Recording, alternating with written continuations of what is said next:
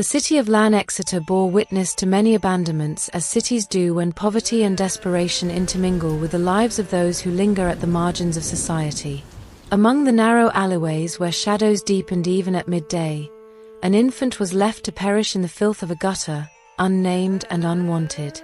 This child possessed no lineage acknowledged by any house, no birthright inscribed in ledgers or family scrolls, only the silent testimony of whoever placed him there and walked away. The circumstances of this abandonment remain obscure within the annals of the continent's history,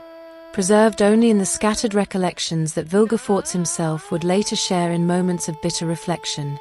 The child's parents remain mysteries, though the evidence of his later magical aptitude suggests at least one possessed the gift of sorcery, perhaps both. Whether shame drove them to this act, or pragmatism, or simple cruelty, the answer dissolved into the countless untold stories that cities swallow and never release. Before we continue with this examination of one of the continent's most complex figures, I'd be honored if you'd like this video and consider subscribing, but only if you genuinely enjoy our content. I'd also love to know where you're tuning in from tonight and what time it is for you.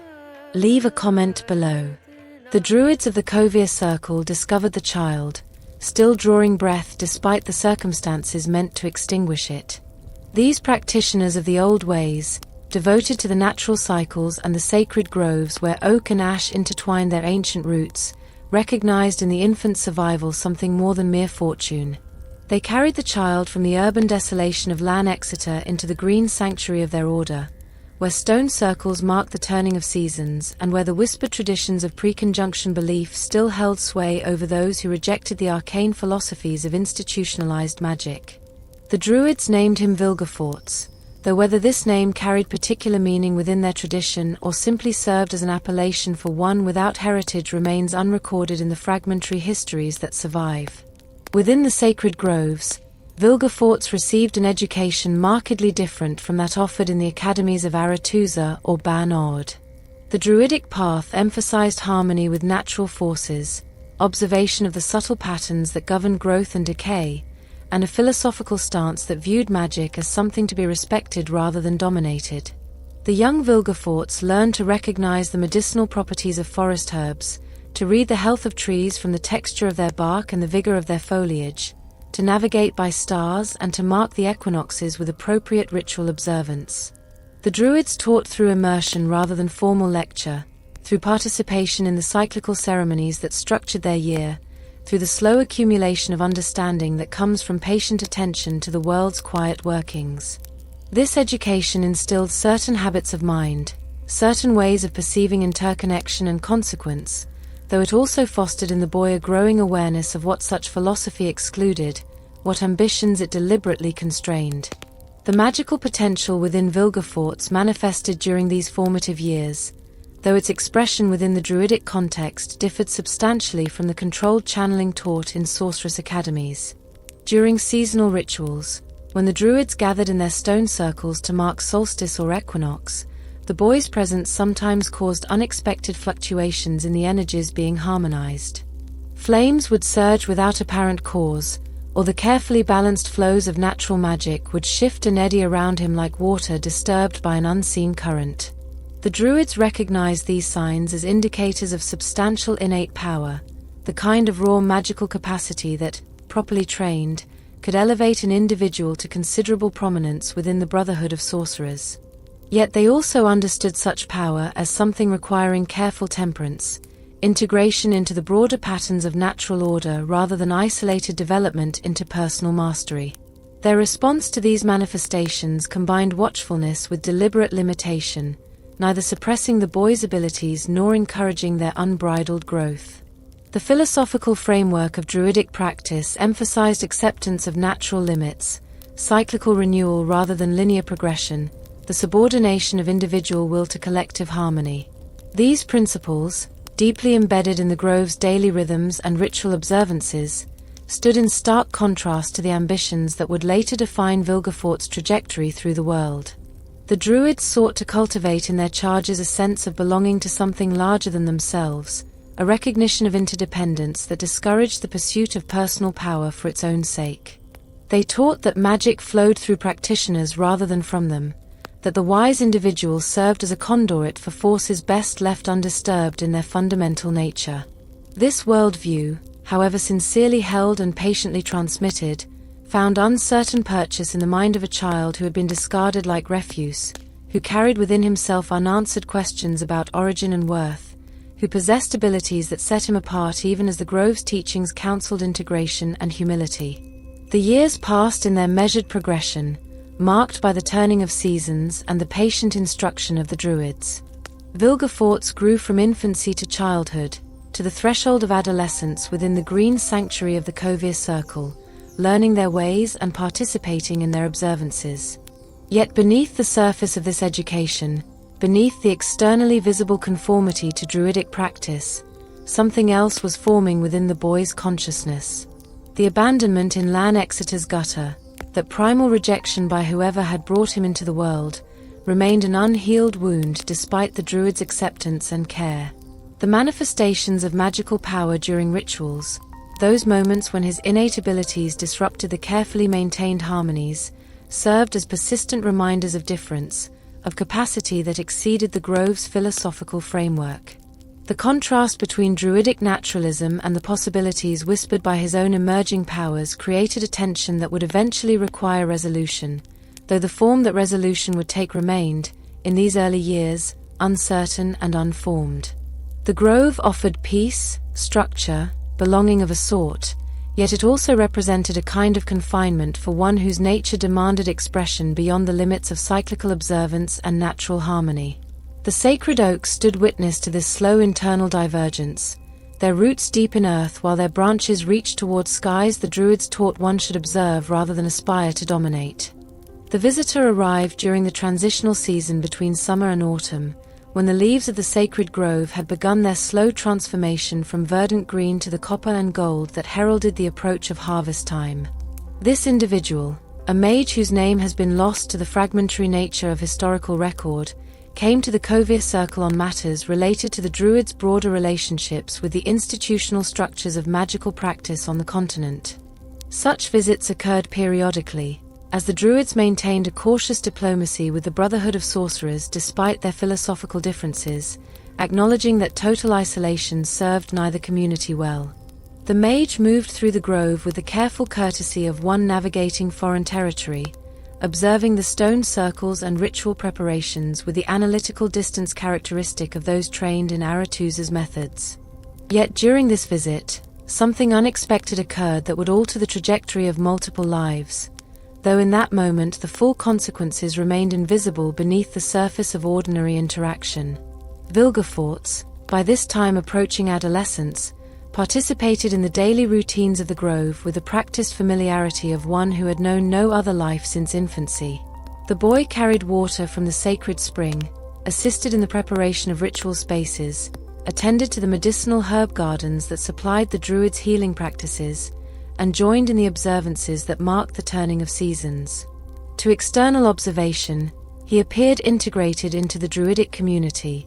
another young acolyte following the patient path of natural wisdom.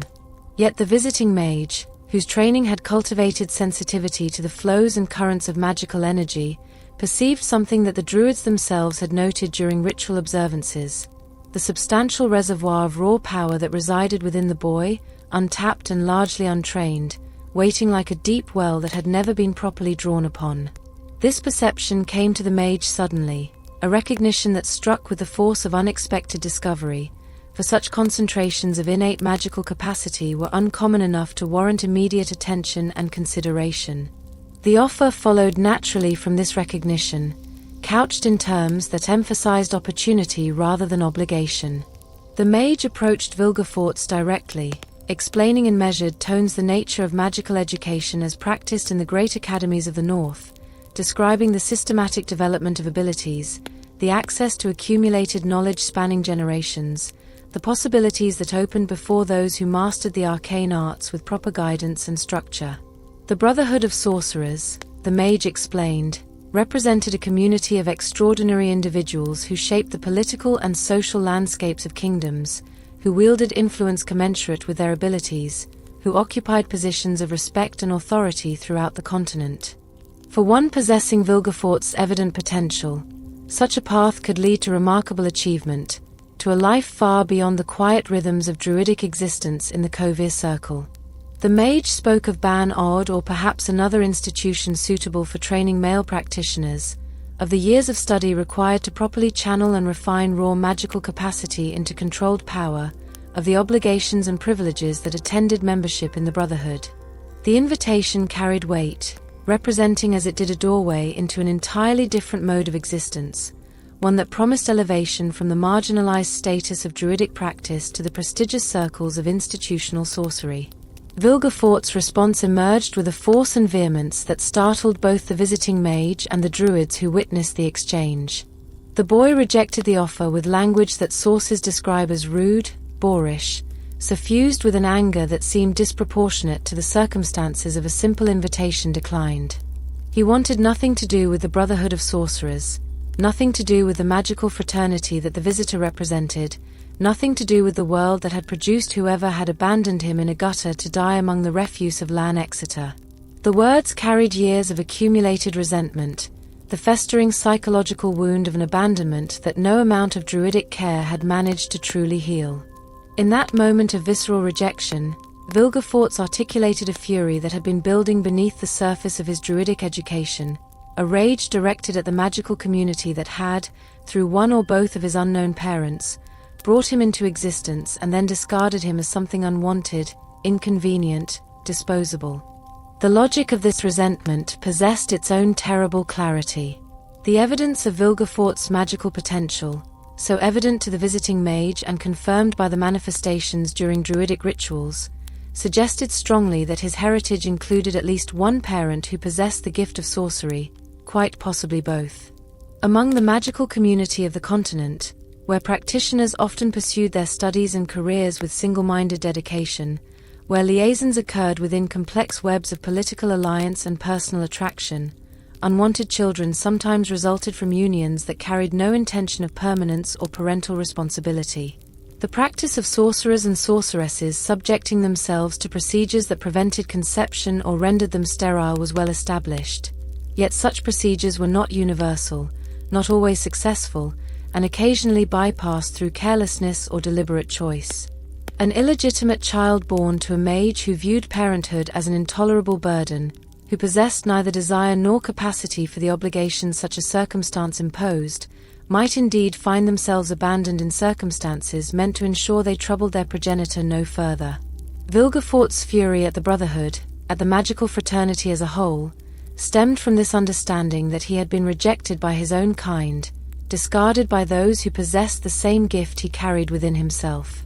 The visiting mage, offering education and opportunity with apparent generosity, represented in that moment the very community that had deemed the infant Vilgefortz unworthy of even minimal acknowledgement, let alone care or recognition. The druids had saved him, raised him, provided what stability and belonging his childhood had contained, yet they could not erase the fundamental fact of his origin. He had been thrown away like garbage by someone who shared his magical nature, who might have trained him, acknowledged him, given him a place in the world that the Brotherhood inhabited. Instead, he had spent his formative years among the oak groves of the Kovir Circle, learning philosophies of natural harmony while carrying within himself abilities that exceeded the druidic framework, abilities inherited from parents who had wanted nothing to do with the consequences of his existence. The psychological complexity of this position deserves careful consideration, for it reveals the fundamental tensions that would shape Vilgefortz's later choices and actions. He possessed magical abilities that marked him as belonging, by birth and capacity, to the Brotherhood of Sorcerers, yet he had been denied entry into that community through the deliberate act of abandonment by one or both parents. The druids had provided sanctuary and education, yet their philosophical framework emphasized limitations and integration rather than the cultivation of individual power and ambition. Vilgefortz existed, in a profound sense, between worlds, too magical in his nature to fully embrace druidic philosophy, too resentful of his abandonment to accept the Brotherhood's belated invitation, carrying within himself talents that demanded expression while simultaneously harboring fury at those who shared such talents. This internal contradiction, this simultaneous identification with and rage against the magical community, created a psychological crucible that would eventually forge something dangerous and unprecedented in the boy's developing consciousness. The visiting mage departed the Covia Circle without securing the prize that the discovery of Vilgefortz's potential had seemed to offer. The druids, for their part, continued their patient instruction and seasonal observances, though they surely recognized that the boy's vehement rejection of the magical path revealed depths of anger and resentment that their teachings had failed to resolve or transform. Vilgefortz remained in the grove, participating in the rituals and routines that had structured his life since discovery in Lan Exeter's gutter. Yet something had shifted in the aftermath of that confrontation. The offer had been made and refused, the door to one possible future opened and then violently slammed shut. Yet the fundamental questions about identity, belonging, and the proper use of his abilities remained unanswered. The sacred oaks continued their slow growth, the seasons turned in their eternal progression, and beneath the surface of druidic life, the abandoned child who had survived despite being left to perish wrestled with inheritances both biological and psychological, with capacities that exceeded his circumstances and resentments that no philosophy seemed capable of addressing adequately.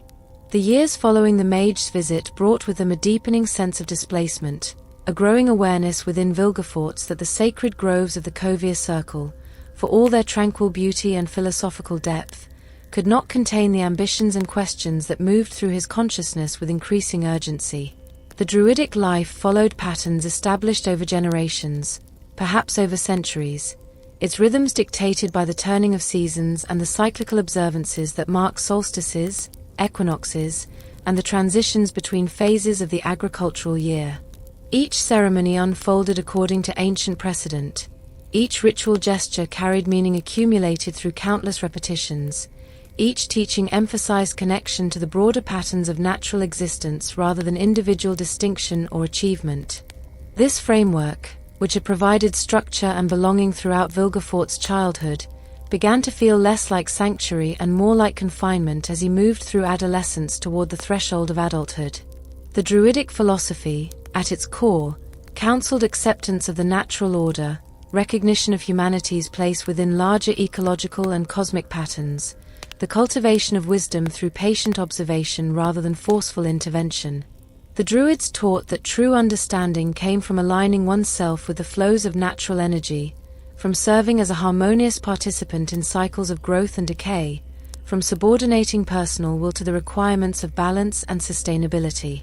Magic, within this worldview, represented something to be approached with reverence and restraint, a force that flowed through practitioners rather than being commanded by them, something best engaged through ritual cooperation rather than individual mastery. The emphasis fell consistently on community rather than distinction, on preservation of traditional knowledge rather than innovation or expansion, on contentment with modest influence exercised in harmony with natural law. Vilgefortz's magical abilities, however, suggested possibilities that extended far beyond the druidic framework's carefully maintained boundaries.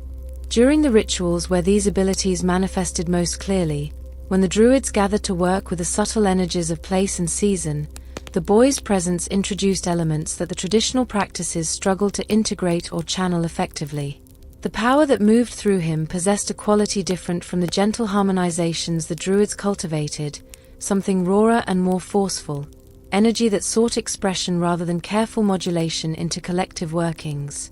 The druids, recognizing this disparity, had responded by emphasizing restraint and integration, by teaching Vilgefortz to contain rather than develop his abilities, to view his magical capacity as something requiring temperance rather than cultivation. This pedagogical approach made sense within their philosophical system, yet it left the boy's most distinctive qualities deliberately unstimulated, his greatest natural talents systematically discouraged from full development. The psychological impact of this containment grew more pronounced as Vilgefortz matured and became increasingly capable of comparing the druidic path with other possibilities. The visiting mage's offer, rejected with such vehement anger, had nevertheless planted seeds of awareness about alternative modes of magical practice and existence.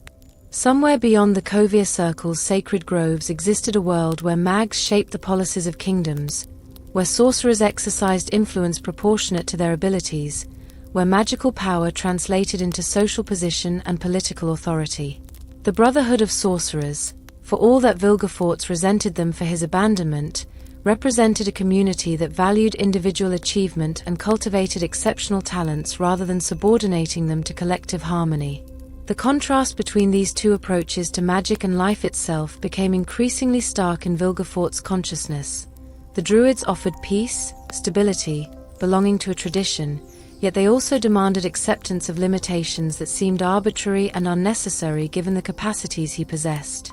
The discontent manifested initially in subtle ways, in moments of distraction during lengthy rituals, in questions that probed the boundaries of druidic teaching, in a restlessness that contradicted the patient observation the grove's elders sought to instill.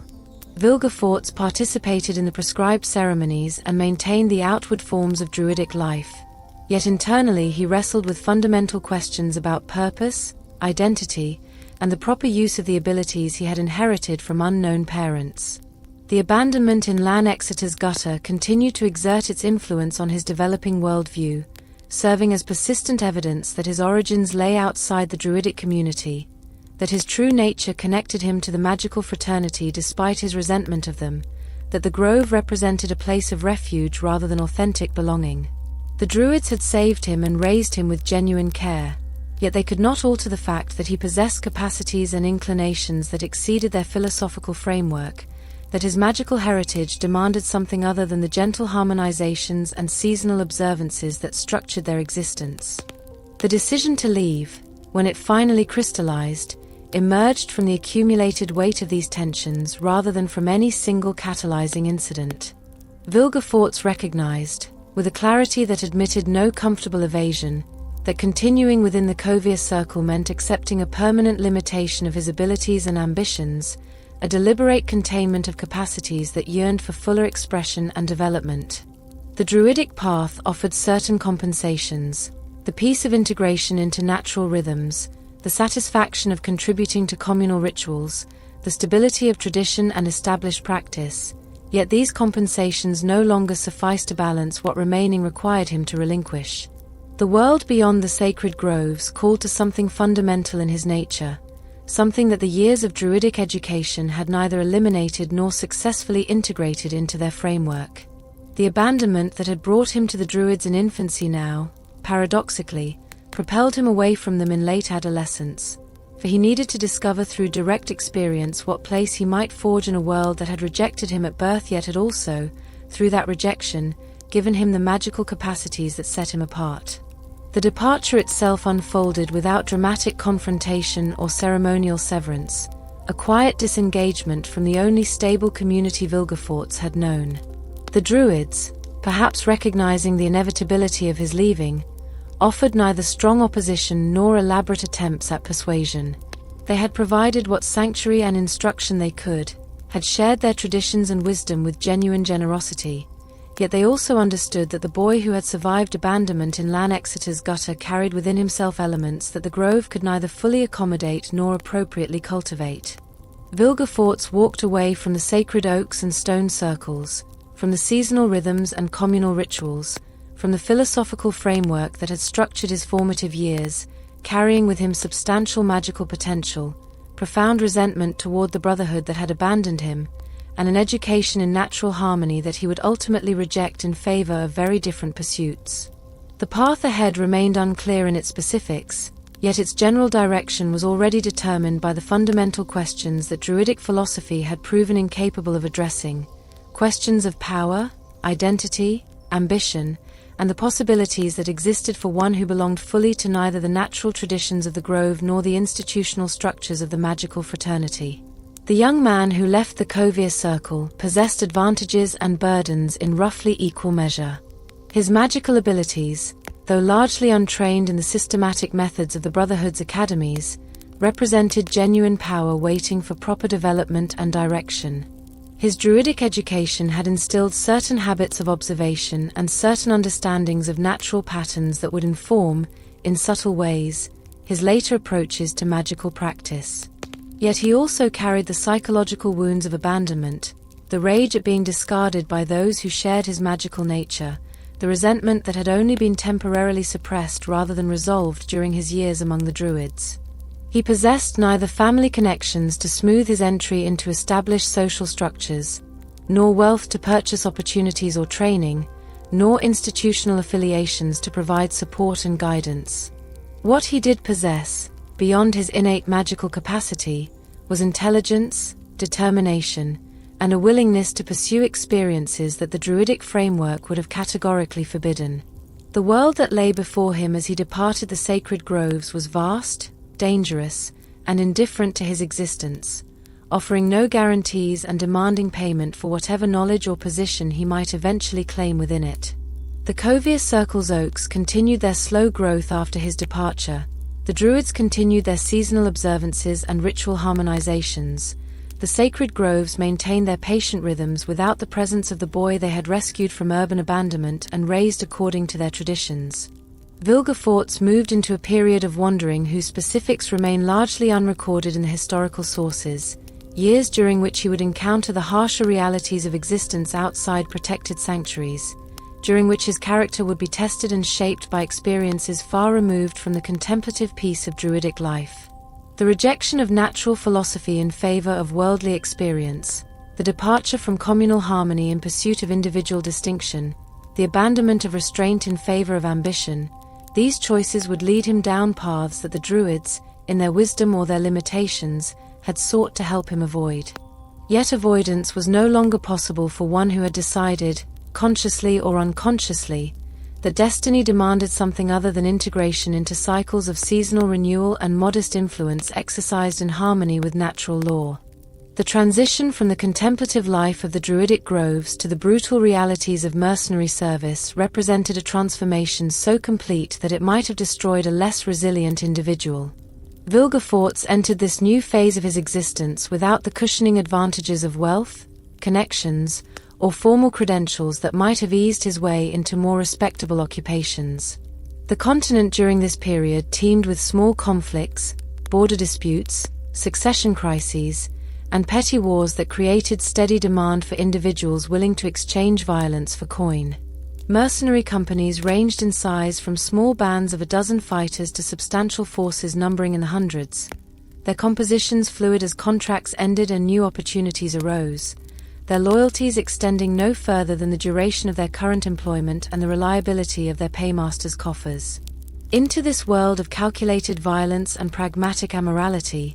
the young man from the Kovir Circle inserted himself, trading whatever skills he possessed for survival and, eventually, for something approaching prosperity. The initial period of this mercenary phase must have presented considerable challenges, for Vilgefortz possessed neither formal military training nor the combat-hardened physique that characterized veteran soldiers. The druidic education had cultivated certain qualities: observation skills, patience, understanding of natural patterns, yet these translated poorly into the immediate demands of armed conflict. The magical abilities that lay largely untrained within him offered potential advantages, yet without proper instruction in their application to combat situations, there remained more liability than asset, unpredictable in their manifestation and difficult to control under the stress and chaos of battle. What Vilgefortz did possess, however, was intelligence sufficient to recognize his deficiencies, determination to overcome them through deliberate practice and observation, and perhaps most importantly, the psychological capacity to engage in activities that would trouble more conventional consciences.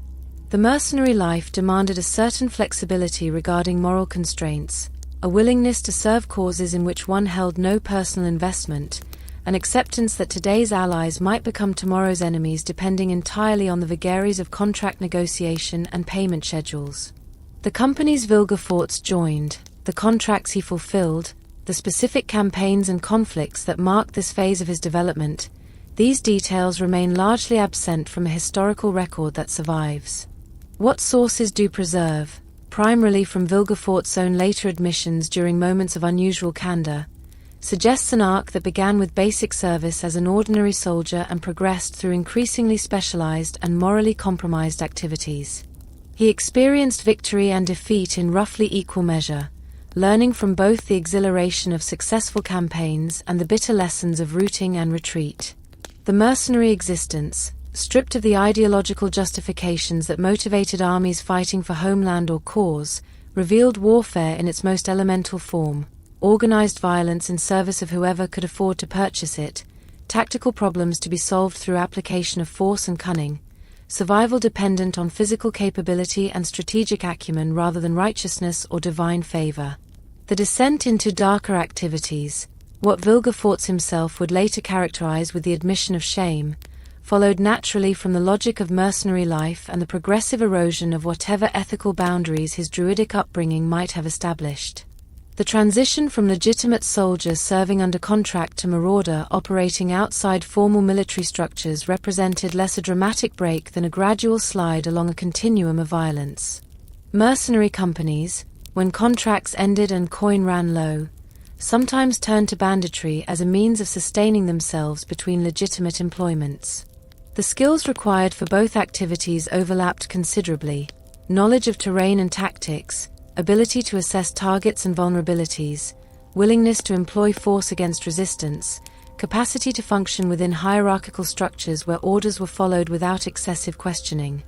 Vilgefortz participated in these activities, taking what could be taken from those unable to prevent the taking, accumulating through theft and intimidation resources that formal employment had failed to provide in sufficient quantity. The psychological impact of these years, the cumulative effect of witnessing and participating in violence stripped of any pretense of higher purpose, shaped Vilgefortz's character in ways that would manifest throughout his later career. The mercenary path taught lessons markedly different from those the druids had attempted to instill during his formative years.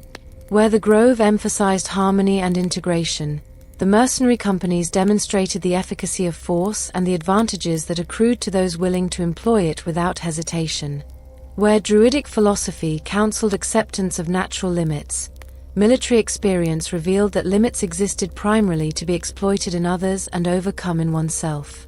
Where the druids had sought to cultivate contentment with modest influence, the mercenary world demonstrated how power and position could be seized through capability and ruthlessness, how the strong imposed their will on the weak with regularity approaching natural law.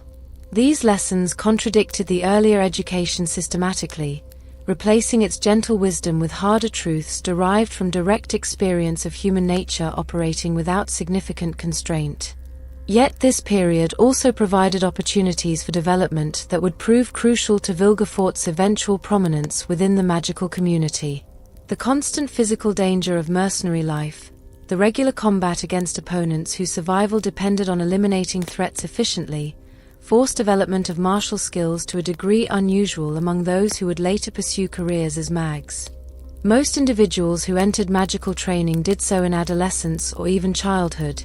spending their formative years in academies where physical combat received minimal attention compared to the demanding curriculum of arcane study. Vilgefortz, by contrast, developed his combat abilities through the unforgiving pedagogy of actual warfare, where mistakes resulted in injury or death rather than poor marks and instructor disapproval.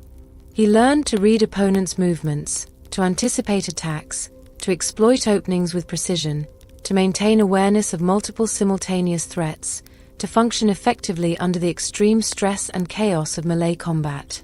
These skills, honed through years of practical application, would eventually combine with magical training to create something unprecedented: a mage who could match and exceed witches in physical combat, who brought to arcane conflicts the tactical acumen and martial capability of a veteran soldier. The fugitive element that sources associate with this period, the reference to Vilgefortz fleeing from the noose and reaching what he described as the ends of the world, suggests that his activities eventually attracted attention from authorities with both the motivation and capacity to pursue justice or revenge.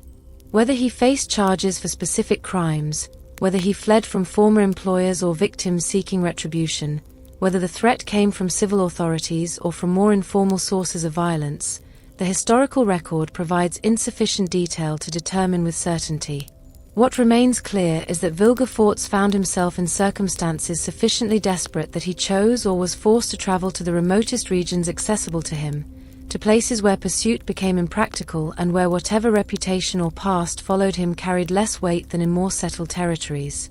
This flight to the margins represented simultaneously a crisis point and a transformation point, the culmination of one phase of existence and the threshold of another fundamentally different trajectory. The Vilgefortz who emerged from these mercenary years bore little resemblance to the boy who had left the Covia Circle's sacred groves with vague intentions and unformed ambitions. The intervening experiences had eliminated whatever innocence his druidic upbringing had preserved, had demonstrated through repeated exposure the depths of cruelty and degradation to which humans descended when stripped of social constraints and adequate supervision.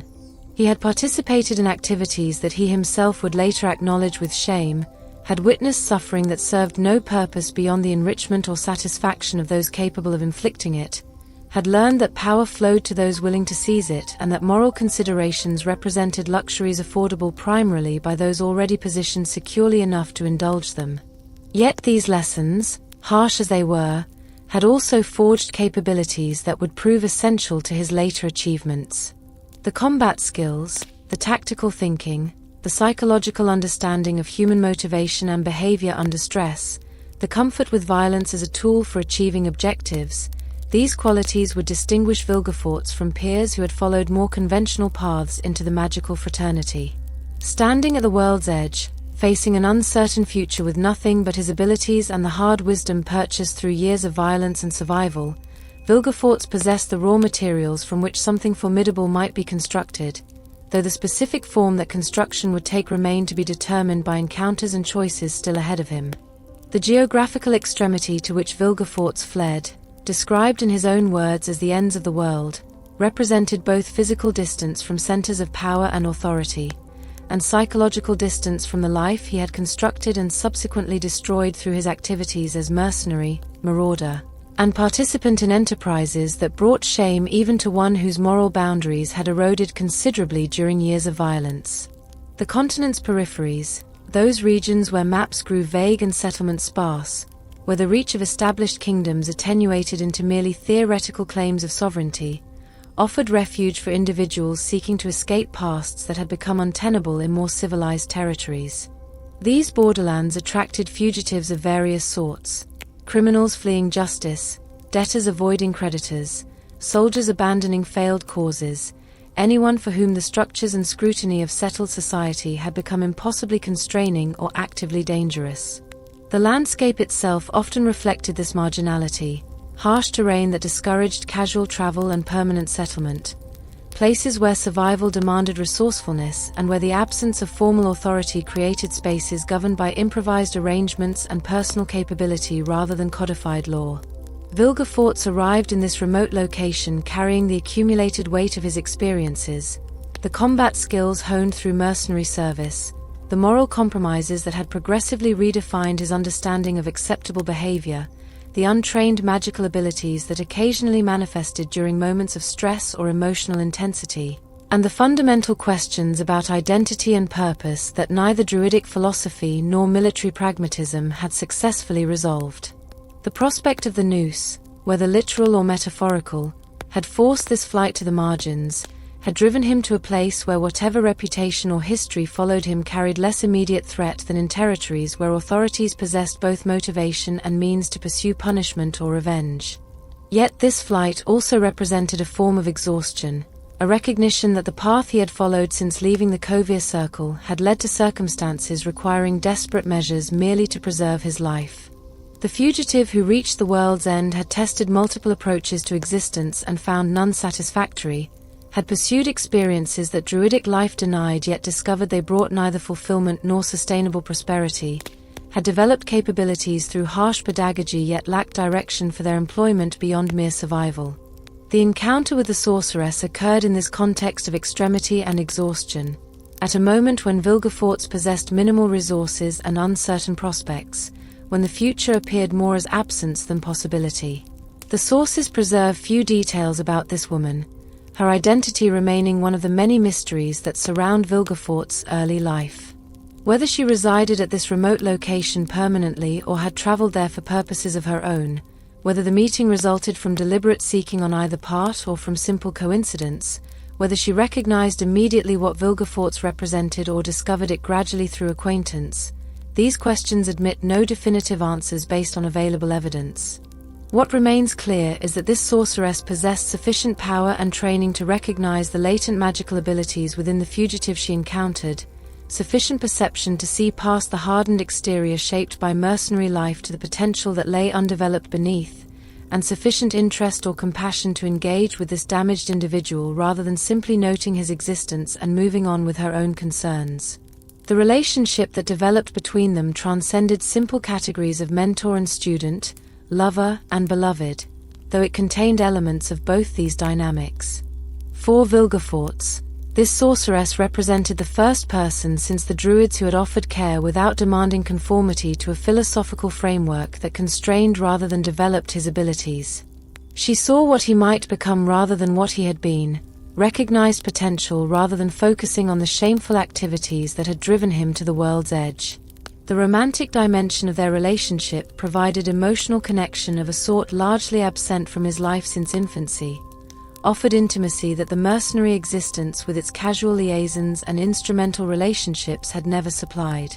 Yet beyond the personal connection, beyond the emotional significance of being seen and valued by someone possessing knowledge of the magical world he had twice rejected, this sorceress offered something more immediately transformative. Access to training that could finally develop the abilities that had manifested sporadically throughout his life, instruction that could channel raw power into controlled application, membership in the community he had resented yet belonged to through inheritance and capacity. The decision to embrace magical training, after years of refusing it first from anger at his abandonment and later from immersion in mercenary life that left no space for such study, represented a fundamental reorientation of Vilgefortz's relationship with his own nature and potential. The love he felt for this sorceress, the transformative impact of genuine connection with someone who understood both his magical heritage and his psychological wounds, created conditions under which he could finally accept what the druidic upbringing and subsequent experiences had failed to reconcile, that his abilities demanded proper cultivation, that the power within him required systematic development rather than sporadic uncontrolled manifestation, that denying his magical nature served neither his interests nor any coherent principle beyond stubborn resentment of those who had abandoned him. The sorceress offered not merely instruction in arcane arts, though that formed the practical core of their interaction, but also a kind of psychological permission to claim the heritage that his unknown parents had denied him through their act of abandonment in Lan Exeter's gutter. The parallel to Geralt's own heritage, a detail Vilgefortz himself would later mention during a significant conversation with a witcher, added layers of meaning to this relationship between the fugitive mercenary and the sorceress who trained him. Geralt, like Vilgefortz, was the son of a sorceress, born to Vicenna who had given him up to the witches for reasons that remained incompletely explained even when they encountered each other years later. Both men carried the mark of maternal abandonment, though their responses to this shared experience diverged dramatically. Where Geralt had internalized his abandonment and pursued the witch's path with stoic dedication, where he had accepted his role and performed it with professional competence despite the social marginalization it entailed, Vilgefortz had responded with fury and resentment, had sought through violence and acquisition of power to repudiate the rejection he had experienced. The sorceress who trained Vilgefortz provided what Vicenna had failed to provide for Geralt, a bridge between abandonment and magical community, a means of claiming heritage through instruction and relationship rather than through the brutal transformations of the Witcher trials. The training itself, the actual process through which Vilgefortz began developing his latent magical abilities under the sorceress's instruction, unfolded at the world's edge far from the formal academies where most practitioners received their education. This isolation from institutional structures meant that Vilgefortz's magical development followed patterns determined by his teacher's methods and his own aptitudes rather than standardized curriculum refined over generations of academic practice. The unconventional circumstances of his training, beginning as it did in adulthood rather than adolescence, proceeding in isolation rather than within a cohort of fellow students, guided by a single instructor rather than multiple specialists, created conditions that would eventually produce a practitioner whose capabilities and approach differed markedly from those shaped by traditional institutions like Aretuza or Ban-Od. Yet this period also represented, perhaps for the first time since the druids rescued him from Lan Exeter's gutter, a phase of genuine development rather than mere survival or accumulation of experiences, a time when Vilgefortz worked systematically toward becoming something rather than simply reacting to circumstances or fleeing from consequences. The duration of this training, the specific techniques and knowledge the sorceress imparted, the nature of their relationship's evolution during this period of intensive study and personal intimacy, these details remain largely absent from historical record. What sources do preserve suggests a transformative interval during which the fugitive mercenary began the metamorphosis into the powerful mage who would eventually achieve prominence and notoriety within the Brotherhood of Sorcerers.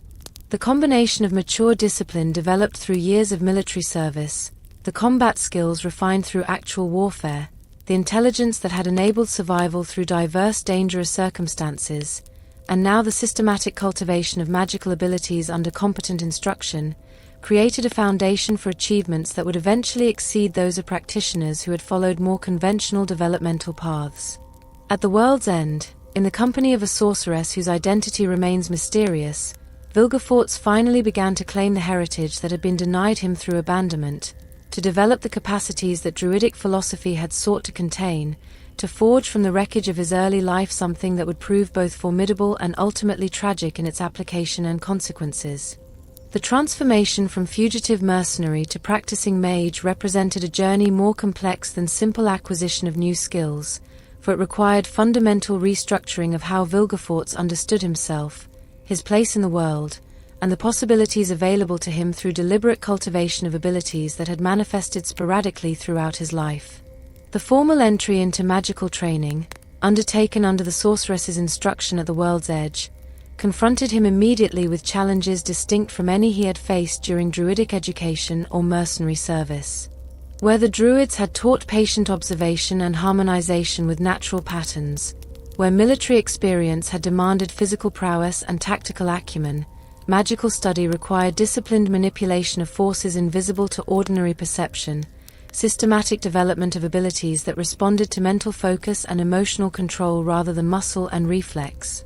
The very foundations of arcane practice, the theoretical frameworks and practical techniques that academy-trained mags absorbed during years of structured instruction beginning in adolescence, had to be compressed and adapted for someone approaching this education as an adult already shaped by diverse and often traumatic experiences. The challenge of late magical education cannot be understated within the context of how practitioners typically developed on the continent. Most individuals who demonstrated magical capacity entered formal training during childhood or early adolescence, their minds still sufficiently malleable to absorb the demanding curriculum of arcane study, their identities not yet fully formed and thus more easily shaped by the rigorous disciplines and philosophical frameworks that institutions like Aretusa and Ban-Od imposed alongside technical instruction.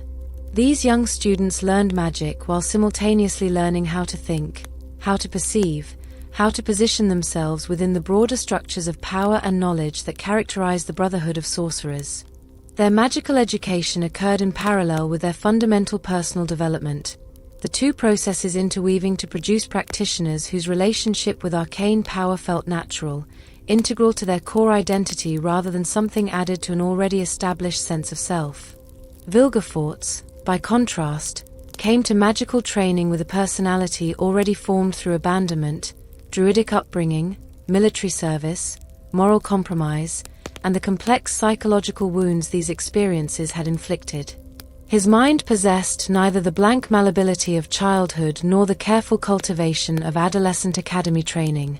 The habits of thought developed through mercenary life, the tactical thinking honed in combat, the pragmatic assessment of threats and opportunities learned through years of survival in dangerous circumstances,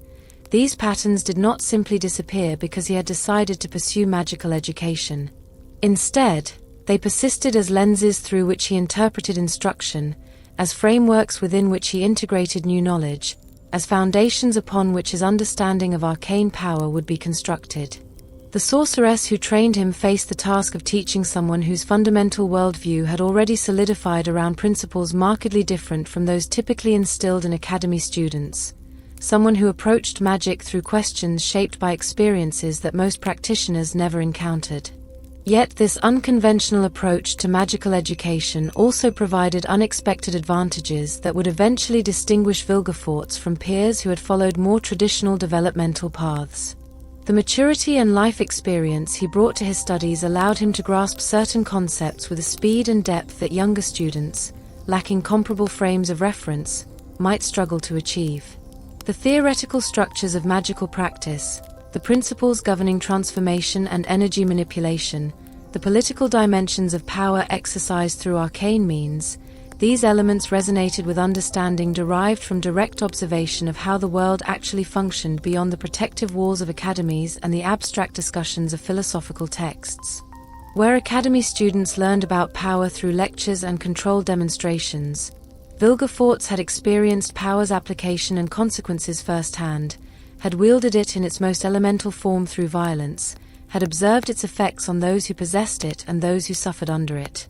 This empirical foundation, combined with the intelligence that had enabled his survival through diverse challenges, accelerated his comprehension of magical theory and practice in ways that compensated for his late entry into formal training. The combination of martial prowess and emerging sorceress ability created something unprecedented within the magical community of the continent, a hybrid practitioner whose capabilities exceeded the simple sum of combat skill and arcane power. Most mags, educated from youth within academic institutions, developed minimal proficiency in physical combat beyond what might be necessary for basic self-defense or symbolic participation in dueling customs. Their power resided in their command of magical forces, in their ability to reshape reality through will and knowledge, in their capacity to destroy enemies or overcome obstacles without engaging in the crude physicality of sword and fist. The witches, by contrast, possessed extraordinary martial abilities enhanced through mutations and intensive training, yet they remained fundamentally mundane in their nature,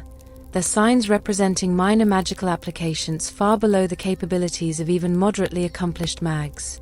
Vilgefortz occupied a position between and beyond these categories, able to engage opponents in physical combat with proficiency matching or exceeding professional warriors while simultaneously wielding magical power sufficient to rank among the Brotherhood's most formidable practitioners.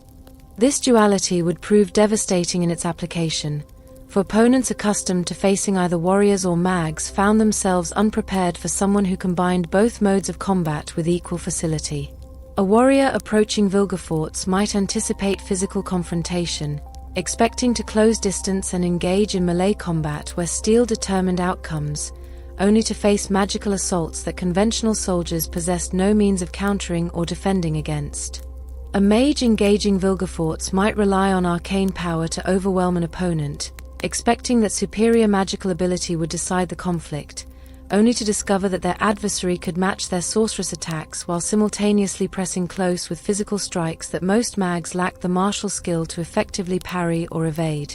This versatility, this capacity to fight effectively across multiple modalities of conflict, represented an adaptation that emerged directly from Vilgefortz's unconventional path into the magical community, from the fact that he had developed combat abilities to a high degree before ever beginning systematic magical training. The psychological transformation that accompanied his magical awakening ran deeper than mere acquisition of new abilities, touching fundamental questions of identity and belonging that had troubled Vilgefortz since consciousness first formed around the fact of his abandonment. The druidic upbringing had provided sanctuary and education, yet it had also represented a kind of exile from the magical community to which his heritage connected him. The mercenary years had offered experience and capability, yet they had also demonstrated the limitations of power exercised purely through physical force and tactical cunning. The magical training provided by the sorceress at the world's edge represented, finally, a claiming of the inheritance denied him through parental abandonment, an acceptance of abilities that had manifested throughout his life seeking acknowledgement and proper development. Yet this claiming occurred on terms different from what the visiting mage had offered years earlier in the Kovir Circle. For Vilgefortz came to magic as an adult shaped by diverse experiences rather than as a youth whose identity would be molded by institutional education. The relationship between magical power and personal worth, between arcane capability and social position, had been demonstrated to Vilgefortz through observation long before he began formal training. The Brotherhood of Sorcerers wielded influence proportionate to their abilities, occupied positions of authority within kingdoms, shaped events through interventions both subtle and dramatic. The sorceresses and sorcerers who advised kings and nobles, who participated in political machinations, who commanded respect and resources far exceeding what their years or origins might otherwise warrant, derived their status primarily from their magical capacity and secondarily from whatever political acumen they possessed. Power, Vilgefortz had learned through mercenary service, flowed to those capable of seizing and maintaining it, and magic represented a form of power that exceeded what physical force alone could achieve. The systematic development of his magical abilities under the sorceress's instruction transformed him from someone possessing latent potential into someone capable of exercising power on scales previously inaccessible to him, someone who might finally transcend the marginalized position that abandonment had initially assigned him. The duration and ultimate conclusion of this training period remain somewhat obscure in the historical sources, though the outcome stands clear enough. Vilgefortz emerged from his time at the World's Edge possessing magical abilities sufficient to gain entry into the Brotherhood of Sorcerers, combat skills unusual among practitioners of arcane arts, and ambitions shaped by the complex trajectory that had led him from gutter to grove to battlefield to this threshold of acceptance into the magical community. The sorceress who had trained him, whose identity remains unknown and whose fate receives no mention in surviving records, had provided the bridge between Vilgefortz's abandonment and his eventual prominence within the Brotherhood. Whether their relationship continued beyond the training period, whether it ended through separation or tragedy, whether the emotions that had initially motivated his embrace of magical study persisted or evolved into something else as his power developed, these questions find no clear answers in the fragmentary evidence available. What remains certain is that the abandoned child from Lan Exeter's gutter, the druidic acolyte who had rejected the Brotherhood's initial invitation, the mercenary who had fled to the world's end carrying shame for his actions, had been transformed through love and instruction into something formidable. A mage whose capabilities would eventually prove sufficient to challenge the most powerful practitioners on the continent, whose ambitions would reshape political landscapes, and whose choices would bring suffering to countless individuals caught in the wake of his pursuit of power and vindication. The acceptance into the Brotherhood of Sorcerers represented a threshold moment in Vilgefortz's trajectory, the culmination of a journey that had begun in Lan Exeter's gutter and proceeded through druidic sanctuary, mercenary violence, fugitive exile, and magical awakening under the instruction of a sorceress whose identity remains lost to historical record. Entry into this exclusive fraternity of magical practitioners required demonstration of abilities sufficient to warrant membership, for the Brotherhood maintained standards intended to preserve its prestige and ensure that those admitted possessed genuine command of arcane forces rather than merely incidental talents or untrained potential.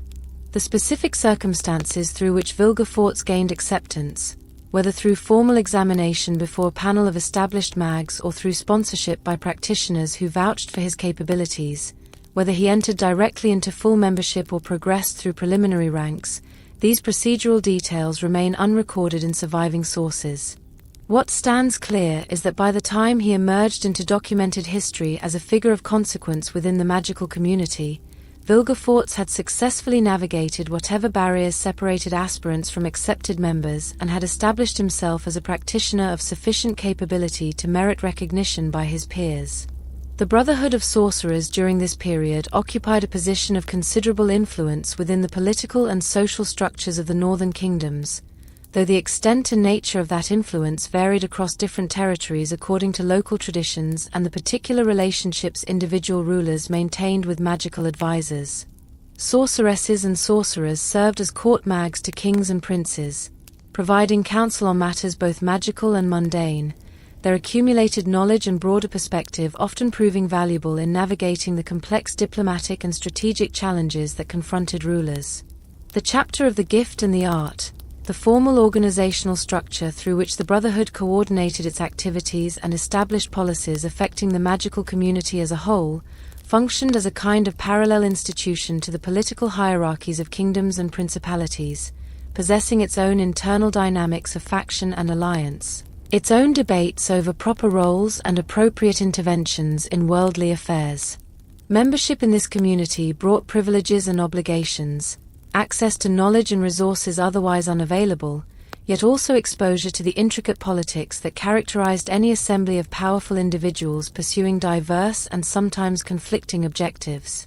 Vilgefortz's rise through this magical society, despite the unconventional background that set him apart from practitioners who had received traditional academy training in adolescence, proceeded with a rapidity that testified to both his abilities and his strategic intelligence in navigating social and political complexities. The late start to his magical education, which might have positioned him as perpetually junior to those who had entered training earlier, seems to have been offset by the unusual combination of capabilities he brought to the Brotherhood. The martial prowess that distinguished him from most mags, the tactical thinking developed through military service, the psychological understanding of power dynamics learned through years of observing and participating in violence, these qualities translated into advantages within the political environment of the chapter.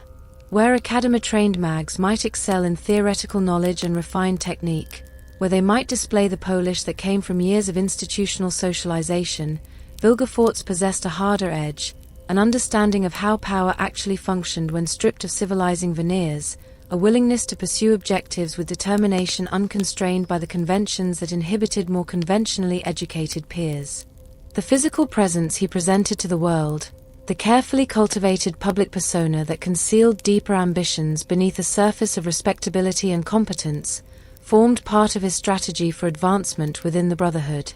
Sources describe Vilgefortz as possessing noble features, the kind of classical handsomeness that inspired confidence and favorable initial impressions, combined with an imposing stature that suggested physical capability unusual among practitioners of arcane arts. His voice carried a quality of sincerity, a tone that conveyed earnestness and conviction, making his words seem trustworthy even when they masked intentions that diverged significantly from stated positions. These attributes, partly natural endowment and partly conscious cultivation, served him well in the social contexts where advancement often depended as much on personal charisma and ability to build alliances as on raw magical power. The mask of respectability he constructed concealed the mercenary's ruthlessness, the fugitive's desperation, the abandoned child's rage, presenting instead an image of a capable and dedicated practitioner whose rise through the Brotherhood reflected merit and competence rather than darker motivations. The early alliances and relationships Vilgefortz established within the chapter during this period of initial integration and advancement remain somewhat obscure in their specifics, though the pattern that would later emerge suggests a talent for identifying useful connections and cultivating them according to calculated assessments of mutual benefit. The Brotherhood during this era divided into various factions along lines of political philosophy, national allegiance, and personal ambition, with some mags advocating active intervention in worldly affairs while others counseled restraint and neutrality, with loyalties to particular kingdoms sometimes conflicting with broader commitments to the magical community as a whole. Vilgefortz navigated these divisions with apparent skill, aligning himself with influential figures when advantageous while maintaining sufficient independence to avoid being categorized too rigidly within any single faction. The relationships he formed during this period likely included both genuine connections based on shared interests or mutual respect and purely instrumental associations maintained for strategic purposes, though distinguishing between these categories from a historical distance available proves difficult given the fragmentary nature of surviving evidence. The development of his reputation within the Brotherhood proceeded through participation in the activities that characterized membership in the chapter, attendance at conclaves and gatherings where policy was debated and decisions made, involvement in matters that required magical expertise or intervention, and the gradual accumulation of respect from peers who recognized his abilities even if they remained largely ignorant of the unconventional path through which he had acquired them. Vilgefortz demonstrated competence across multiple domains of magical practice, his late entry into formal training proving no significant impediment to achieving mastery of techniques and knowledge that defined accomplished practitioners. The combination of raw power, refined through systematic study under the sorceress who had trained him and through his own continued development after gaining Brotherhood membership, and the unusual tactical intelligence he brought from military experience, positioned him as a formidable presence within the magical community. Other mags, observing his capabilities and rising influence, likely formed varied assessments of this relatively new member who had appeared without the typical academy pedigree yet displayed abilities and political acumen suggesting considerable potential for future prominence. The psychological dimension of Vilgefortz's integration into the Brotherhood deserves consideration, for his acceptance into this community represented a claiming of the heritage that abandonment had denied him in infancy. The unknown parents who had discarded him in Lan Exeter's gutter, at least one of whom must have possessed magical abilities given the power he inherited, had rejected him before he could form memory or identity. The visiting mage who had offered training during his druidic years had represented the Brotherhood's initial extension of opportunity, which Vilgefortz had refused from anger and resentment at the community he perceived as responsible for his abandonment. The acceptance into that same community years later, after he had traveled a circuitous path through mercenary violence and magical awakening, carried complex emotional significance beyond mere professional achievement. He had, in a sense, forced the Brotherhood to accept him on his own terms rather than theirs, had claimed membership through demonstrated capability rather than through the patronage or sponsorship that his unknown magical parent might have provided had they acknowledged rather than abandoned him. Yet this claiming of heritage through membership in the Brotherhood did nothing to resolve the fundamental resentment that had festered since infancy, the rage at having been deemed unworthy of acknowledgement or care by those who had brought him into existence. The acceptance provided access and position, opened doors to knowledge and influence, validated abilities that had manifested throughout his life seeking proper cultivation and recognition, yet it could not retroactively heal the wound of abandonment or fill the void that rejection had created in his psychological foundation. If anything, success within the Brotherhood might have intensified certain aspects of his resentment, for it demonstrated that he had possessed the capacity for greatness from the beginning, that whoever had abandoned him had discarded someone who would eventually prove extraordinary, that the rejection had been a failure of judgment by parents who had underestimated or simply refused to value what they had created. This knowledge, that he had been worthy all along yet had been treated as disposable refuse, sharpened rather than dulled the edges of his anger at the magical community into which he had now successfully integrated himself. The relationship between Vilgefortz's public persona within the Brotherhood and his internal emotional landscape grew increasingly divergent during this period of integration and advancement. Externally, he presented as a capable and dedicated practitioner, someone whose unconventional background added interesting dimension to his character without raising serious concerns about his loyalty to the chapter or his commitment to the norms and values that supposedly govern the magical community. He participated appropriately in discussions and debates, contributed his expertise to matters requiring magical intervention, formed alliances, and maintained relationships according to the social conventions that characterized the Brotherhood's internal dynamics. Yet internally, beneath this carefully maintained surface, the fundamental questions about power, worth, and vindication that had driven him since consciousness first formed around the fact of abandonment continued to shape his understanding of what he sought through membership in the magical fraternity. The Brotherhood represented simultaneously a prize won through determination and capability, a validation of abilities that parents had rejected, and a community toward which he harbored deep ambivalence mixing resentment with identification, a group he belonged to by nature yet could never fully trust or commit to given the psychological wounds their kind had inflicted upon him. The stage was thus set, through Vilgefortz's successful entry into and rise within the Brotherhood of Sorcerers, for the events that would eventually reveal the darker dimensions of his ambitions and the depths of his willingness to betray the community that had accepted him. The abandoned child from Lan Exeter's gutter, the druidic acolyte who had rejected natural philosophy, the mercenary who had fled from consequences of his actions, the fugitive who had found love and training at the world's edge, had been transformed into a mage of considerable power and growing influence within the most prestigious magical institution on the continent. Yet the transformation remained incomplete in crucial ways, for the psychological foundations laid through abandonment and the lessons learned through years of violence and moral compromise had not been erased or replaced by Brotherhood membership. They persisted as underlying structures shaping how Vilgefortz understood power, how he assessed loyalty and obligation, how he conceived of his proper place in the world and what methods might be justified in claiming that place.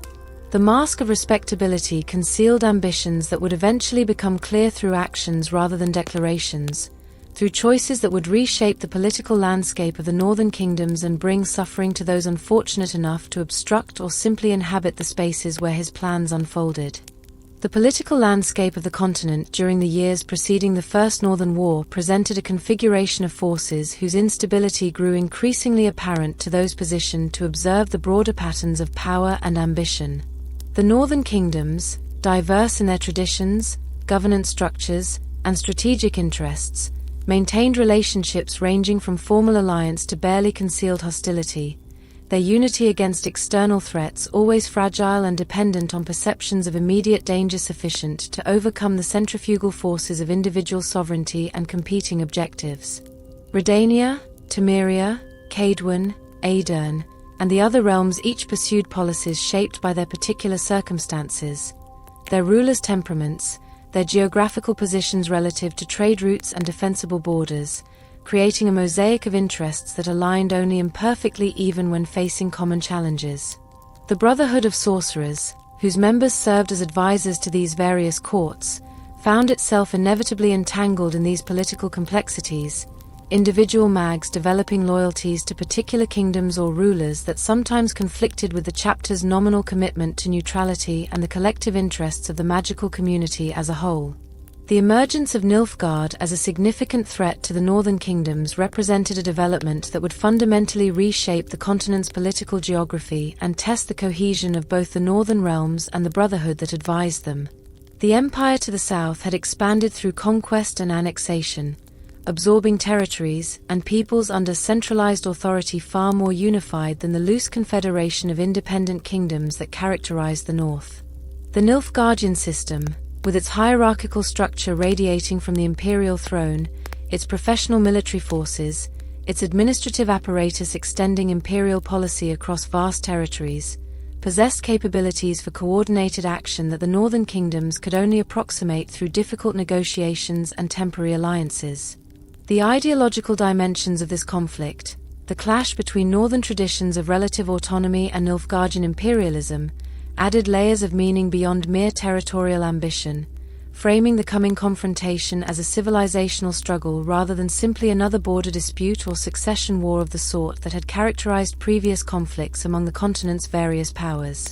The fracturing of the northern kingdoms in response to this threat proceeded unevenly, with different rulers assessing the danger through lenses shaped by their particular strategic situations and political philosophies.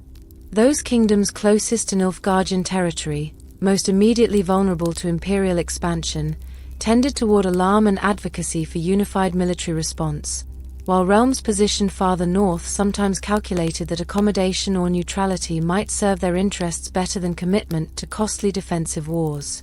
The complex web of royal marriages, trade relationships, historical grievances, and strategic dependencies that connected the northern kingdoms created a situation where simple unity proved elusive despite the magnitude of the external threat. Some rulers suspected that their nominal allies might use any war as opportunity to advance their own territorial claims or settle old disputes, that committing forces to collective defense might leave one's own borders vulnerable to exploitation by neighbors ostensibly fighting on the same side. These calculations, rational from the perspective of individual kingdoms pursuing their sovereign interests, undermined the coordinated response that the Nilfgaardian threat logically demanded. The role of mags in these political affairs extended well beyond the provision of magical services or arcane expertise, for the Brotherhood had evolved into a political force whose influence operated through multiple channels simultaneously. Individual sorceresses and sorcerers serving as court advisors wielded influence over royal decision-making that could prove decisive in matters of war and peace, alliance and betrayal, with their counsel often carrying more weight than that of generals or ministers lacking magical capabilities. The chapter of the gift and the art, as the formal organizational structure coordinating the Brotherhood's collective activities, possessed the capacity to shape events through decisions about when and how to deploy magical power in service of political objectives, which causes merited support and which should be opposed or ignored, how to balance the competing interests of different kingdoms against the broader welfare of the magical community and the continent as a whole. Yet this influence came with complications, for the Brotherhood's internal divisions reflected and sometimes amplified the political fractures among the kingdoms it advised, with mags aligned to different courts pursuing divergent agendas that made unified chapter policy difficult to achieve or maintain. Vilgefortz's positioning within the magical community during this period of gathering crisis demonstrated the strategic intelligence that had enabled his rise through the Brotherhood despite the unconventional background that set him apart from academy-trained peers. He observed the political landscape with a tactical acumen developed through military service, recognizing patterns of vulnerability and opportunity that more conventionally educated mags, lacking his experience of how power actually functioned in context stripped of civilizing constraints, might fail to perceive or appreciate fully. The coming conflict with Nilfgaard represented more than a military challenge or diplomatic crisis. It offered circumstances in which reputations could be made, influence expanded, positions within the Brotherhood's hierarchy secured or advanced through demonstrated capability and strategic positioning. The chaos and urgency that attended preparations for war created opportunities for those willing to act decisively, to position themselves as indispensable to collective security, to build networks of obligation and alliance that might be leveraged for purposes extending beyond the immediate crisis. The observation of power structures and their vulnerabilities, a skill Vilgefortz had cultivated through diverse experiences beginning with his mercenary years, revealed several crucial insights about the Brotherhood's position within the broader political landscape. The chapter derived its influence primarily from the magical capabilities its members provided to rulers who lacked such resources themselves, yet this influence remained fundamentally dependent on perceptions of utility and on the chapter's ability to present itself as relatively unified in its counsel and actions. Internal divisions within the Brotherhood, factional conflicts that pitted mags aligned to different kingdoms against each other, threatened to undermine the chapter's collective influence by revealing it as merely another political actor pursuing particular interests rather than a neutral source of wisdom and power standing above mundane conflicts. A sufficiently clever individual, positioned appropriately within the Brotherhood and willing to exploit these divisions, might manipulate the organization toward objectives that served personal ambitions rather than collective welfare, might use the chapter's resources and authority as instruments for private schemes while maintaining the appearance of devoted service to the magical community and the northern kingdoms it advised. The vulnerabilities extended beyond internal chapter politics to encompass the relationships between the Brotherhood and the kingdoms it served, for these connections rested on foundations less stable than the formal structures suggested. Individual rulers maintained complex and sometimes ambivalent relationships with their magical advisors, valuing the services mags provided while simultaneously resenting the dependence those services created, trusting their counsel on some matters while suspecting manipulation on others. The potential for conflict between a mage's loyalty to their court and their obligations to the chapter created tensions that competent advisors managed through careful balancing acts, maintaining credibility with rulers while avoiding actions that would bring sanction from the Brotherhood. Yet these tensions also created spaces for exploitation, opportunities for mags willing to prioritize personal objectives over either court loyalty or chapter solidarity, individuals who might play these competing obligations against each other in service of schemes that served neither kingdom nor Brotherhood particularly well. Vilgefortz's assessment of these structural vulnerabilities, informed by years of observing how power functioned in contexts ranging from mercenary companies to the Brotherhood's internal politics, likely identified several key insights that would later shape his actions during and after the First Northern War. The coming conflict with Nilfgaard would create circumstances of sufficient urgency and chaos that normal oversight mechanisms might be compromised, that desperate situations might justify extraordinary measures, that individuals demonstrating exceptional capability during crisis could accumulate influence and authority far exceeding what would be possible during periods of stability. The war would test loyalties and reveal which mags prioritized kingdom over chapter, which valued personal advancement over collective solidarity, which possessed the ruthlessness necessary to exploit crisis for private gain. The conflict would, in essence, expose the fault lines running through the Brotherhood structure and the relationships between the chapter and the northern kingdoms, creating opportunities for one positioned appropriately and willing to act with sufficient boldness to reshape the political landscape according to ambitions that extended well beyond mere survival of the northern realms or preservation of the Brotherhood's traditional role within the continent's power structures.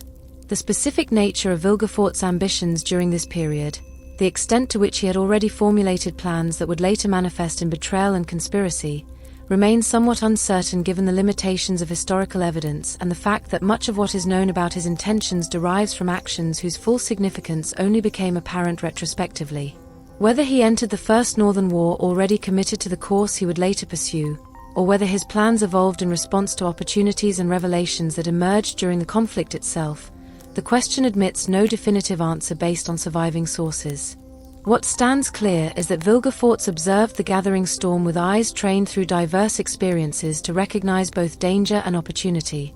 that he positioned himself within the Brotherhood to maximize his options and influence as events unfolded, and that the catastrophic war about to engulf the Northern Kingdoms would provide circumstances perfectly suited to the capabilities and temperament of one who had survived abandonment, druidic education, mercenary violence, fugitive, exile, and rise through a magical community toward which he harbored deep ambivalence, mixing identification with resentment, belonging with alienation, commitment with the potential for devastating betrayal. The Nilfgaardian invasion of the Northern Kingdoms commenced in 1263, a military operation of unprecedented scale that sought to extend imperial control across territories the empire viewed as fragmented, weak, and ripe for conquest. The forces that Emperor Emhyr raised deployed moved with the coordination and discipline characteristic of Nilfgaard's professional military establishment, overwhelming the border defences of Sintra and pushing rapidly northward through territories whose rulers had failed to prepare adequately for the magnitude of threat they now confronted. The fall of Sintra, that proud kingdom whose independence had seemed secure behind its natural defences and martial traditions, demonstrated with brutal clarity that the Northern realms faced an adversary capable of achieving objectives that previous threats had failed to accomplish. The refugee streams that fled before the advancing armies, the reports of cities taken and resistance crushed, the realization that Nilfgaard possessed both the will and capability to reshape the continent's political geography through conquest, created circumstances of crisis that demanded response from those capable of providing it. The Brotherhood of Sorcerers, facing this existential threat to the Northern Kingdoms that provided the political and social context within which the chapter functioned, confronted questions about appropriate response that exposed the divisions and uncertainties that had characterized its internal politics throughout the period of gathering crisis. Some mags advocated vigorous magical intervention in support of the Northern realms, arguing that the Brotherhood's long-term interests aligned with preservation of the existing political structure and that Nilfgaardian conquest would fundamentally alter the chapter's position and influence in ways likely to prove detrimental to the magical community.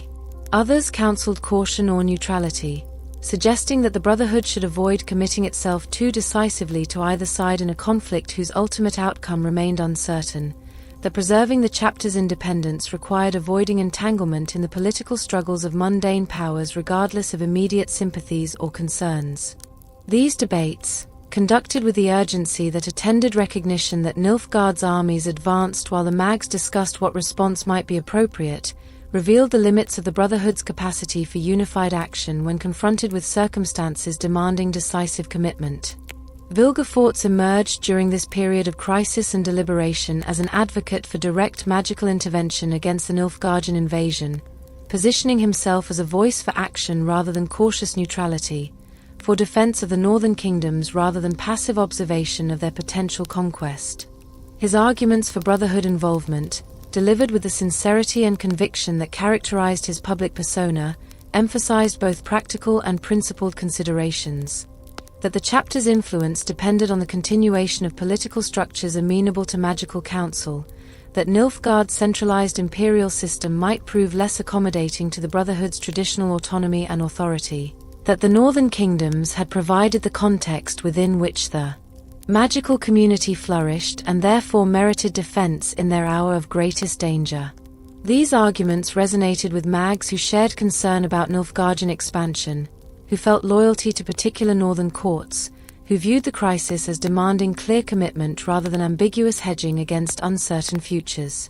The decision to field a unified magical force against Nilfgaard at Sodden Hill, a strategic location where the Empire's continued advance might be contested with some prospect of success, represented a significant commitment by the Brotherhood to active intervention in the conflict.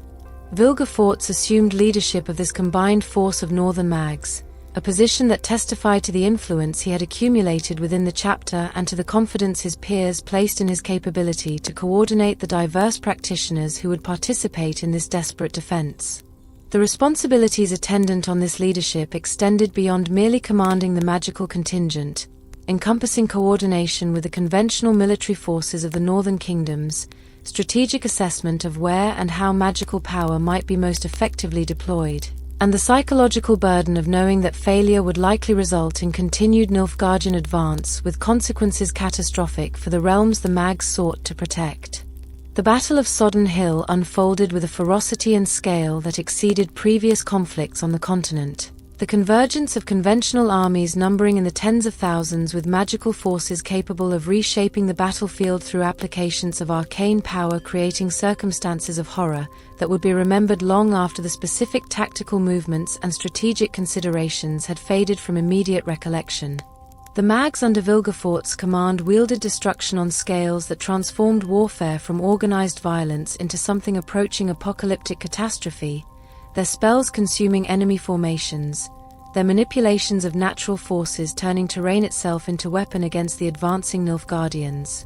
The soldiers of the Empire, trained and disciplined as they were, found themselves facing threats against which conventional military responses proved inadequate, magical fires that spread through their ranks with appetites that no amount of courage or tactical skill could counter, earth that opened beneath their feet according to wills that cared nothing for their formations or strategies. Energies that reduced hundreds and thousands to casualties, whose final moments exceeded the ordinary. Brutalities of sword and spear. The cost of this magical warfare extended beyond the enemy forces it targeted, for the mags who wielded such power paid prices commensurate with the energies they channeled and the resistances they overcame. Triss Merigold, young and relatively inexperienced compared to the senior practitioners who fought alongside her, suffered burns across her body that would leave permanent scarring, physical testimony to the moment when the forces she manipulated exceeded her capacity to control them safely. Yennefer of Vengerberg, among the most powerful sorceresses participating in the battle, pushed her abilities beyond sustainable limits and emerged from the conflict temporarily blinded,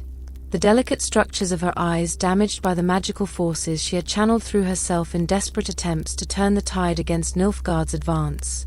Coral, the sorceress whose beauty had been as legendary as her magical prowess, suffered disfigurement that transformed her appearance in ways that cosmetic magic could only partially address, the price of standing against an empire's military might with nothing but will and knowledge to counter thousands of soldiers advancing under disciplined command. The casualties among the mags, the visible evidence that even the most powerful practitioners were not invulnerable when pushed to their limits, underscored the magnitude of what had been risked and achieved at Sodden Hill. The Brotherhood had committed itself decisively to the northern cause, had demonstrated that magical power could alter the course of military campaigns, yet had also revealed that such interventions carried costs that might prove unsustainable if the war continued indefinitely. The memorials that would later be erected to honor those who fell or suffered permanent injury during the battle testified to the sacrifices the magical community had made, yet they also served as reminders of the limits inherent in even the most formidable magical capabilities when confronted with the organized violence that characterized warfare between major powers. Vilgefortz emerged from Sodden Hill with his reputation enormously enhanced, his leadership credited with having coordinated the magical defense that halted Nilfgaard's advance and forced the Empire to reconsider the costs of continued aggression against the northern kingdoms. The title Hero of Sodden attached itself to his name, carried through the courts and cities of the north by those who recognized that the victory, such as it was, had been achieved primarily through the magical forces he had commanded. The prestige that accrued to him following the battle translated into influence within the Brotherhood that exceeded what he had possessed before, positioning him as arguably the most prominent figure within the chapter, someone whose counsel carried weight proportionate to the service he had rendered to the northern cause. The transformation from relatively junior member of the Brotherhood, despite his abilities, to de facto leader of the chapter represented an elevation whose speed and magnitude testified to how thoroughly Sodden Hill had reshaped the political landscape within the magical community. The image of Vilgefortz that crystallized in the aftermath of Sodden Hill, the picture of a powerful and dedicated mage who had risked everything to defend the northern kingdoms against imperial conquest, concealed entirely the darker dimensions of his character and the true nature of his ambitions. The heroic mask he wore fit so perfectly, the sincerity of his public persona so convincing, that few if any among his peers suspected that the defender of the North harbored intentions fundamentally at odds with the role he had performed so effectively during the battle. The contradiction between the service he had rendered at Sodden Hill and the betrayals he would later perpetrate created a disjunction that would, once revealed, seem almost incomprehensible to those who had trusted him based on his demonstrated commitment during the war's most critical engagement. Yet this contradiction, this capacity to perform acts of genuine heroism while simultaneously pursuing objectives that required eventual betrayal of those he ostensibly served, represented something central to Vilgefortz's character as it had been shaped through abandonment, diverse experiences, and the complex psychological wounds that neither time nor success had managed to heal or resolve.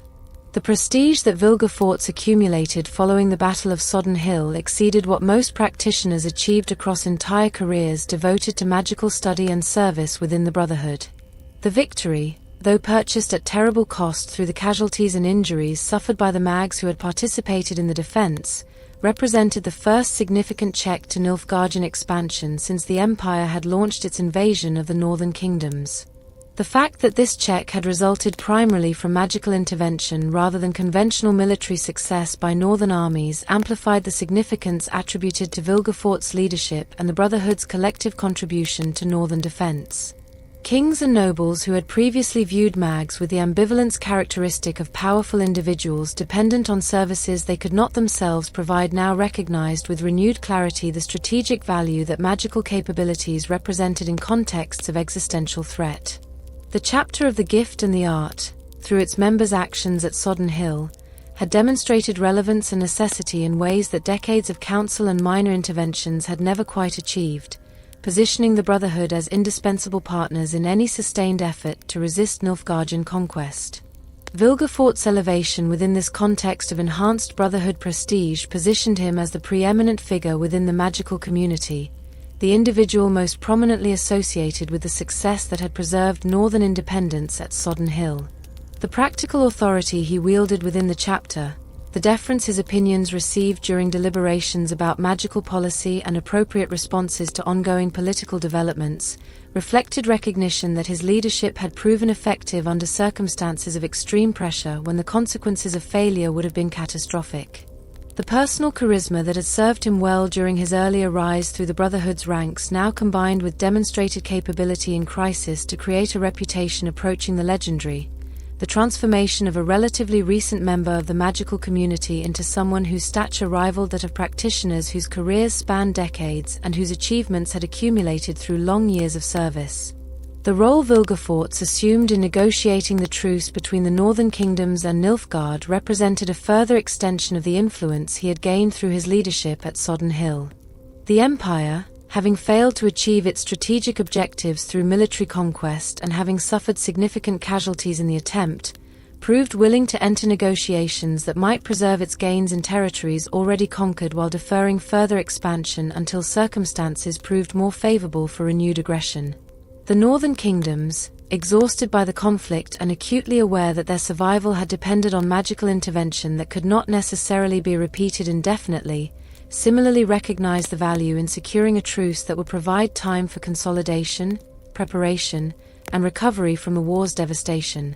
The negotiations between these parties, fraught with complexity given the mutual distrust and the incompletely resolved questions about territorial control and future intentions, required intermediaries capable of commanding respect from both sides while maintaining sufficient neutrality to facilitate productive discussions. Vilgefortz's participation in these negotiations, whether as primary negotiator or as influential participant in a broader diplomatic effort, provided opportunities for interactions with Nilfgaardian representatives that would prove significant in ways invisible to those observing the ostensibly straightforward process of truce negotiation.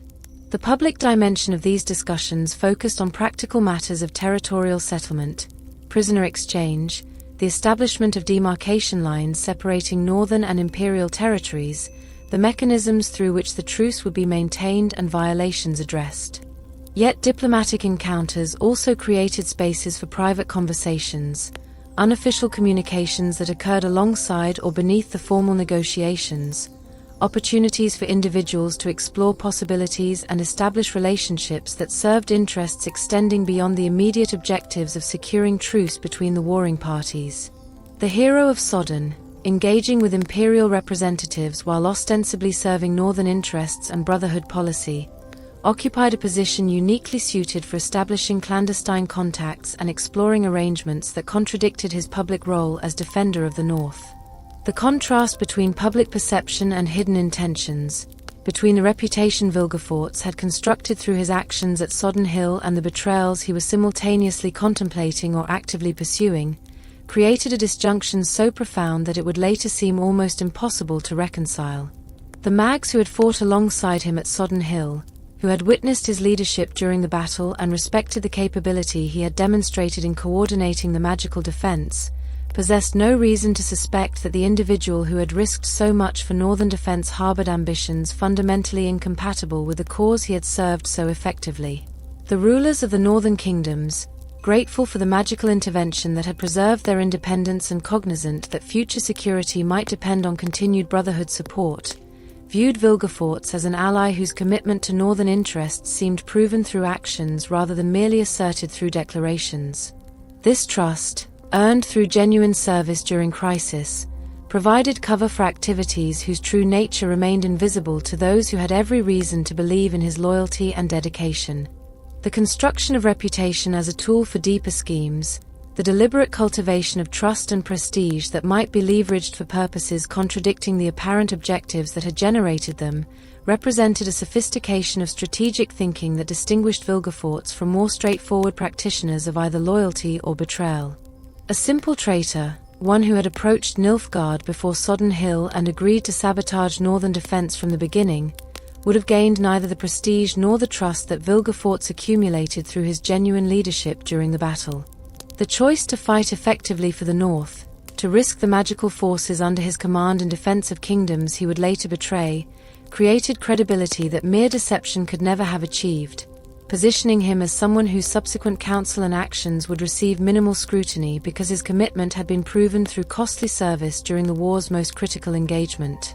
The ascent to leadership positions within the chapter that followed Sodden Hill reflected both Vilgefortz's enhanced prestige and the vacuum created by casualties and injuries that had removed or diminished other senior practitioners who might otherwise have occupied comparable positions of authority. The 14 mags whose names were inscribed on memorials commemorating those who had fallen or suffered permanent incapacity during the battle represented not merely personal tragedies and losses to the magical community's collective capability,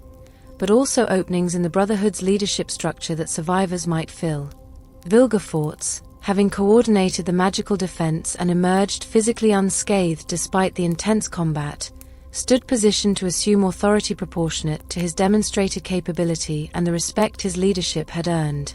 The chapter, recognizing both his abilities and the political reality that the Brotherhood's enhanced influence within northern kingdoms derived substantially from the victory he had orchestrated, elevated him to positions that would have required decades of patient service and careful cultivation of alliances for most practitioners to achieve. The irony embedded in this elevation, the fact that the Brotherhood granted extraordinary authority and trust to someone whose hidden intentions included the chapter's eventual destruction from within, would become apparent only retrospectively once Vilgefortz's betrayals manifested through actions rather than remaining concealed beneath the heroic persona he had constructed. The mags who participated in the decisions elevating him within the Brotherhood's hierarchy, who voted to grant him influence over chapter policy and representation in dealings with northern rulers, acted reasonably based on the information available to them and the understandable assumption that past service predicted future loyalty. The alternative interpretation, that Vilgefortz had fought genuinely at Sodden Hill while simultaneously preparing for eventual betrayal, or that he had reached accommodations with Nilfgaard during the post-battle negotiations while maintaining the appearance of serving northern interests, required a level of duplicity and strategic complexity that seemed almost too elaborate to be credible until his subsequent actions demonstrated that such complexity not merely existed within his character, but defined his fundamental approach to power and position. The period following Sodden Hill and the subsequent truce negotiations represented the apex of Vilgefortz's public reputation, the moment when his prestige within both the Brotherhood and the broader political landscape of the northern kingdoms reached heights that would subsequently be revealed as foundations for betrayal rather than platforms for continued service. The Hero of Sodden, celebrated and trusted, wielded influence extending across the magical community and into the courts of kings whose survival had depended on the magical intervention he had coordinated. The mask of respectability fit perfectly. The appearance of dedication to Northern defense and Brotherhood solidarity seemed confirmed through costly actions rather than merely asserted through words, and the trust he had earned provided cover for machinations whose full scope remained invisible to those who had every reason to believe in his loyalty. The gap between perception and reality, between what Vilgefortz appeared to be and what he actually pursued through carefully concealed planning and clandestine communications, would eventually be revealed through events that shattered both his reputation and the Brotherhood's cohesion, transforming the Hero of Sodden into one of the most notorious traitors in the continent's history. The clandestine alliance between Vilgefortz and Emperor Emhyr var Emreis represented a betrayal whose magnitude exceeded simple disloyalty to the Northern Kingdoms or abandonment of the Brotherhood's collective interests. The negotiations that produced this secret accord, conducted during or immediately after the public truce discussions that ostensibly sought to establish stable peace between North and Empire, required careful orchestration to prevent discovery by those who would have recognized such communications as treasonous conspiracy. The specifics of how Vilgefortz and Emhyr established contact, whether through intermediaries who could provide plausible deniability if their exchanges were exposed, or through direct meetings concealed within the broader diplomatic activities attending the truce negotiations, remain obscure in their details though clear enough in their outcome. What emerged from these clandestine discussions was an arrangement that would reshape the political landscape of the continent, an exchange of promises and commitments that positioned Vilgefortz as an imperial agent operating within the Brotherhood while maintaining the appearance of loyalty to northern interests. The true nature of Vilgefortz's negotiation with Nilfgaard extended beyond the public truce terms that ended the First Northern War, encompassing agreements about future cooperation that contradicted everything his role as Hero of Sodden suggested about his loyalties and commitments. Where the public negotiations addressed immediate concerns about territorial boundaries, prisoner exchanges, and mechanisms for maintaining peace, the private discussions between Vilgefortz and imperial representatives explored possibilities for undermining northern resistance to future Nilfgaardian expansion, for creating divisions within the Brotherhood that would prevent unified magical opposition to renewed imperial aggression, for positioning Vilgefortz as someone whose influence within the chapter could be leveraged to serve Nilfgaardian strategic objectives when the Empire chose to resume its conquest. The elegance of this arrangement, from the imperial perspective, lay in the fact that Vilgefortz's enhanced prestige following Sodden Hill made him more valuable as a clandestine ally than he could ever have been as an open collaborator, for his influence depended entirely on the trust earned through his apparent defense of the North. The promise Vilgefortz made to destroy the chapter from within represented the most consequential element of his accord with Emhyr, for it addressed the strategic problem that Sodden Hill had revealed to imperial planners. Nilfgaard's conventional military superiority over the northern kingdoms, substantial as it was, could be neutralized by unified magical opposition organized and led effectively by the Brotherhood. The casualties and costs the Empire had suffered at Sodden Hill demonstrated that mags fighting collectively under competent leadership represented a force capable of inflicting defeats that conventional military advantages could not overcome. Future Nilfgaardian campaigns against the North would face similar magical resistance unless the Brotherhood could be fragmented, its unity shattered, its capacity for collective action undermined through internal divisions that prevented the kind of coordinated defense Vilgefortz himself had organized during the First Northern War. The destruction of the chapter from within, accomplished by someone whose position and prestige enabled him to manipulate its internal politics and exploit its existing fractures, would eliminate the primary obstacle to Nilfgaardian conquest while simultaneously ensuring that no future Hero of Sodden could emerge to rally magical opposition against imperial expansion. The exchange that this arrangement represented, the terms through which Vilgefortz's betrayal of the Brotherhood would be compensated by imperial patronage and support, reflected calculations about power and position that transcended simple loyalty to either northern or southern causes. Vilgefortz had fought genuinely at Sodden Hill, had risked the mags under his command and had emerged victorious through capability rather than sabotage, yet this service to the North had been performed in full awareness that it would establish credibility necessary for subsequent betrayal to be effective. The prestige earned through defending the northern kingdoms created the influence required to destroy the Brotherhood from within,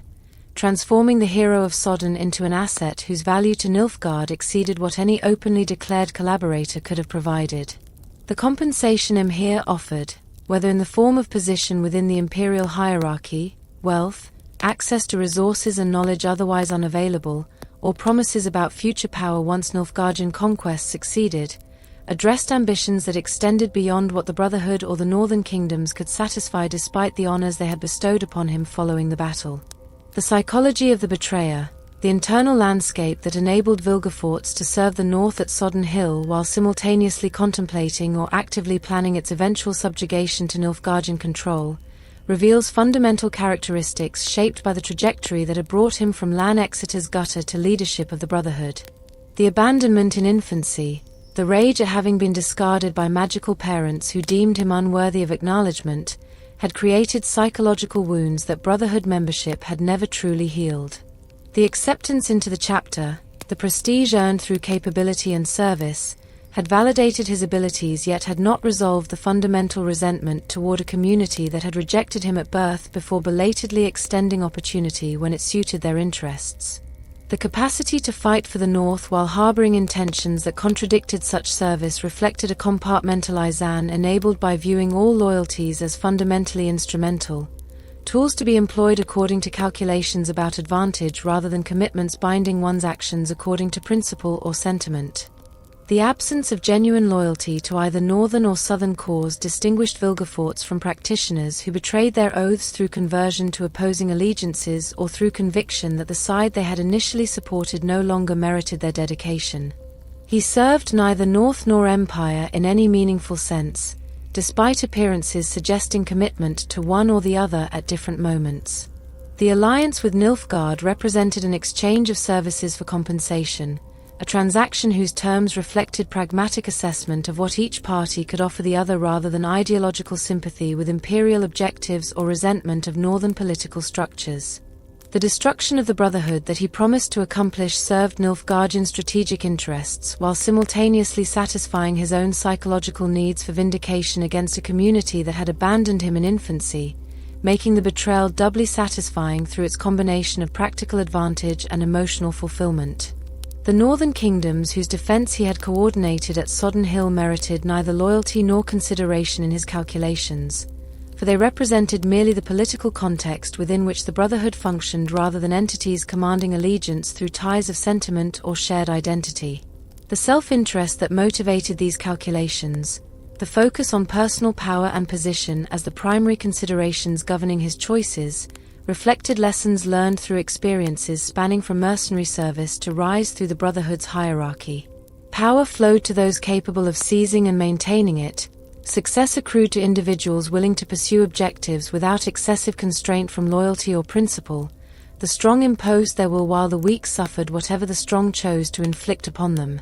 These observations, derived from direct participation in violence and from observation of how the continent's political structures actually functioned beneath their civilizing veneers, formed the foundation of a worldview in which betrayal represented merely another strategic option to be evaluated according to its likely costs and benefits. The accord with Emhyr, the promise to destroy the chapter from within while maintaining the appearance of dedicated service to northern interests, demonstrated this worldview operating at scales and with sophistication that exceeded what mercenary captains or minor conspirators typically achieved.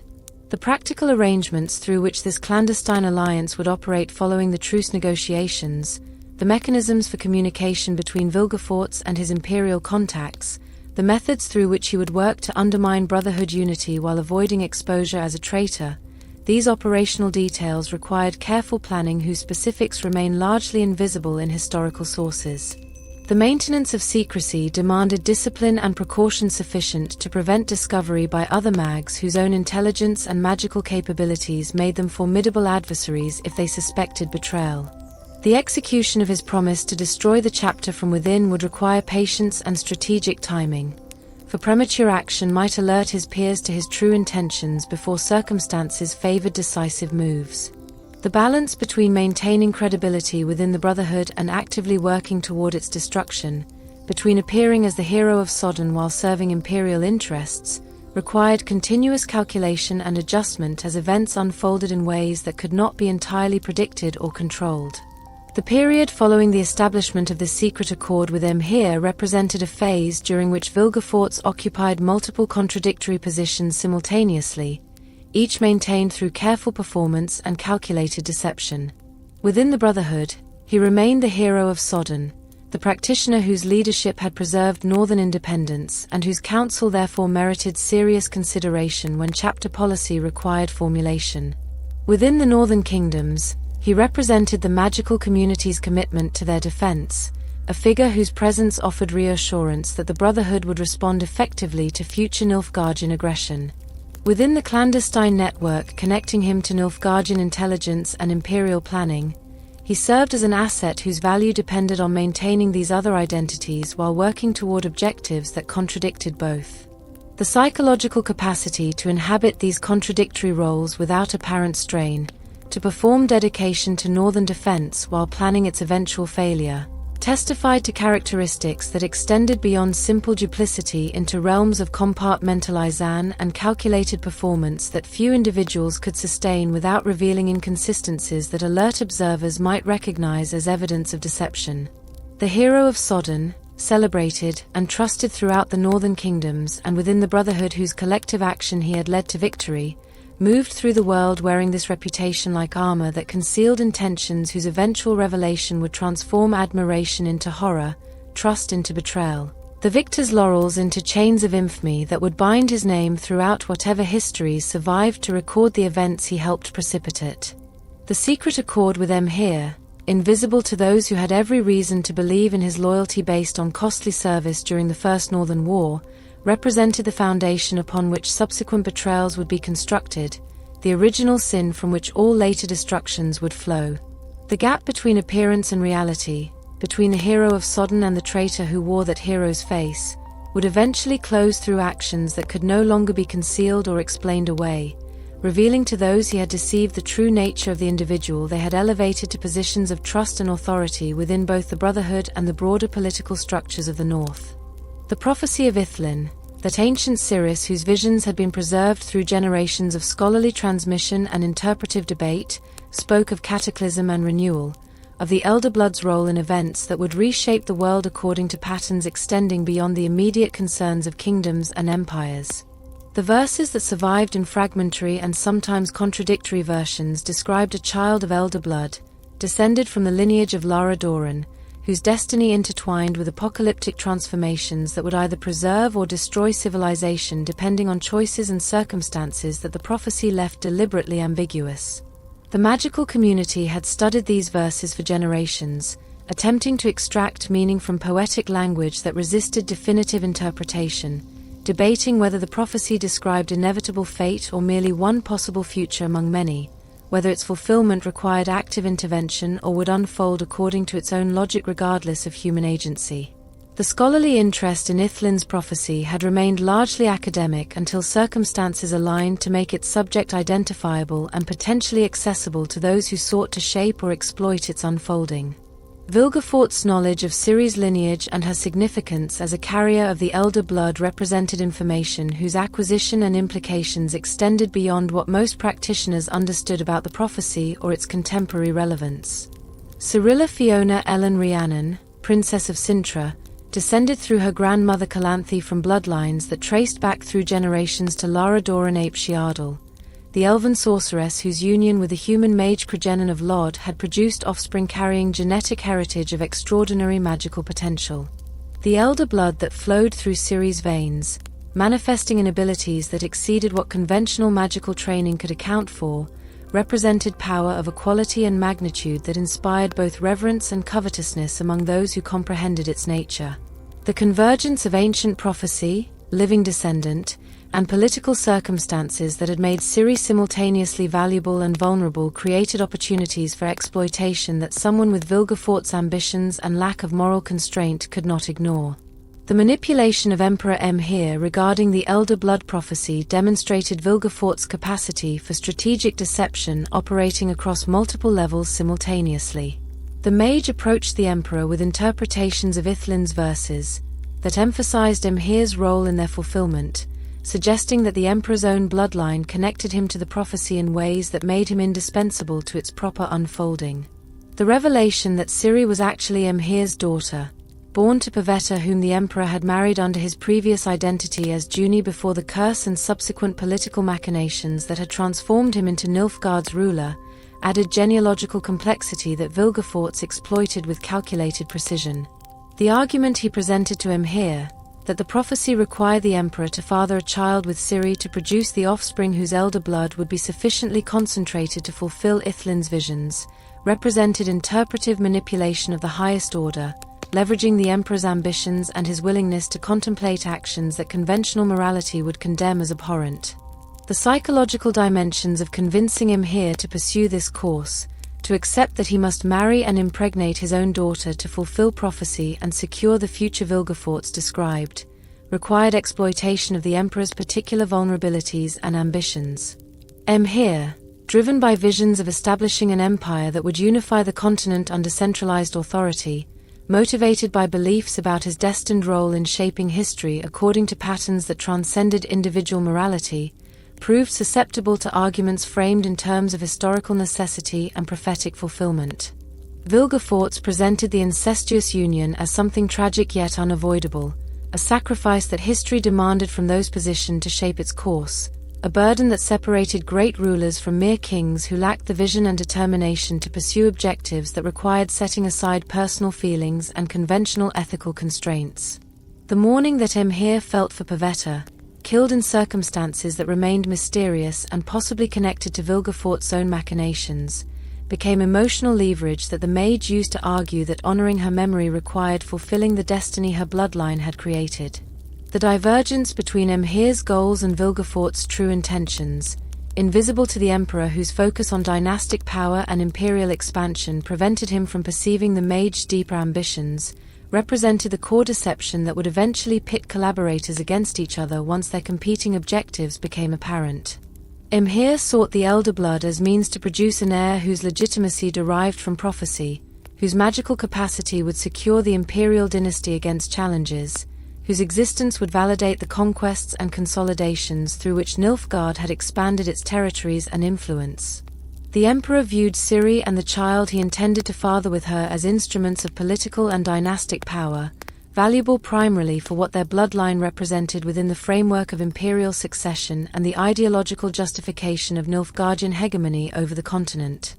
Vilgefortz, by contrast, sought the elder blood itself, the raw magical power that Ciri's genetic heritage embodied, with intentions that extended far beyond dynastic politics or imperial expansion.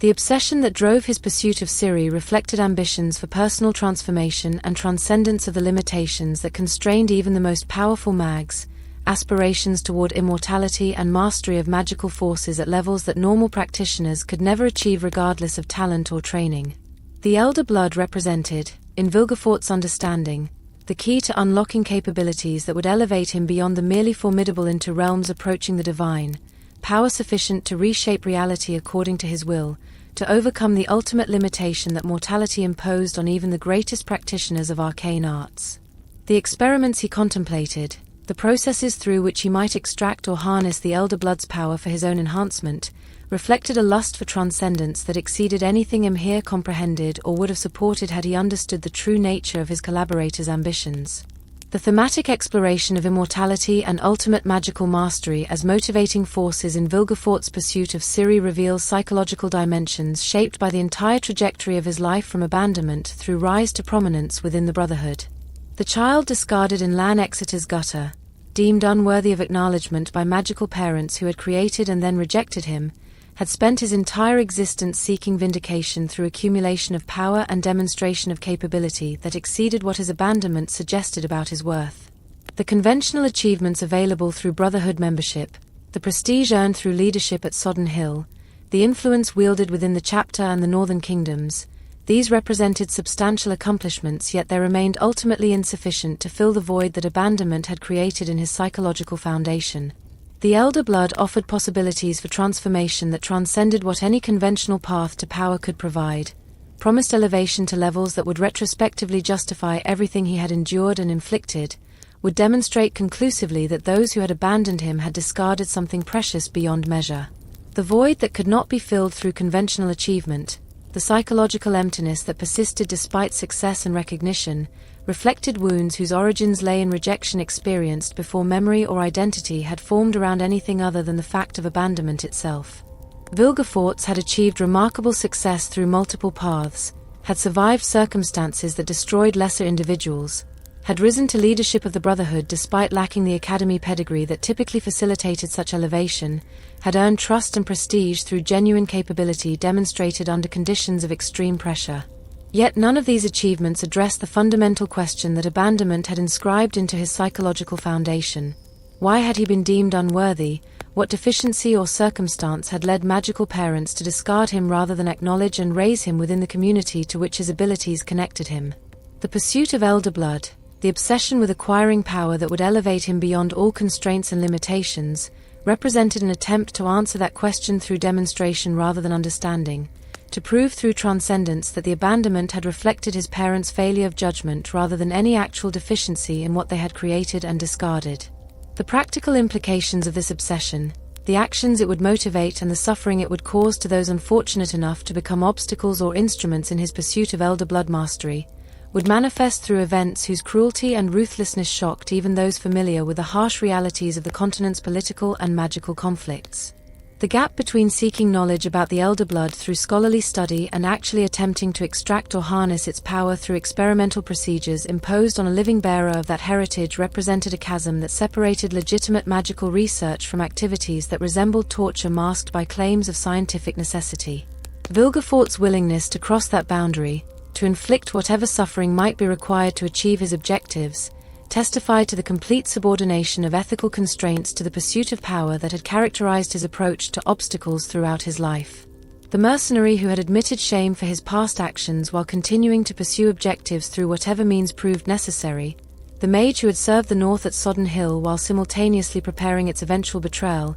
now approached the elder blood with determination unconstrained by consideration for the bearer whose genetic heritage represented the object of his obsession. The manipulation of Emhyr regarding the prophecy, the divergence between imperial and personal objectives in pursuing Ciri, the obsession with immortality and transcendent power that drove Vilgefortz's actions beneath the surface of his various public roles and clandestine alliances. These elements combined to create a situation of extraordinary complexity whose resolution would require confrontations that tested multiple parties to their limits. The Emperor who believed he collaborated with a loyal agent in pursuing dynastic objectives, the Brotherhood that trusted the Hero of Sodden to defend northern interests, the northern kingdoms that depended on magical support against renewed Nilfgaardian aggression, all operated under misapprehensions about Vilgefortz's true intentions and the depths of his willingness to betray any commitment in service of ambitions that extended beyond what conventional frameworks of loyalty or alliance could contain.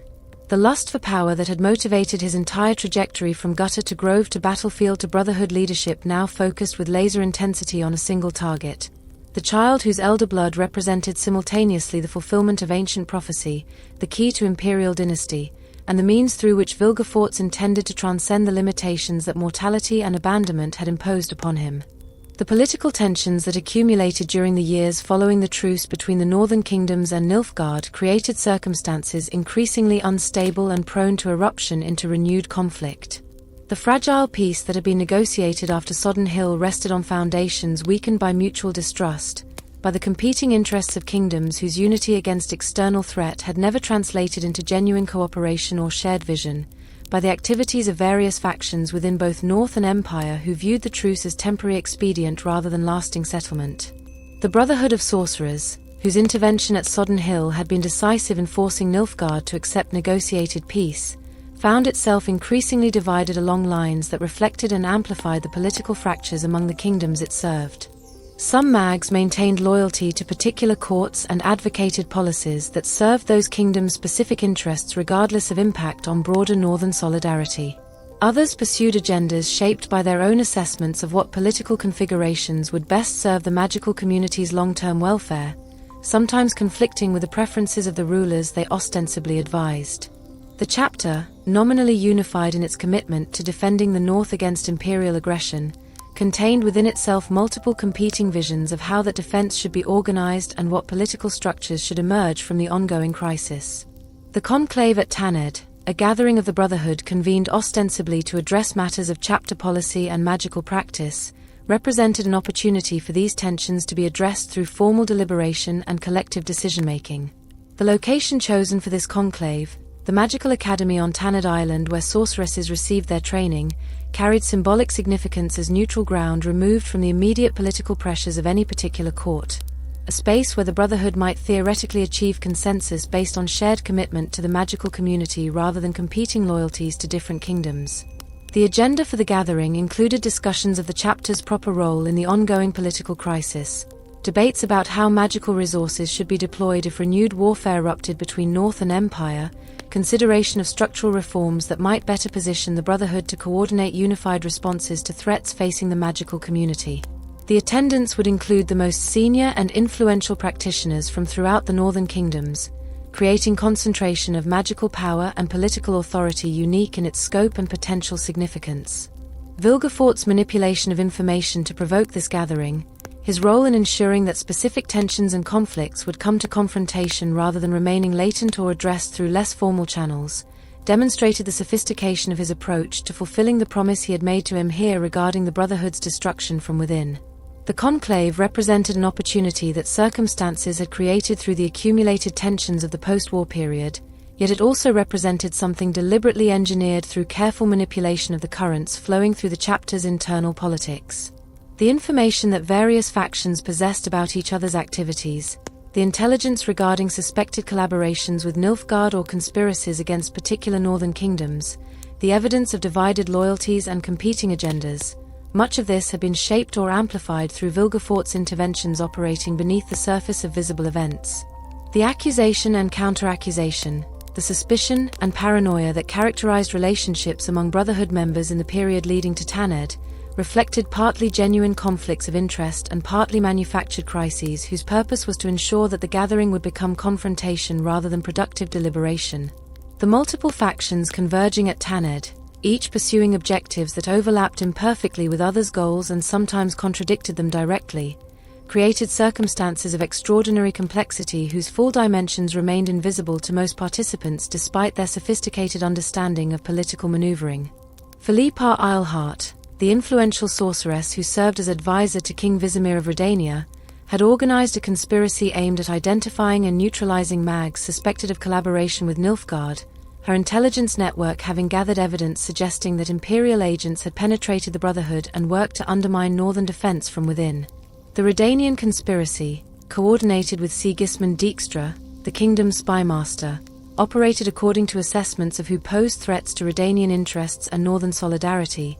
their target list including practitioners whose activities or associations suggested potential treason. This faction approached Thanedd with intentions to expose and confront suspected traitors, to purge the Brotherhood of elements whose loyalty appeared compromised, to restore chapter unity through elimination of those who divided it through service to imperial interests. Vilgefortz's Nilfgaardian plot operated simultaneously with and deliberately parallel to Philippa's conspiracy, the two schemes creating circumstances where confrontation became inevitable yet where responsibility for initiating violence remained ambiguous enough that both sides could claim defensive necessity rather than aggressive provocation. The intelligence that Philippa had gathered regarding suspected Nilfgaardian collaborators within the Brotherhood included accurate identification of some genuine Imperial agents yet also contained errors and misidentifications that Vilgefortz had carefully cultivated through manipulation of the information flows feeding Redanian intelligence networks. The confusion about who actually served Nilfgaard, the mixture of genuine traitors with falsely accused practitioners whose activities had been misinterpreted or deliberately misrepresented, ensured that Philippa's planned confrontation would target some innocent parties alongside guilty ones, creating circumstances where defensive responses by those wrongly accused would appear to confirm their treasonous nature. The elegance of this arrangement lay in how it weaponized legitimate concern about imperial infiltration against the Brotherhood itself, turning justified paranoia into instrument for the chapter's destruction. The complexity of loyalties and counter-conspiracies that converged at Thanedd exceeded what simple frameworks of northern versus southern allegiance could capture, for the various factions pursuing different objectives included northern mags whose visions of proper political arrangements conflicted with each other as much as they conflicted with Nilfgaardian imperialism. Some practitioners advocated strengthening royal authority within individual kingdoms as the foundation for effective resistance to external threats, while others supported coordination through supranational institutions that might override particular kingdoms' sovereignty in service of collective security. Some mags viewed the crisis as opportunity to expand the Brotherhood's political influence by positioning the chapter as indispensable arbiter of northern affairs, while others counseled restraint and maintenance of traditional boundaries between magical and mundane authority. These divisions, reflecting genuine philosophical differences about proper governance and the mag's appropriate role within political structures, created fault lines that Vilgefortz exploited with precision, ensuring that confrontations at Thanedd would fracture along multiple axes simultaneously rather than resolving into simple binary opposition between loyalists and traitors. The stage set for magical civil war through this convergence of conspiracies and competing objectives represented the culmination of Vilgefortz's patient work since establishing his secret accord with Emhyr following Sodden Hill. The Hero of Sodden, trusted and respected throughout the Brotherhood for his leadership during the First Northern War, had positioned himself at the center of networks and relationships that extended across the chapter's various factions, maintaining credibility with those who pursued divergent agendas while secretly working to ensure that their conflicts would culminate in confrontation that shattered Brotherhood unity beyond possibility of repair. The promise he had made to destroy the chapter from within approached fulfillment through mechanisms so subtle and distributed across so many actors that even sophisticated practitioners who understood they operated within complex political environments failed to perceive the larger pattern organizing events toward catastrophic outcome. The irony that Vilgefortz himself would be among those targeted by Philippa's conspiracy, that his name appeared on lists of suspected Nilfgaardian collaborators alongside genuine traitors and falsely accused innocents, represented either fortunate coincidence or deliberate self-positioning that would provide justification for the violent response he planned to unleash at Thanedd. The accusation against him, whether based on genuine intelligence suggesting his collaboration with the Empire or on errors and misinterpretations similar to those affecting other targets, created circumstances where his actions during the coup could be presented as defensive necessity rather than aggressive assault, where his command of forces attacking the Brotherhood could be framed as response to unjust persecution rather than execution of long-planned betrayal. The complexity of establishing clear responsibility for initiating violence when multiple conspiracies collided simultaneously ensured that historical accounts would debate endlessly about who bore primary guilt for the catastrophe that unfolded at Thanedd, even as the practical consequence, the shattering of Brotherhood unity and the elimination of its capacity for coordinated magical opposition to Nilfgaardian expansion, served objectives that only Vilgefortz had pursued with full clarity. About ultimate intentions. The tension that pervaded Thanedd in the hours before confrontation erupted reflected awareness among many participants that they approached circumstances of extraordinary danger, that the gathering contained within it possibilities for outcomes ranging from productive reform of chapter policies to catastrophic fracturing of the Brotherhood itself. Mags who had served together during the defense at Sodden Hill, who had fought alongside each other and suffered together through the casualties and costs of that desperate battle,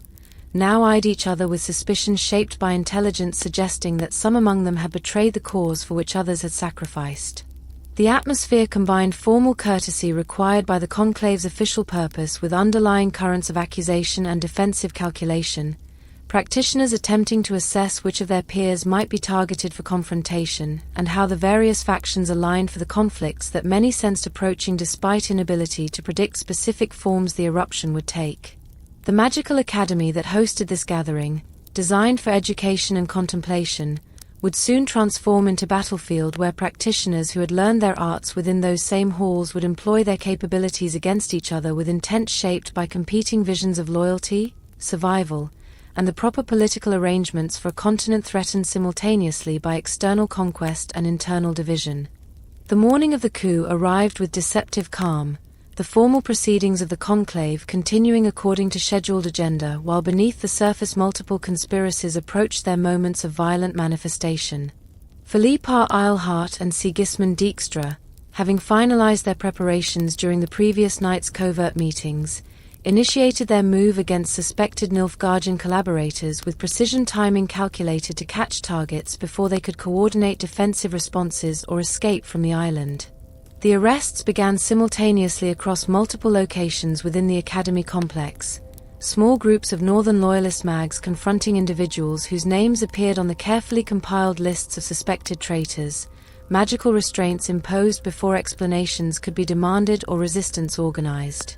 The targets of these initial arrests included figures whose collaboration with the Empire rested on solid intelligence alongside others whose inclusion reflected errors of interpretation or deliberate misinformation that had contaminated Redanian intelligence networks. Vilgefortz found himself among those confronted, ambushed alongside several other practitioners in circumstances suggesting that Philippa's conspiracy had identified him correctly as Nilfgaardian agent despite the elaborate deceptions through which he had concealed his true allegiances. The ambush of Vilgefortz and others represented the moment when Philippa's conspiracy transitioned from preparation to execution, yet it also represented the trigger that justified the counterstrike Vilgefortz had prepared for precisely this contingency. The accusation of collaboration with Nilfgaard, delivered by Northern Loyalists who believed they acted to preserve the Brotherhood's integrity and Northern security, provided cover for the violent response that would transform what might have remained a contained purge of suspected traitors into comprehensive catastrophe consuming the entire conclave. The forces that Vilgefortz commanded, positioned strategically throughout the Academy and on vessels surrounding Thanedd Island, awaited only the signal that the Redanian conspiracy had revealed itself through overt action, the moment when defensive necessity could be claimed as justification for assaults that served objectives extending far beyond simple self-preservation. Thanedd of Rivia, the rector of Aretuza and among the most senior practitioners within the Brotherhood, confronted circumstances whose complexity exceeded what her considerable wisdom and experience had prepared her to address effectively. The fateful decision she made to neutralize the anti-magic wards that normally protected the Academy from external magical assault, undertaken in the belief that removing these protections would prevent the escalation of internal conflicts into wholesale destruction, represented a miscalculation whose consequences would haunt whatever remained of her consciousness during the brief period between that choice and her eventual response to the catastrophe it enabled. The wards that Thanedd dismantled had been established precisely to prevent what was about to occur, to ensure that conflicts among mags remained constrained by the necessity of fighting within enclosed spaces where collateral damage and civilian casualties would moderate the intensity of magical violence. The removal of these protections, motivated by concern for preserving the Academy's physical structure and the non-combatant sheltering within it, opened Thanedd to external assault that would prove far more devastating than the internal confrontations Thanedd had sought to contain. Vilgefortz's counterstrike, unleashed the moment Thaned's dismantling of the protective wards became apparent, demonstrated the comprehensive nature of the preparations he had made for this confrontation. The Scoia'tael commandos who had been positioned on vessels surrounding the island, elven guerrilla fighters whose collaboration with Nilfgaard reflected their own calculations about how best to pursue their people's interests in a continent dominated by human kingdoms, assaulted Thanedd with coordinated precision that spoke to careful planning and reconnaissance conducted well before the conclave convened. These forces, augmented by mags who served imperial interests openly or covertly, overwhelmed the confused and divided Brotherhood members whose attention had been focused on the internal conspiracy rather than external assault. The transformation from factional confrontation over suspected treason into full-scale battle involving forces attacking from outside the Academy occurred with such speed that effective organized resistance proved impossible to coordinate among practitioners who moments before had been engaged in arresting each other according to competing assessments of where loyalties lay. The violence that consumed Thanedd exceeded in intensity and horror anything the participants had anticipated when various factions initiated their moves against suspected enemies.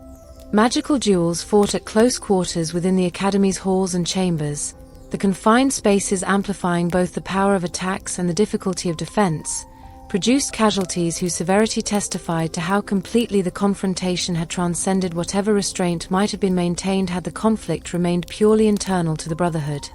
The Scoia'tael fighters, skilled in unconventional warfare and unconstrained by the conventions that typically govern conflicts among mags, employed tactics that combined mundane violence with magical assault in ways that conventional practitioners struggled to counter effectively. The chaos that resulted from multiple simultaneous confrontations across the Academy complex, from the absence of clear command structures coordinating defense, from the fundamental confusion about who fought for which faction and according to what objectives, created circumstances where survival depended more on immediate tactical improvisation than on strategic planning or adherence to larger purposes.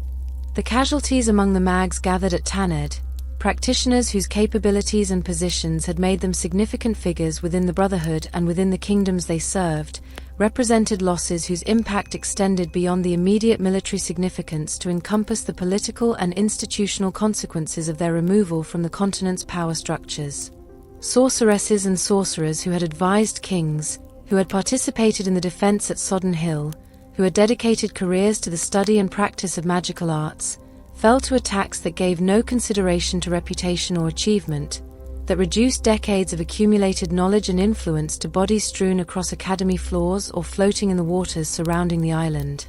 The survivors, traumatized by the intensity of violence and by the betrayals real and perceived that had precipitated the catastrophe, would carry physical and psychological wounds whose effects would persist long after the immediate crisis passed.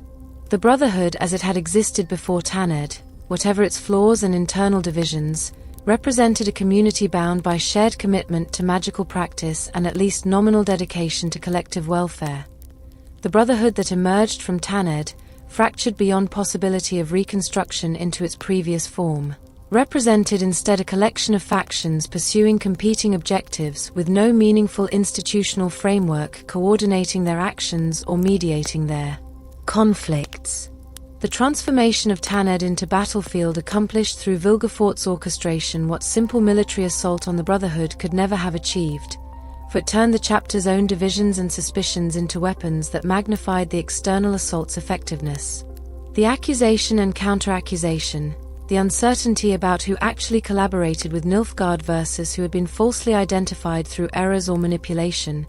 created circumstances where practitioners fought each other with fury informed by belief in justified response to treason while simultaneously creating the chaos that served imperial interests.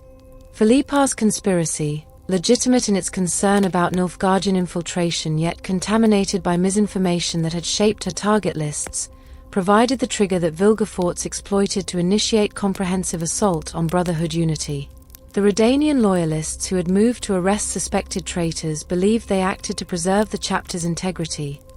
The practitioners they targeted, some genuinely serving Nilfgaard while others falsely accused, responded with resistance that appeared to confirm suspicions regardless of actual loyalties. The resulting violence, fed by genuine grievances and manufactured provocations in equal measure, consumed the conclave in conflagration that served no faction's stated objectives while accomplishing precisely what Vilgefortz had promised Emhyr: the destruction of the Brotherhood as an institution capable of coordinating effective magical opposition to imperial expansion. The particular horror of Thanedd lay in how it transformed relationships of trust and collaboration, forged through shared service and common cause during previous crises, into enmity and violence that admitted no possibility of reconciliation or restoration of previous bonds. Mags who had fought alongside each other at Sodden Hill, who had suffered together through the casualties and costs of that desperate defense, now employed their capabilities against each other with intent shaped by competing understandings of loyalty and betrayal whose incompatibility prevented any possibility of peaceful resolution. The Academy that had trained generations of sorceresses, that had represented sanctuary dedicated to magical education and the cultivation of knowledge, became site of destruction that mocked the purposes for which the institution had been established. Tisaya, observing the catastrophe her decision to remove the protective wards had enabled, confronted circumstances whose magnitude exceeded what any individual could reasonably have anticipated yet for which she bore responsibility that could not be evaded or deflected onto others. The rector who had dedicated her life to Aretusa and to the education of practitioners who might use their abilities wisely and well, witnessed the culmination of her career in scenes of horror that transformed her academy into charnel house where the very student she had trained now lay among the casualties. The assault on Thanedd achieved its objectives with efficiency that spoke to the comprehensive nature of Vilgefortz's planning and the advantage that derived from his position within the Brotherhood, enabling him to understand its vulnerabilities with intimate precision. The chapter, already divided by the competing loyalties and factional conflicts that had characterized its internal politics throughout the period following Sodden Hill, shattered under assault that exploited those divisions while simultaneously attacking from external vectors that overwhelmed whatever defensive coordination might otherwise have been possible.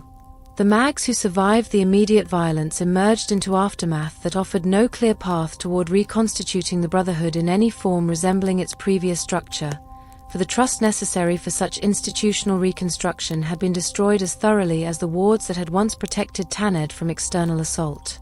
The promise Vilgefortz had made to Emhyr regarding the chapter's destruction from within stood fulfilled through machinations, whose complexity had ensured that responsibility remained sufficiently distributed across multiple actors that historical accounting would debate endlessly about who bore primary guilt for the catastrophe, even as the practical outcomes served objectives that only Vilgefortz had pursued with full clarity about ultimate intentions and systematic planning across years of patient preparation. The conversation between Vilgefortz and Geralt unfolded in one of Aretus's most symbolically significant spaces, a hallway where paintings and tapestries commemorated momentous events from the history of magical practice on the continent. The gallery displayed images of legendary practitioners, representations of decisive magical interventions in historical crises, artistic interpretations of theoretical breakthroughs and discoveries that had expanded the boundaries of arcane knowledge.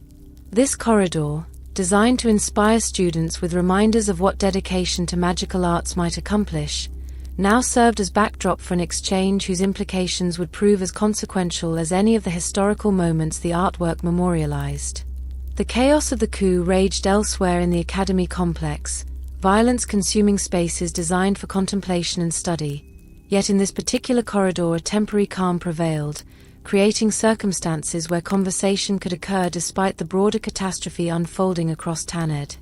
Vilgefortz's demeanor during this encounter displayed none of the urgency or stress that the surrounding violence might have justified, his composure suggesting either supreme confidence in the coup's outcome or the psychological compartmentalization that enabled him to engage in philosophical discussion while simultaneously orchestrating destruction of the Brotherhood. The Witcher who stood before him represented simultaneously an obstacle to objectives involving Ciri and an opportunity for recruitment that might prove valuable if successfully accomplished. Geralt, searching for the individual responsible for commanding Rience, and orchestrating the various attacks and manipulations that had threatened those he sought to protect, had identified Vilgefortz correctly as the mastermind behind schemes whose full scope remained invisible even to the Witcher's considerable investigative capabilities. The confrontation between them, inevitable once Geralt's pursuit had led him to the correct target, unfolded according to dynamics shaped by their radically different natures and the incompatible objectives that had brought them to this moment. The recruitment attempt that Vilgefortz directed toward Geralt, the invitation to join the winning side in conflicts whose outcomes the mage claimed to perceive with clarity unavailable to those operating with less comprehensive information, represented both genuine offer and psychological manipulation calculated to exploit whatever ambivalence the Witcher might harbor about his position within the continent's power structures. Vilgefortz presented the choice in terms suggesting that intelligent individuals capable of perceiving reality clearly would recognize which factions possess the capability and determination to prevail in the struggles consuming the northern kingdoms, that aligning with victory represented pragmatism rather than betrayal, that Geralt's continued opposition to what Vilgefortz characterized as inevitable outcomes served no purpose beyond prolonging suffering for those the Witcher ostensibly sought to protect. The argument combined appeals to self-interest with claims about historical necessity, suggesting that the Witcher's neutrality, his famous reluctance to become entangled in political conflicts and his preference for limiting his involvement to contracted monster hunting, represented an obsolete stance given the magnitude of changes the continent faced. The revelation of Vilgefortz's origins during this conversation, the details about his abandonment in Lan Exeter's gutter and subsequent trajectory through druidic sanctuary and mercenary violence toward eventual prominence within the Brotherhood, served multiple purposes in the psychological game he conducted with Geralt. The sharing of this information created false intimacy, the appearance of candor that might predispose the Witcher toward trust or at least toward recognition of shared experience. The parallel between their origins, both abandoned by sorceress mothers who had deemed them inconvenient or unsuitable for maternal care, both raised outside conventional family structures according to systems that had shaped them toward particular purposes, represented genuine similarity that Vilgefortz exploited strategically. The Witcher and the Mage had both been discarded by those who brought them into existence. Both had survived childhoods marked by that foundational rejection. Both had developed capabilities that set them apart from ordinary humanity while simultaneously positioning them in marginal spaces where complete belonging to any community remained elusive. The inquiry about Geralt's mother, the question about Vicenna and the circumstances under which she had given her son to the Witchers, represented more than conversational curiosity. Vilgefortz probed for emotional vulnerabilities, tested whether the Witcher harbored resentments similar to those that had shaped the Mage's own relationship with the magical community that had abandoned him. The fundamental difference between how they had responded to comparable originating traumas, Geralt's stoic acceptance versus Vilgefortz's festering rage, represented the psychological divergence that would prevent any genuine alliance despite the surface similarities their histories displayed. The Witcher had internalized his abandonment and pursued the path opened by the Witcher trials with dedication uncomplicated by the need for vindication or revenge against those who had rejected him. Vilgefortz, by contrast, had built his entire trajectory around accumulating power and position sufficient to demonstrate that those who had abandoned him had failed to recognize what they discarded, that the rejection had reflected their deficiency of judgment rather than any actual unworthiness in what they had created.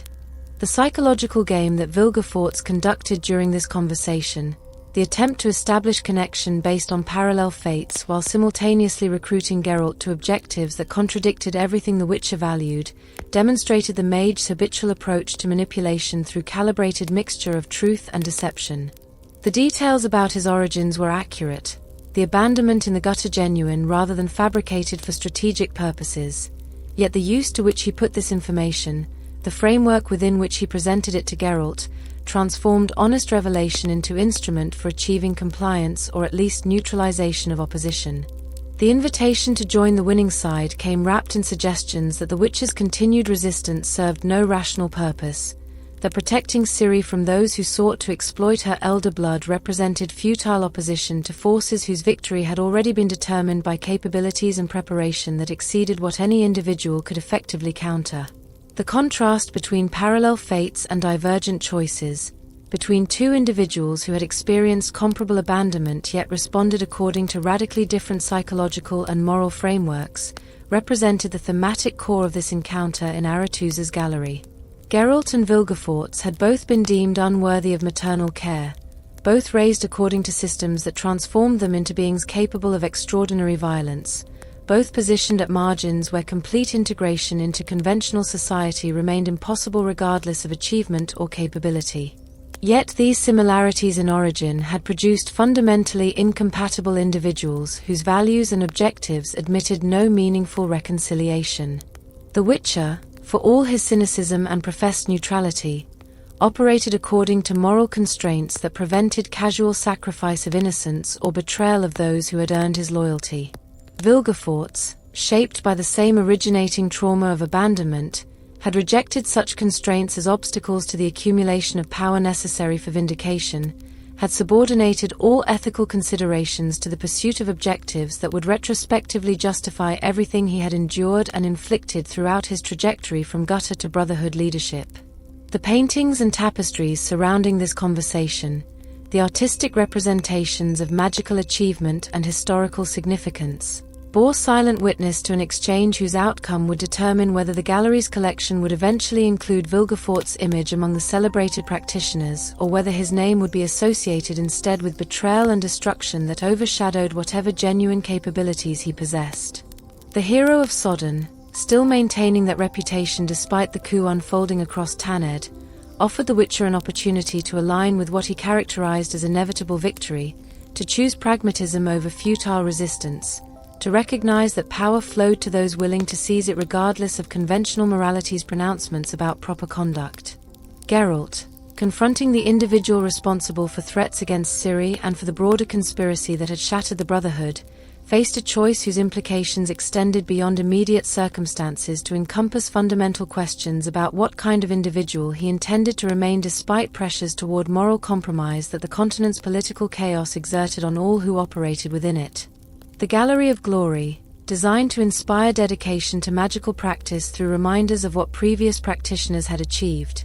now contained within it a confrontation that would determine whether Vilgefortz's name would be inscribed among those worthy of commemoration or whether his trajectory would culminate in infamy that transformed the Hero of Sodden into one of history's most notorious traitors. The recruitment attempt, delivered with the sincerity and conviction that characterized Vilgefortz's public persona even as he orchestrated comprehensive betrayal of the Brotherhood that had elevated him to prominence, represented a final test of whether shared origins might overcome the fundamental divergence of values and objectives that separated the mage from the witcher.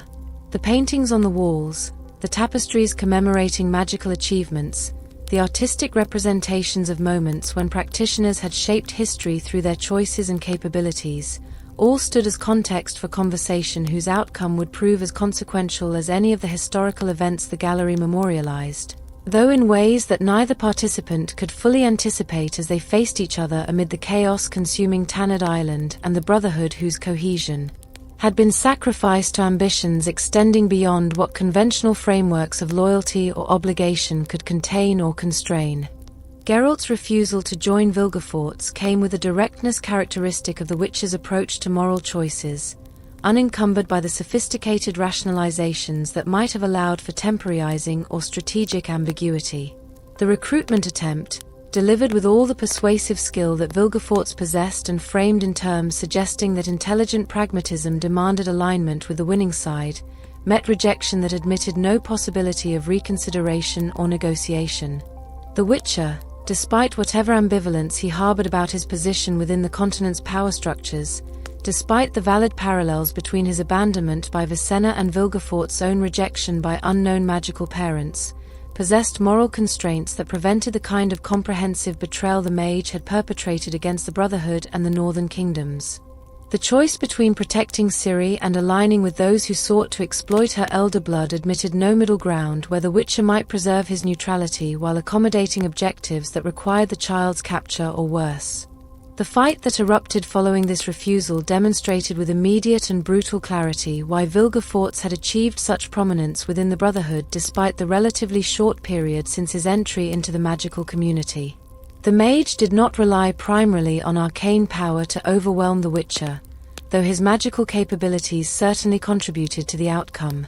Instead, Vilgefortz engaged Geralt in physical combat with proficiency that exceeded what any conventionally trained practitioner should have possessed, the martial skills developed through years of mercenary service combining with magical enhancement to create something unprecedented in the Witcher's extensive experience of dangerous opponents. The conventional expectation when a Witcher faced a mage, based on countless previous encounters and the general understanding of how such confrontations typically unfolded, suggested that closing distance and forcing melee combat would neutralize the magical advantage while favoring the Witcher's superior martial training and enhanced physical capabilities.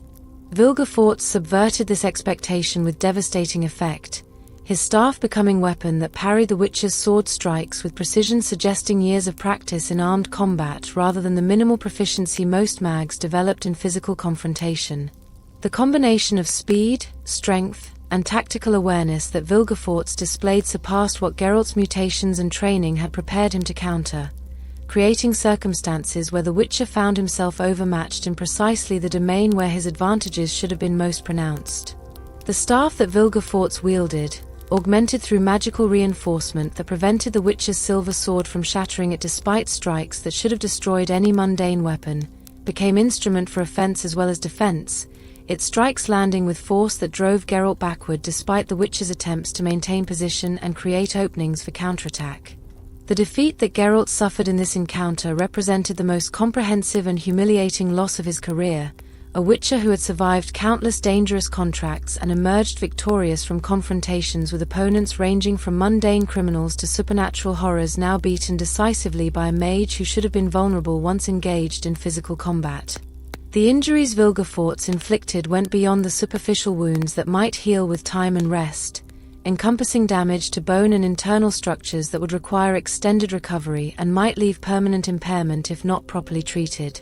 The Witcher, renowned for his combat prowess and his survival of situations that would have ended lesser practitioners, lay severely wounded on the floor of Aretuza's gallery, his consciousness fading as Vilgefortz stood over him victorious, the staff that had served as weapon lowered now that the threat had been neutralized.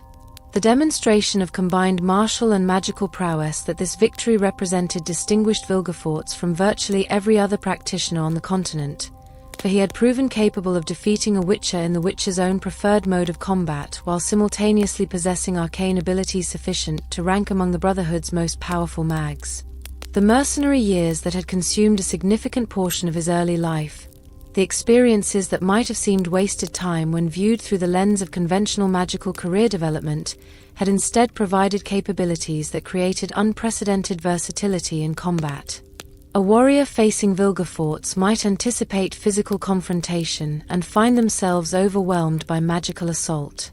A mage engaging him might rely on arcane superiority only to discover that their opponent could match their sorceress attacks while simultaneously pressing close with physical strikes that most practitioners lacked the martial skill to effectively parry or counter. The crippling of Geralt, the severity of injuries that left the Witcher unable to continue pursuing Vilgefortz or protecting Ciri during the crucial hours following the Thanedd coup, represented tactical success that served multiple aspects of Vilgefortz's broader scheme. The Witcher, removed from immediate action through incapacitation rather than through recruitment or execution, could neither interfere with Vilgefortz's pursuit of Ciri nor provide testimony about what he had learned regarding the mage's role in the coup's orchestration. The victory demonstrated capabilities that would enhance Vilgefortz's reputation among those who learned of it, adding to the mystique of the Hero of Sodden, now revealed as traitor yet formidable beyond what his peers had fully recognized. The defeat administered to Geralt served as warning to others who might contemplate opposing Vilgefortz's pursuit of his objectives, evidence that neither conventional combat skills nor Witcher mutations provided sufficient advantage against someone who combined martial prowess with arcane mastery at levels that exceeded what any single dimension of capability could match. The significance that this encounter held extended beyond immediate tactical considerations to encompass symbolic dimensions about the nature of power and the inadequacy of conventional categories for comprehending what Vilgefortz represented. The Witchers, created through mutations and brutal training to serve as humanity's defense against monsters, possessed capabilities that positioned them at the apex of martial prowess, able to overwhelm through physical superiority threats that conventional soldiers could not effectively counter. The mags, educated through years of study and practice in manipulation of arcane forces, wielded power that operated according to principles transcending physical law, capable of reshaping reality according to will and knowledge. Vilgefortz occupied a position between and beyond these categories, a hybrid whose capabilities derived from fusion of paths typically considered mutually exclusive, a practitioner who had refused to accept the conventional limitations that suggested one must choose between martial excellence and magical mastery rather than pursuing both to levels that individually would mark significant achievement. The Witcher lying broken on Aretuza's floor, his consciousness fading as trauma and injury overwhelmed the enhanced constitution that Witcher mutations provided, testified to what Vilgefortz had accomplished through his unconventional path from gutter to grove to battlefield to Brotherhood leadership. The abandoned child who had survived rejection by magical parents, who had learned violence through mercenary service and magical arts through late training under mysterious sorceress, who had risen to command the Brotherhood's defense at Sodden Hill before betraying everything that defense ostensibly protected, now stood as living demonstration that conventional frameworks for understanding power and capability failed to encompass all possibilities available to those willing to pursue them. With sufficient determination and ruthlessness. The gallery surrounding this encounter, its walls adorned with representations of magical achievement and historical significance, now contained within it evidence of capabilities that transcended what those commemorated artworks depicted. Power derived from fusion of paths that suggested new and dangerous possibilities for what individual practitioners might accomplish if freed from the constraints that conventional magical education and Brotherhood membership typically imposed. The staff that Vilgefortz lowered as Geralt's consciousness faded, that weapon which had served so effectively in defeating the Witcher, rested now as Vilgefortz assessed the broader tactical situation and determined his next moves within the chaos still consuming Thanedd. The victory over Geralt represented elimination of one obstacle to capturing Ciri, yet other complications remained unresolved as the coup unfolded across the island according to dynamics that even Vilgefortz's comprehensive planning could not entirely predict or control. The Witcher, who had come seeking answers about who orchestrated the threats against the child he sought to protect, who had correctly identified Vilgefortz as the mastermind behind schemes whose full scope exceeded what investigation could reveal, now lay unable to interfere with whatever would transpire during the hours ahead. The defeat marked simultaneously the Witcher's worst failure and paradoxically his survival, for Vilgefortz had chosen incapacitation over execution, leaving Geralt alive though broken, a decision whose rationale remained unclear but whose consequences would prove significant once the Witcher eventually recovered sufficiently to resume his pursuit of the mage who had beaten him so decisively in Aretuza's hallway of historical commemoration and artistic representation of magical achievement. Vilgefortz's pursuit of Ciri through the chaos-consuming Thanedd demonstrated the single-minded determination with which he approached objectives once their achievement appeared within reach. The child whose elder blood represented simultaneously the fulfillment of ancient prophecy, the key to imperial dynasty, and the means through which the mage intended to transcend mortality's limitations, fled before him across terrain made treacherous by the ongoing violence and the physical transformations that magical combat had wrought upon the Academy's grounds and surroundings. The Witcher who might have protected her lay broken and unconscious in Aretuza's gallery, eliminated as obstacle through decisive victory that had demonstrated capabilities exceeding what conventional understanding of mags or warriors suggested possible. The Brotherhood, whose collective action might have prevented Ciri's capture, had been shattered through the coup that Vilgefortz himself had orchestrated, its members scattered or engaged in conflicts whose complexity prevented coordinated response to the immediate threat facing the child they had ostensibly gathered to protect. The Tower of the Gull, known also as Tor Lara, represented Ciri's destination as she fled from Vilgefortz's pursuit, that ancient structure whose purposes had been lost to time yet whose significance would become apparent through events about to unfold within its confines. The tower stood on the periphery of Aretuza's grounds, its architecture predating the Academy itself, a remnant of earlier civilizations or perhaps of the period immediately following the conjunction of the spheres when the world's magical geography had possessed configurations different from those that characterized the current age. The structure had been incorporated into Tanned's magical complex without full understanding of its original function, its presence accepted as part of the landscape rather than studied with the systematic attention that might have revealed the dangers and possibilities contained within its stones. Ciri, driven by instinct or by the nascent manifestations of her elder blood abilities, fled toward this tower as Vilgefortz closed distance behind her, his pursuit relentless despite the obstacles that the ongoing coup created across the paths between them. The magical portal within Tor Lara, dormant or perhaps merely unrecognized during the centuries since the tower's construction, responded to Ciri's presence with activations that exceeded anything the child had intended or could properly control. The elder blood that flowed through her veins, the genetic heritage derived from Lara Doran and carrying capabilities that normal magical training could neither properly channel nor adequately constrain, interacted with the ancient mechanisms embedded in the tower's structure in ways that created circumstances of extraordinary danger. The portal, designed according to principles that predated contemporary understanding of magical travel between locations and perhaps between dimensions, began drawing energy from its surroundings with appetites that increased exponentially as the interaction between Ciri's abilities and the tower's dormant systems approached critical thresholds. The unstable energies that accumulated within the confined space of the tower's interior, the forces that Ciri's presence had awakened yet that her training and understanding proved entirely inadequate to manage or contain, created circumstances where catastrophic release became inevitable rather than merely possible. Ciri's escape through the portal, accomplished in moments of desperation as Vilgefortz entered the tower behind her, represented simultaneously salvation and catastrophe, the preservation of her freedom purchased through mechanisms whose activation would exact costs far exceeding what the immediate circumstances suggested. The portal, responding to the child's unconscious directives shaped more by panic than by understanding, transported her away from Thanedd to destinations that would remain unknown for extended periods, removing her from immediate danger while simultaneously initiating the chain of events that would eventually bring her into even greater peril.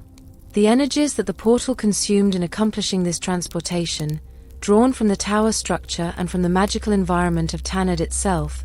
destabilized the careful balances through which such ancient mechanisms maintained their integrity across centuries of dormancy. The energy flare that collapsed the tower and scarred Vilgefortz's face erupted as the portal's activation exceeded sustainable thresholds, the accumulated forces finding violent release through pathways that included the mage who had pursued Ciri into Tor Lara with expectations of capturing her before she could escape. The explosion transformed the tower from standing structure to scattered debris in moments measured by heartbeats rather than minutes, the magical energies released in this catastrophic failure consuming stone and mortar while simultaneously lashing out at everything within range of their destructive reach. Vilgefortz, positioned within the tower as the collapse commenced, suffered injuries whose severity would have ended most practitioners, the energies that had been meant to facilitate magical travel instead burning across exposed flesh and inflicting damage that would leave permanent disfigurement despite whatever healing magic might subsequently be applied to address the wounds. The scars that marked Vilgefortz's face following this catastrophe represented physical testament to the moment when his pursuit of Ciri had failed despite comprehensive planning and ruthless execution of schemes designed to ensure her capture. The handsome features that had contributed to his public persona, that noble appearance which had inspired confidence and favorable impressions throughout his rise within the Brotherhood, now bore evidence of violence that cosmetic magic could not entirely erase or disguise. The disfigurement served as permanent reminder of the price extracted by forces whose power exceeded even what the most formidable practitioners could safely manipulate, of the moment when objectives that had seemed within reach had escaped through circumstances that no amount of capability or preparation had proven sufficient to prevent.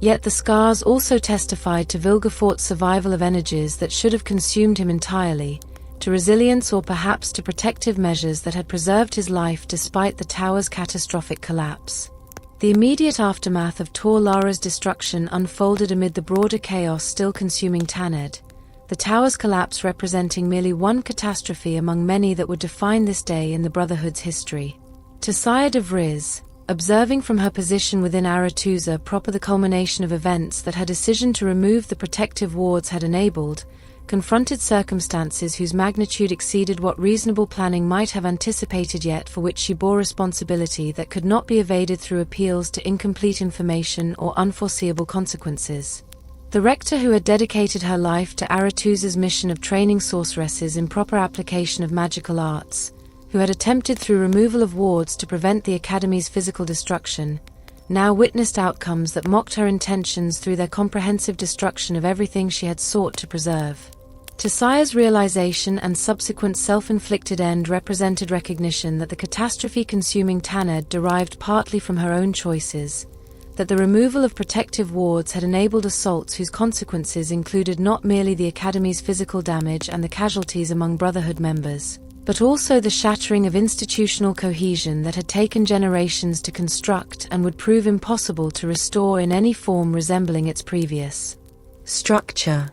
The responsibility for these outcomes, shared among multiple actors whose competing conspiracies had converged at Thanedd with devastating effect, fell most heavily on the rector whose authority over the Academy had positioned her to make decisions affecting the coup's trajectory. The choice Thanedd made in response to this recognition, the decision that her continued existence served no purpose adequate to justify the burden of memory and guilt that survival would impose, represented a final assertion of agency by one whose earlier agency had contributed to comprehensive disaster. The shattering of the Brotherhood's unity, accomplished through the coup at Thanedd and symbolized by Tor Lara's collapse and Thannedd's end, represented fulfillment of Vilgefortz's promise to Emhyr regarding the chapter's destruction from within.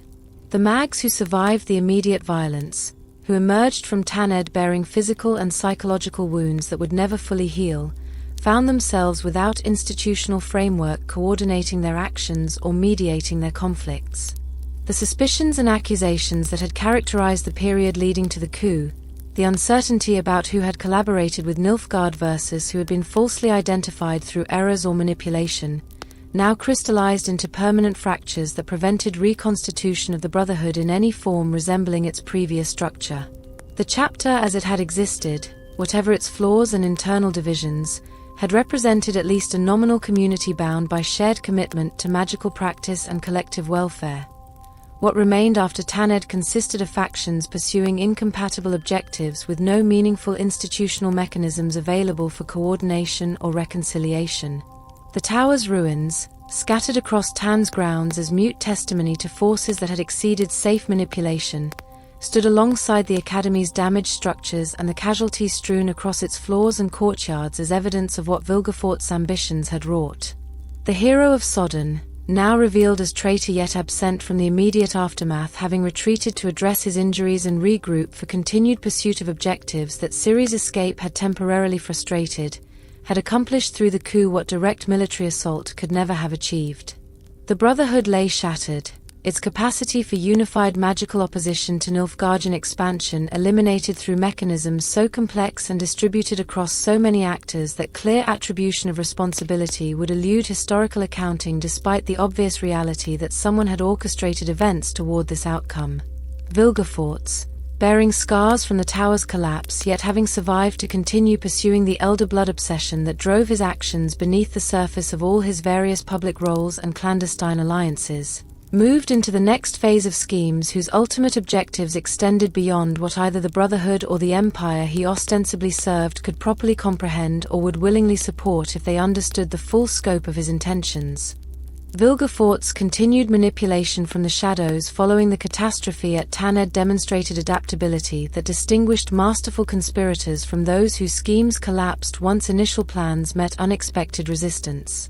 The coup had achieved its primary objective of shattering the Brotherhood's unity, eliminating the chapter's capacity for coordinated magical opposition to Nilfgaardian expansion, yet it had failed to secure Ciri, whose escape through the unstable portal in Tor Lara represented the most significant frustration of objectives that had motivated much of the mage's planning across the years since establishing his secret accord with Emhyr. The scars marking his face testified to the violence that had accompanied this failure, permanent disfigurement that transformed his appearance while leaving his capabilities fundamentally intact despite the injuries sustained during the tower's collapse. The period following Thanedd required recalibration of tactics while maintaining pursuit of goals whose importance had only intensified through the difficulties encountered in their attempted achievement. The alliance with Rience, that lesser mage whose capabilities proved sufficient for tasks requiring magical competence without the prominence that might attract unwanted attention, provided Vilgefortz with an instrument whose actions could be directed toward locating Ciri while maintaining distance that protected the mastermind from exposure should the agent's activities be discovered and traced back toward their source. Rience operated according to instructions whose full context remained invisible to him, pursuing the child through various leads and conducting interrogations that combined magical coercion with more conventional forms of extracting information from those suspected of knowledge regarding Ciri's whereabouts. The brutality that characterized some of these investigations, the willingness to inflict suffering on individuals whose only relevance derived from potential connections to the fugitive princess, reflected both Rience's own nature and the urgency that Vilgefortz's directives communicated regarding the importance of locating Ciri regardless of costs imposed on those caught in the search's expanding wake. Lydia van Bredevoort, the sorceress whose disfigurement from magical accident had left her mute and dependent on telepathic communication, served Vilgefortz with loyalty whose origins remained somewhat obscure yet whose practical value proved substantial. Her capabilities, undiminished by the injuries that had transformed her appearance and eliminated her capacity for speech, made her valuable assistant in enterprises requiring magical expertise applied discreetly. The relationship between Vilgefortz and Lydia, whether based purely on instrumental calculation or containing elements of genuine connection between individuals both marked by disfigurement from magical violence, provided the mage with support that extended beyond what hired agents like Rience could offer. Lydia's presence in his household, her management of practical affairs that allowed Vilgefortz to focus on broader schemes, represented stability amid the chaos that had followed Tanned's destruction and the subsequent pursuit of objectives that grew increasingly complex as various factions sought Ciri according to their own incompatible purposes. The search for Ciri intensified across multiple factions following her escape from Thanedd, each pursuing the child according to objectives that reflected their particular interests in her capture or protection. The Lodge of Sorceresses, that organization of powerful female practitioners who sought to shape political events according to their collective assessment of what configurations would best serve their interests and the broader welfare of the continent, viewed Ciri as instrument whose elder blood and political significance made her invaluable to their schemes. Emhyr var Emreis, driven by the interpretations of prophecy that Vilgefortz had provided alongside his own dynastic ambitions, committed imperial resources to locating his daughter with intensity reflecting both personal motivation and strategic calculation about what her capture would mean for Nilfgaardian objectives. Geralt, recovered sufficiently from the injuries Vilgefortz had inflicted at Thanedd to resume his pursuit of the child he sought to protect, searched with determination uncomplicated by political considerations or prophetic concerns, motivated simply by the commitment he had made and the bond forged through their time together before circumstances had separated them.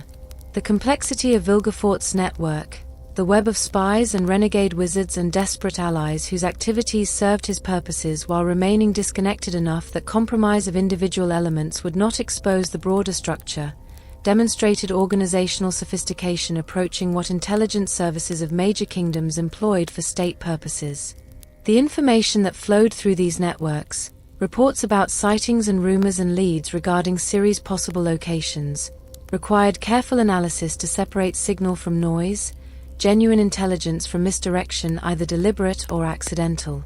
The coordination of activities across multiple agents operating in different regions according to instructions whose full context remained invisible to them individually demanded attention to detail and systematic record-keeping that contrasted with the passionate intensity that drove Vilgefortz's pursuit of elder blood mastery. The tension between careful operational planning and the obsessive focus on ultimate objectives created dynamics where patience sometimes conflicted with urgency, where the long-term requirements of maintaining network security competed with immediate desires to act decisively based on incomplete information.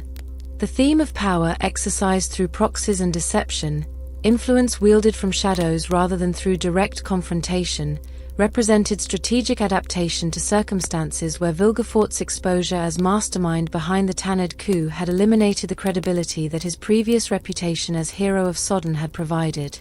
The Brotherhood members who had survived the coup and recognized his treachery, the northern kingdoms whose security he had promised to defend before betraying that commitment, the various factions within the magical community who now viewed him as dangerous renegade rather than respected practitioner, all these represented threats that direct action would only amplify. The maintenance of operations through intermediaries, the pursuit of objectives through agents whose connection to him remained obscure to those investigating the various activities and crimes that accumulated across the landscape, allowed Vilgefortz to continue working toward his goals while avoiding concentration of opposition that direct visibility would provoke. The psychological dimension of operating from shadows, of wielding influence without the recognition and acknowledgement that his earlier prominence within the Brotherhood had provided, created tensions whose impact on Vilgefortz's character remained visible primarily through the intensity with which he pursued his objectives once opportunities for action presented themselves. The abandonment in Lan Exeter's gutter, that original rejection whose psychological impact had shaped his entire trajectory, had created needs for vindication and recognition that success within the Brotherhood had partially satisfied despite never fully resolving. The exposure as traitor, the transformation from Hero of Sodden to hunted conspirator, represented a reversal whose significance extended beyond mere tactical considerations to encompass questions of identity and worth that connected back to those foundational wounds. The elder blood that he sought with such obsessive focus represented not merely power for its own sake, though that certainly motivated his pursuit, but also the promise of transcendence that would render irrelevant the judgments and rejections that had marked his existence from its earliest moments. The period following Thanedd, characterized by pursuit conducted from shadows rather than from positions of acknowledged authority, tested Vilgefortz's capabilities in domains different from those where he had previously demonstrated mastery. The leadership of magical forces at Sodden Hill, the orchestration of the coup that shattered the Brotherhood, these had required coordination of visible resources and direct exercise of authority over subordinates whose compliance derived from recognition of his position. The hidden operations that now characterized his pursuit of Ciri demanded different skills, patience and indirection and tolerance for uncertainty that complemented rather than replaced the decisive action that had characterized his earlier achievements.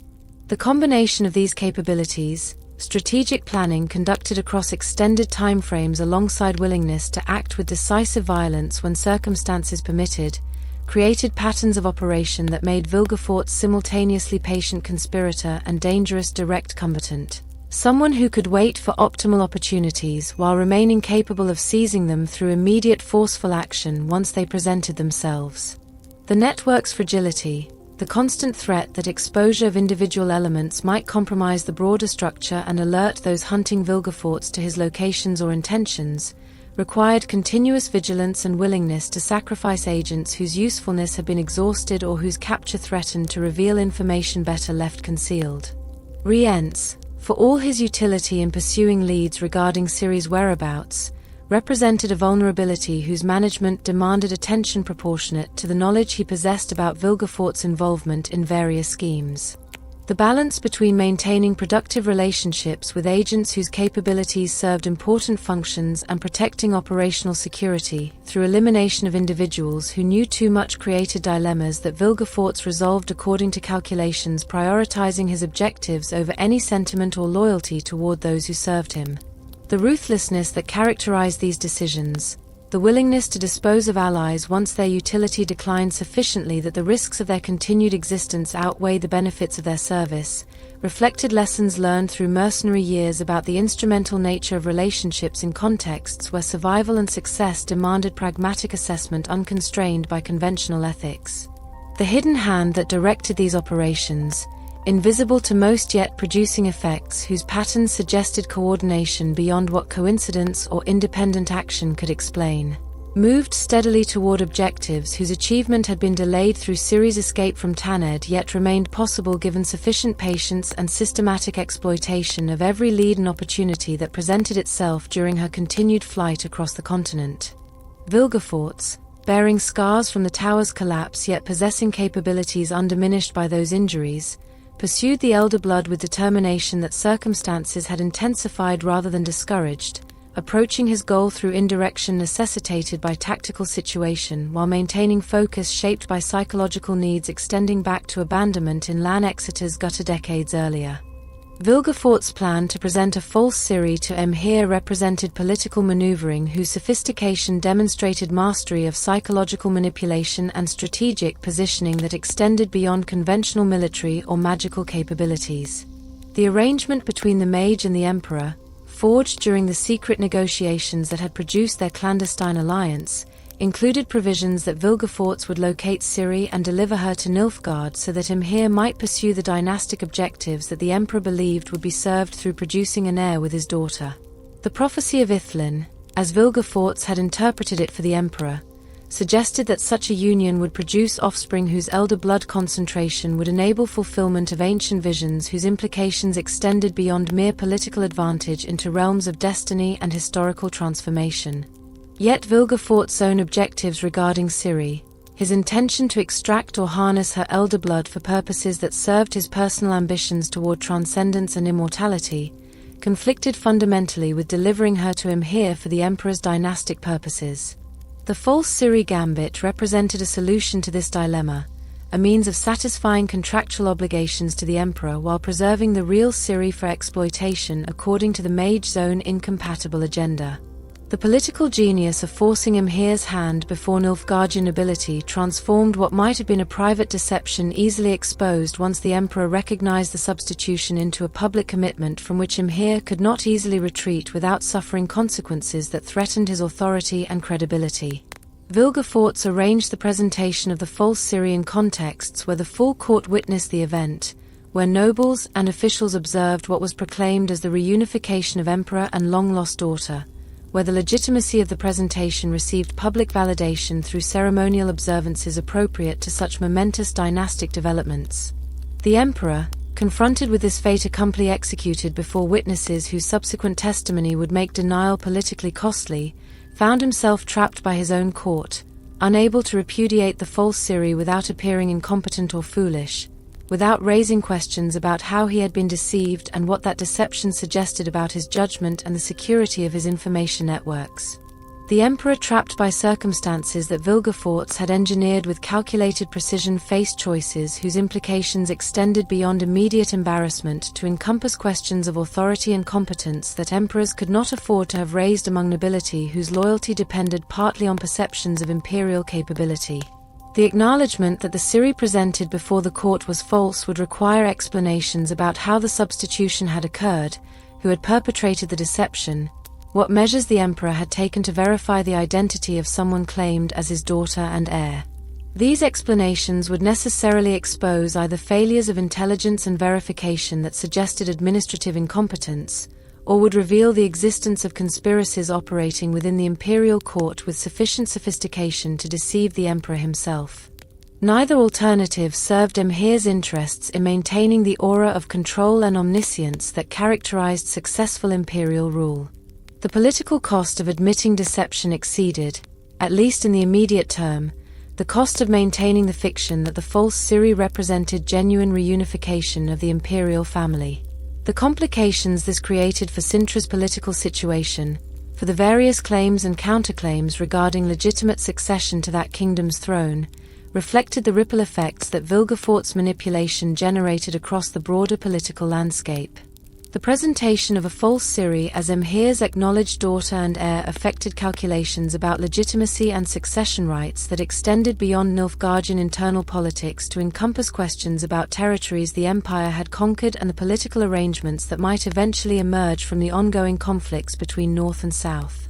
Those who had supported Ciri's claim to Cintra's throne based on her descent from Calanthe, those who viewed her as symbol of resistance to Nilfgaardian conquest, now confronted circumstances where the Emperor himself claimed her as daughter while she apparently acquiesced to imperial authority rather than maintaining opposition to the power that had destroyed her grandmother's kingdom.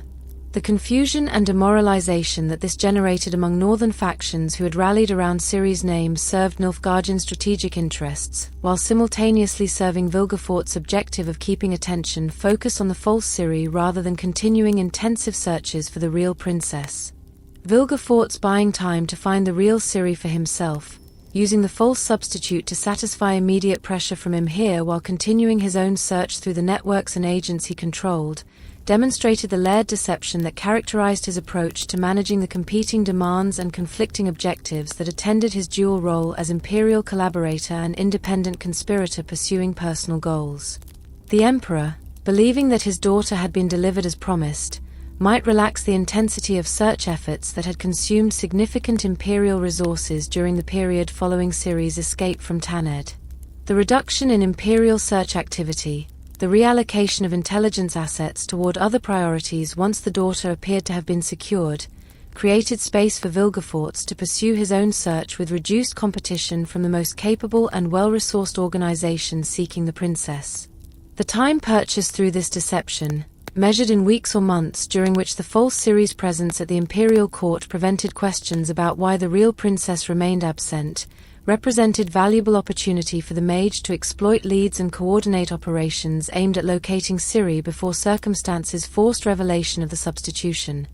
The false Ciri herself, the young woman whom Vilgefortz had selected and prepared for this role, represented both instrument and victim of schemes whose complexity exceeded what her understanding could encompass. The selection criteria that had guided Vilgefortz's choice, the physical resemblance to the real Ciri combined with sufficient similarity in age and general characteristics that casual observation would not immediately detect the substitution, had led him to an orphan whose circumstances made her vulnerable to manipulation and whose absence would not generate the kind of investigation that taking someone with family or significant social connections might have provoked. The preparation that transformed this orphan into convincing substitute, whether through magical manipulation of memories and identity or through more conventional methods of instruction and psychological conditioning, demonstrated Vilgefortz's willingness to inflict whatever measures proved necessary to achieve objectives. His comfort with employing techniques that violated the autonomy and psychological integrity of individuals deemed instrumentally useful. The experiments conducted on other girls of elven lineage, the attempts to understand and perhaps replicate aspects of elder blood capabilities through procedures that combined magical intervention with what approached torture, represented the darker dimensions of Vilgefortz's pursuit of knowledge about Ciri's abilities and how they might be extracted or transferred.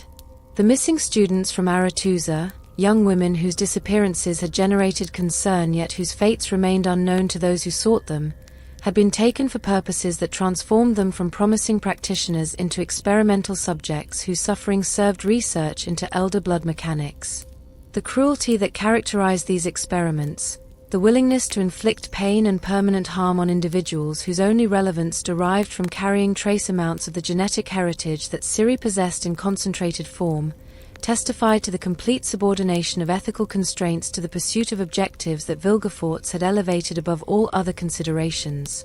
The false Ciri gambit, viewed comprehensively, represented simultaneously political manipulation of the Emperor, tactical maneuver to reduce competition in searching for the real Ciri, and component of broader research program aimed at understanding elder blood capabilities sufficiently to enable their extraction or replication once the princess was finally captured. The interconnection of these elements, the way each aspect of the scheme served multiple purposes whose coordination demonstrated strategic thinking operating across extended timeframes and complex causal chains, distinguished Vilgefortz's conspiracies from simpler plots that pursued single objectives through straightforward means. The mage who had orchestrated the Thanedd coup's destruction of Brotherhood unity, who had maintained secret alliance with Nilfgaard while presenting himself as Hero of Sodden, who had defeated Geralt in combat combining martial and magical capabilities beyond what conventional categories suggested possible, now demonstrated comparable sophistication in managing the political and psychological dimensions of pursuing objectives whose achievement required deceiving the most powerful emperor on the continent while simultaneously conducting research into magical capabilities that orthodox practitioners would have deemed both impossible and abhorrent. The period during which the false Ciri maintained her position at the imperial court, during which Emhyr's acceptance of the substitution prevented exposure of Vilgefortz's deception, represented borrowed time that would eventually expire once circumstances forced revelation of the truth. The Emperor, for all his political acumen and the intelligence capabilities at his disposal, had been deceived through mechanisms that exploited both his personal vulnerabilities regarding his daughter and the structural constraints that imperial dignity imposed on how thoroughly he could investigate claims presented publicly before his court. Yet this deception, successful in the short term, contained within itself the seeds of its own exposure. For the false Ciri could not indefinitely maintain the performance required to convince those who might have more intimate knowledge of the real princess, could not manifest the elder blood capabilities that Emhyr believed his daughter possessed, could not fulfill the prophetic role that had motivated the Emperor's acceptance of Vilgefortz's interpretation of Ithlin's verses. The collision between deception and reality, between the false Ciri's limitations and the expectations that her presence as Emperor's daughter generated, would eventually force acknowledgement that Vilgefortz had betrayed his collaborator while ostensibly serving imperial interests. The formation of a faction of Nilfgaardian conspirators against Emhyr represented developments whose origins lay partly in the Emperor's own policies and partly in Vilgefortz's manipulation of imperial politics toward objectives that served his interests rather than Nilfgaardian strategic goals. The Empire, for all its appearance of monolithic unity radiating from the imperial throne, contained within itself currents of discontent and ambition that could be exploited by those positioned appropriately and willing to cultivate relationships with nobles whose loyalty to Emhyr remained contingent rather than absolute. The Emperor's consolidation of power following his return from exile, the ruthlessness with which he had eliminated rivals and potential threats to his authority, had created resentments among aristocratic families whose traditional privileges and autonomy had been curtailed through centralizing reforms. The military campaigns against the northern kingdoms, costly in both treasure and lives, had generated doubts among some nobles about whether imperial expansion served their interests or merely the emperor's ambitions. These fractures within the Nilfgaardian power structure, invisible to external observers who perceived only the empire's formidable military capabilities and administrative efficiency, provided opportunities for conspiracy whose exploitation required careful assessment of who might be recruited and how their participation could be secured without alerting imperial security apparatus to the treasonous plotting. The alliance between these Nilfgaardian conspirators and Vilgefortz represented convergence of incompatible objectives united temporarily through shared opposition to Emhyr's authority and calculations about mutual advantage that might be derived from coordinated action. The nobles who participated in this conspiracy sought outcomes ranging from replacing Emhyr with more compliant imperial leadership to fragmenting the empire into smaller polities where their regional power would face fewer constraints from centralized authority. Vilgefortz, by contrast, sought neither imperial reformation nor political fragmentation, his involvement in conspiracy against Emhyr driven by recognition that the false Ciri gambit would eventually be exposed and that the emperor's response to discovering this deception would include attempts to eliminate the mage who had perpetrated it. The alliance with conspirators positioned within the imperial court and military hierarchy provided Vilgefortz with intelligence about Emhyr's activities and intentions, with potential support should direct confrontation become necessary, and with instruments whose manipulation might serve objectives extending beyond the conspirators' own goals of displacing or constraining imperial authority. The Mage's web of alliances, extending across northern renegades who had abandoned or been expelled from the shattered Brotherhood and southern traitors operating within the Nilfgaardian establishment, demonstrated organizational capabilities that transcended conventional factional boundaries. The northern mags who collaborated with Vilgefortz, whether from genuine sympathy with his objectives or from calculations about personal advantage that alignment with a powerful practitioner might provide, contributed magical expertise and knowledge about northern political configurations that complemented the intelligence and resources that Nilfgaardian conspirators supplied. The integration of these disparate elements into functional network required management skills that extended beyond mere magical prowess into realms of political coordination and psychological manipulation, capacities for maintaining loyalty or at least continued cooperation from individuals whose own objectives diverged significantly from each other's and from Vilgefortz's ultimate intentions. The complexity of balancing these competing interests, of providing each faction with sufficient support and encouragement to maintain their participation while preventing any from gaining comprehensive understanding of the broader scheme they served, represented challenges that Vilgefortz addressed through compartmentalization and careful calibration of what information each element of his network received about activities and objectives beyond their immediate concerns. The fragility of conspiracies built on foundations of mutual distrust and incompatible ultimate objectives manifested in constant threat of betrayal from within, the possibility that individual conspirators might calculate that exposing the plot offered better prospects for advancement or survival than continued participation in treasonous activities whose success remained uncertain. The Nilfgaardian nobles who plotted against their emperor faced consequences of extraordinary severity if their conspiracy was discovered before achieving success, imperial justice offering no mercy to traitors regardless of their aristocratic status or previous service to the throne. This awareness of risk created incentives for betrayal among conspirators who might judge that revealing the plot to Emhyr could purchase clemency or reward more valuable than the uncertain benefits that successful conspiracy might eventually deliver. Vilgefortz, managing a network whose members faced these calculations alongside their own doubts and competing priorities, required constant vigilance regarding signs that elements of his web might be considering defection or exposure as means of serving their own interests at the conspiracy's expense.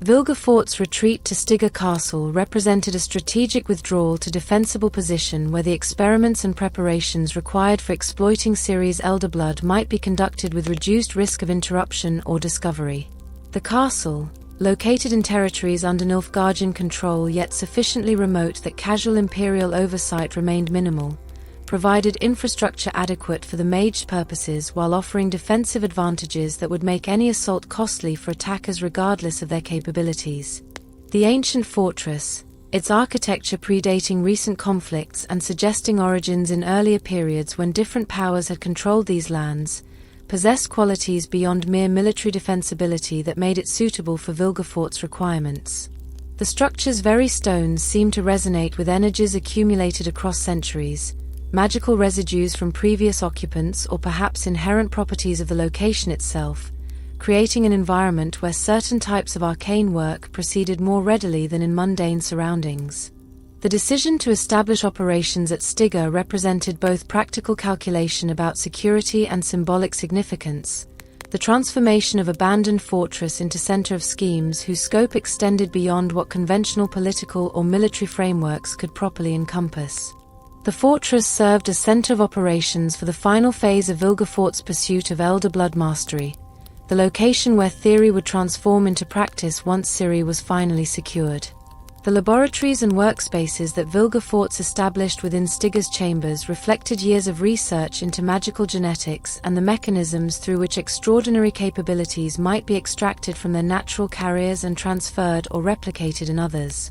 The equipment assembled for these purposes combined conventional alchemical apparatus with more specialized instruments designed according to principles that orthodox magical practice would have deemed both impossible and abhorrent. The experiments conducted on captured subjects, individuals bearing trace amounts of elven heritage who had been taken for research purposes, had provided preliminary data about tolerances and procedures. Knowledge purchased through suffering inflicted on those deemed instrumentally useful for advancing understanding of processes that might eventually be applied to Ciri herself once she was captured and delivered to this prepared location. The captivity of Yennefer within Stygga's dungeons represented simultaneously a strategic asset and personal revenge against a sorceress who had opposed Vilgefortz's schemes and survived the Thanedd coup to continue interfering with his pursuit of objectives.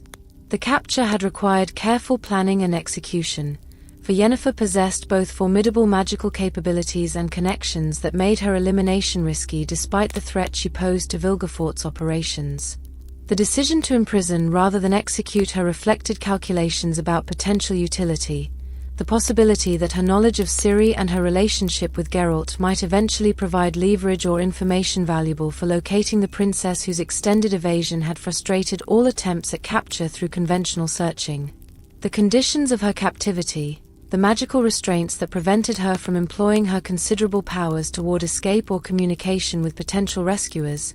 demonstrated Vilgefortz's understanding of how to neutralize threats posed by practitioners whose capabilities approached his own in certain domains. The continued experiments and obsession with the Elder Blood during this period at Stygga reflected intensification of drives that had motivated Vilgefortz throughout his trajectory from abandonment through rise to prominence within the Brotherhood and subsequent exposure as traitor. The research progressed from theoretical understanding toward practical application, from general comprehension of Elder Blood mechanics toward specific procedures through which those capabilities might be extracted from Ciri and transferred to himself. The obsessive focus that characterized these preparations, the single-minded determination with which Vilgefortz pursued objectives that had consumed years of planning and manipulation, testified to psychological needs whose origins lay in wounds inflicted through abandonment decades earlier in Lan Exeter's gutter.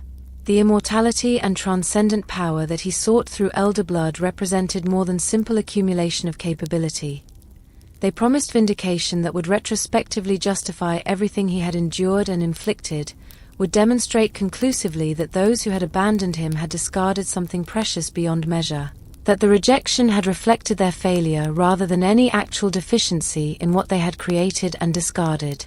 The convergence of all parties towards Stygga's location, the various factions whose pursuit of Ciri through diverse motivations and incompatible objectives would eventually bring them to this final confrontation, occurred through complex chains of intelligence gathering and investigation whose details involved both systematic detective work and fortunate discoveries that accelerated what might otherwise have required additional months or years of searching.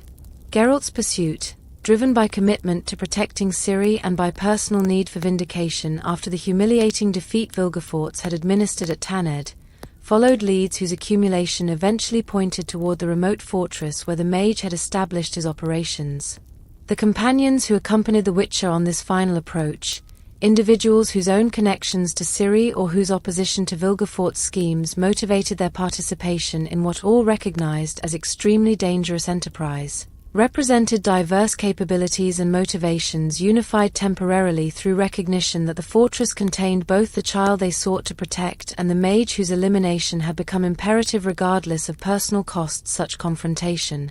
might exact.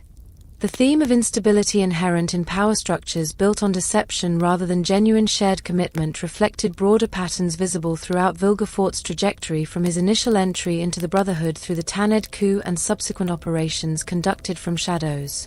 The alliances he constructed, whether with Emhyr himself or with those who conspired against the Emperor, rested on foundations of calculated advantage rather than loyalty or trust, each party pursuing objectives that aligned only partially with collaborators' goals and maintaining relationships only so long as mutual benefit exceeded costs and risks of continued association. This approach to alliance building, pragmatic and flexible yet inherently unstable, reflected lessons learned through mercenary years about instrumental nature of relationships in contexts where survival and success demanded prioritizing personal objectives over commitments to others. The capacity to maintain multiple contradictory alliances simultaneously, to serve northern and southern interests according to what circumstances demanded while actually serving only his own pursuit of elder blood mastery, distinguished Vilgefortz's operations from simpler conspiracies that pursued single objectives through alliances based on genuine shared vision.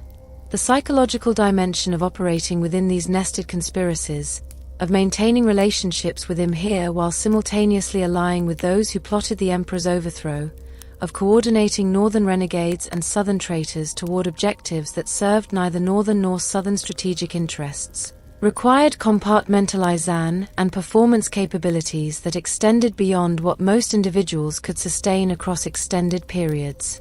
The strain of maintaining multiple incompatible personas simultaneously, of presenting different faces to different audiences while preserving coherent sense of self beneath these performed identities, manifested through intensification of the obsessive focus on elder blood objectives that unified Vilgefortz's activities despite their surface appearance of serving diverse and contradictory purposes. The pursuit of Ciri, the experiments conducted on captured subjects, the research into mechanisms through which elder blood capabilities might be extracted or transferred, these activities represented the authentic core around which everything else organized as instrumentality, the genuine objectives that justified whatever deceptions and alliances proved necessary for their eventual achievement. The instability of conspiracy built on deception, the constant threat that exposure would collapse the entire structure and leave Vilgefortz vulnerable to enemies ranging from the Brotherhood survivors to Emhyr's security apparatus, created circumstances where every action carried risks whose management required continuous calculation and adjustment. The false Ciri presented to Emhyr could not indefinitely maintain her deception. The Nilfgaardian conspirators might at any moment decide that betraying the plot offered better prospects than continuing treasonous activities. The northern renegades collaborating with Vilgefortz might be captured and forced to reveal information about his locations and intentions. Any of these developments could precipitate collapse of the networks through which he operated and force direct confrontation with forces whose combined capabilities exceeded what even his formidable powers could counter. The awareness of this fragility, the recognition that everything he had constructed might dissolve through single miscalculation or unpredictable event beyond his control, intensified the urgency with which Vilgefortz pursued his search for Ciri and prepared for the moment when all deceptions would be exposed and survival would depend on capabilities rather than on manipulation and misdirection.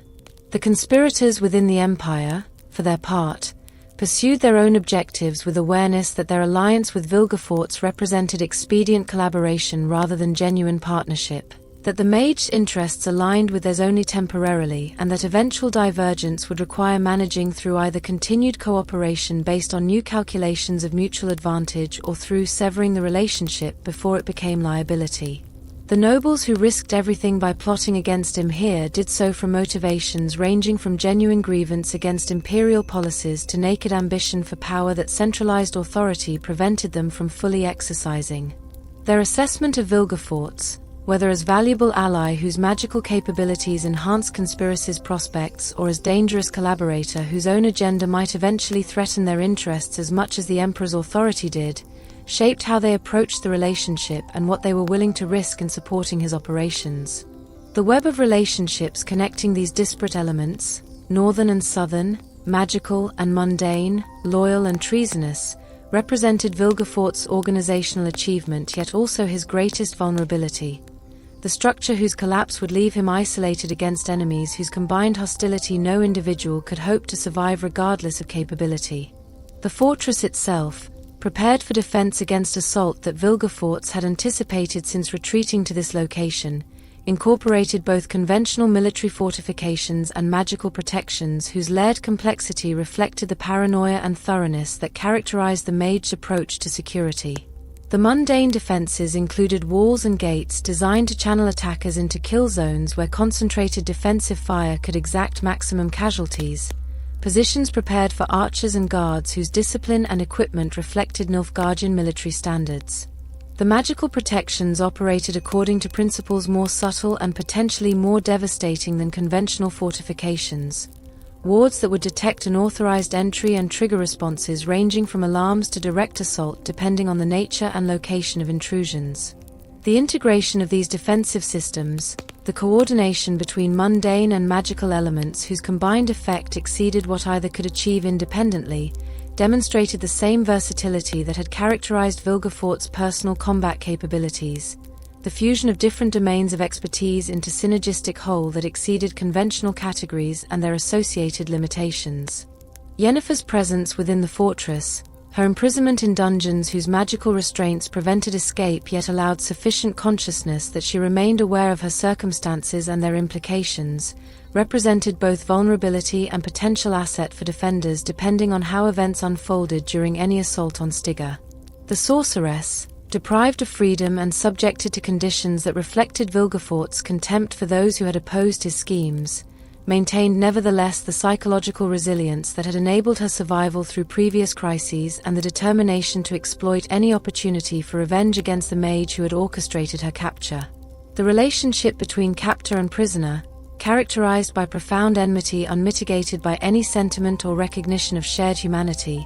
reflected the absolute opposition between Vilgefortz's willingness to inflict whatever suffering served his objectives and Yennefer's commitment to values that, however imperfectly maintained during her own complicated career, prevented the kind of comprehensive moral abandonment that characterized the mage's approach to obstacles and instruments alike. The experiments conducted during this period, the research into elder blood mechanics and the procedures through which its capabilities might be extracted or replicated, proceeded with urgency informed by awareness that time purchased through various deceptions and manipulations approached exhaustion.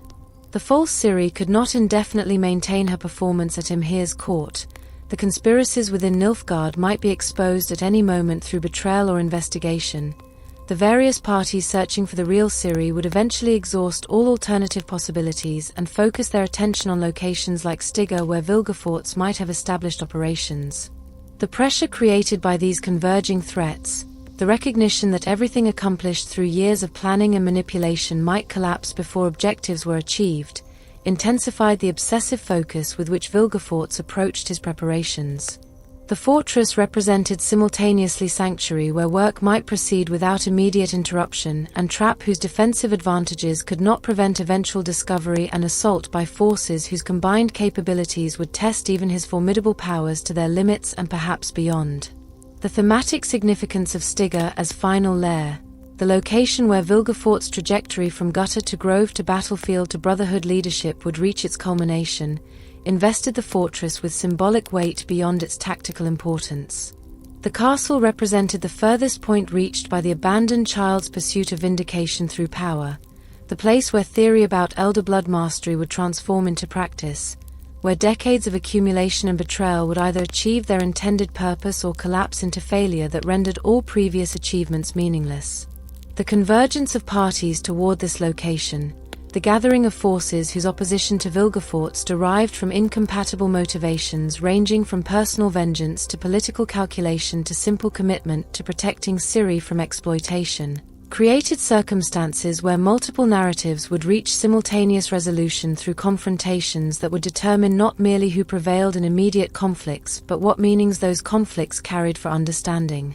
Power, abandonment, obsession, and the costs of pursuing transcendence through comprehensive subordination of ethical constraints to objectives whose achievement promised everything yet delivered only consequences extending far beyond what any participant could fully anticipate or control.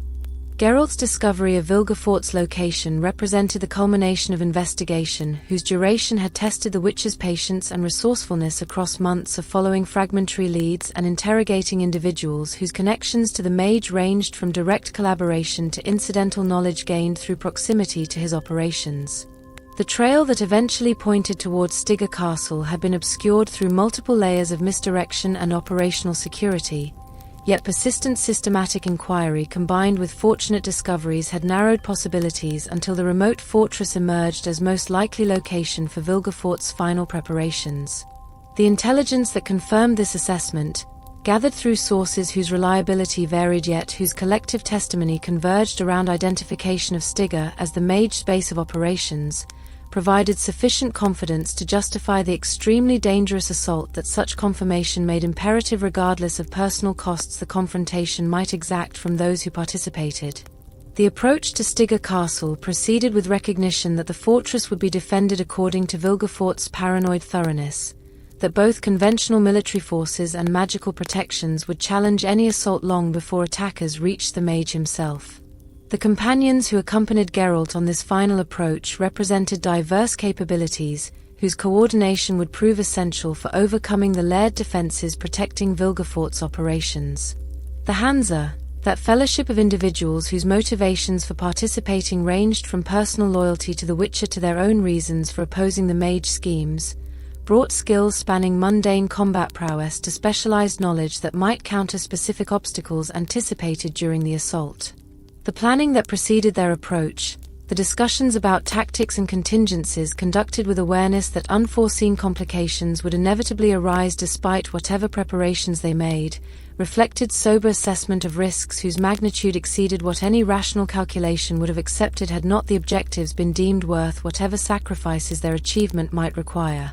The reunion with Ciri, that moment when the Witcher and the child he had sought to protect across so many months of separation finally encountered each other again within Stygga's walls, represented emotional culmination whose significance exceeded its tactical importance for the assault's success. The circumstances of their reunion, occurring amid the violence and chaos of the fortress assault rather than in any context allowing for proper recognition of what their separation and subsequent reunion meant to both parties, testified to how completely the pursuit of objectives had subordinated personal sentiment to tactical necessity. Ciri, whose own trajectory since escaping through Tor Lara's portal had encompassed experiences whose diversity and trauma would require extended time to properly process or integrate, found herself once again in circumstances demanding immediate action rather than reflection. Reunion with Geralt occurring at moment when the Witcher's focus necessarily remained divided between acknowledging her presence and continuing toward confrontation with Vilgefortz that represented the assault's ultimate objective. The confrontation with multiple adversaries within the castle's chambers and corridors demonstrated that Vilgefortz had prepared defenses extending beyond his personal capabilities to include subordinates whose own formidable abilities required defeating before access to the mage himself could be achieved. The guards and magical practitioners positioned throughout Stygga's interior, whether motivated by loyalty to Vilgefortz or by compensation adequate to secure their service despite the risks such employment entailed, fought with determination informed by awareness that retreat or surrender would likely prove as fatal as continued resistance given what their presence within the fortress implied about their complicity in activities that orthodox authorities would judge criminal regardless of whatever justifications participants might offer. The running battles through Stygga's halls, the successive confrontations whose outcomes determined whether the assault would penetrate deeper into the fortress or be repulsed before achieving its objectives, extracted casualties from the Hansa whose losses diminished the force available for the final confrontation, while simultaneously intensifying determination among survivors to ensure that sacrifices already made would serve purposes beyond mere demonstration of futile courage. The setting for the final reckoning, established through the assault's penetration into Stygga's inner chambers where Vilgefortz had prepared for confrontations whose inevitability he had recognized since retreating to this location, combined architectural features predating current conflicts with modifications reflecting the mage's particular requirements for the experiments and preparations that had consumed his attention during the period since Tannedd's destruction. The laboratory spaces, the restraint apparatus designed for procedures whose nature became horrifyingly apparent through their configuration and the stains marking their surfaces, the documentation of experiments conducted on captured subjects, all testified to the comprehensive abandonment of ethical constraints that had characterized Vilgefortz's pursuit of elder blood mastery. The discovery of Yennefer within the fortress dungeons, her condition reflecting months of captivity under magical restraints that had prevented escape while preserving her consciousness for whatever purposes Vilgefortz had intended, provided both immediate tactical complication requiring resources to secure her release and potential asset whose capabilities might prove valuable during the confrontations ahead. The second duel between Geralt and Vilgefortz commenced in circumstances vastly different from their first encounter at Thanedd, where the Witcher had approached confrontation with confidence based on conventional expectations about how mags fought, and where his defeat had resulted partly from underestimating the opponent's martial capabilities. The intervening months, the extended period during which Geralt had recovered from injuries sustained at Thanedd while pursuing leads toward Vilgefortz's location, had provided time for reflection about what that initial defeat revealed regarding the mage's unconventional combination of capabilities. The Witcher who now faced Vilgefortz within Stygga's chambers brought determination hardened through months of preparation and psychological reconciliation with the reality that his opponent exceeded conventional categories, that victory would require pushing himself beyond normal limits while exploiting whatever advantages careful planning and the assistance of companions might provide. The difference from their first encounter manifested immediately through Geralt's approach to the confrontation, the tactical adjustments that reflected learning from previous defeat while maintaining core commitments to direct engagement that characterized Witcher combat doctrine. Where at Thanedd the Witcher had attempted straightforward assault based on assumptions about mag's vulnerability to physical combat, at Stygga he approached with awareness that Vilgefortz's martial skills matched or exceeded his own in certain dimensions, that the staff the mage wielded represented weapon as dangerous as any sword when employed by someone possessing both the technique and the magical augmentation that Vilgefortz commanded. The preparation that had preceded this confrontation included not merely physical conditioning to restore capabilities diminished through injury and recovery period, though that certainly represented necessary foundation, but also psychological preparation for engaging an opponent whose previous victory had administered the most comprehensive defeat of the Witcher's career. The demonstration of Vilgefortz's supreme combat abilities occurred one final time through the exchanges whose intensity exceeded what either participant had experienced during their Thanedd encounter, the increased stakes and the accumulated resentments on both sides translating into violence whose ferocity tested both combatants to their absolute limits. The mage fought with desperation informed by recognition that defeat meant not merely the end of his schemes regarding Elder Blood but the conclusion of everything his trajectory from Lan Exeter's gutter had been constructed to achieve, that failure at this moment would render meaningless all the planning and betrayal and experimentation that had consumed years of effort and had cost countless lives. The combination of martial technique developed through mercenary years and refined through subsequent practice, magical augmentation that enhanced already formidable physical capabilities, and the tactical intelligence that had enabled his rise through diverse dangerous contexts, all converged in performance whose brilliance would have been celebrated had it been directed toward any purpose other than perpetuating schemes whose moral bankruptcy had been revealed through the experiments and cruelties discovered throughout Stygga's chambers. The turning point in the battle emerged not through single decisive blow or obvious tactical error, though specific moments certainly proved more consequential than others in determining the confrontation's trajectory, but rather through accumulation of small advantages that Geralt exploited with patience informed by awareness that attempting premature decisive action would likely result in repeat of his Thanedd defeat. The Witcher accepted exchanges that might have seemed disadvantageous in immediate tactical terms, trading injuries for positioning that created future opportunities, wearing down Vilgefortz's defenses through persistent pressure that prevented the mage from dictating engagement terms according to preferences that had served him so effectively during their previous encounter. The assistance that Geralt received from companions whose interventions at crucial moments prevented Vilgefortz from capitalizing fully on advantages he had created, the amulet gifted by Fringilla whose properties countered specific aspects of the mage's magical augmentation. These external factors combined with the Witcher's own capabilities to shift balance gradually yet decisively toward outcome opposite to their Thanedd confrontation. The theme of redemption through perseverance, the demonstration that previous defeat need not determine future outcomes when approached with proper preparation and determination, manifested through the progression of this rematch from its initial exchanges through the turning point where momentum shifted decisively in Geralt's favor. The Witcher whose confidence had been shattered through comprehensive defeat at Thanedd, who had spent months recovering physically while wrestling psychologically with implications of having been bested so thoroughly by an opponent he had underestimated, now demonstrated that learning from defeat could produce growth exceeding what unbroken success might have generated.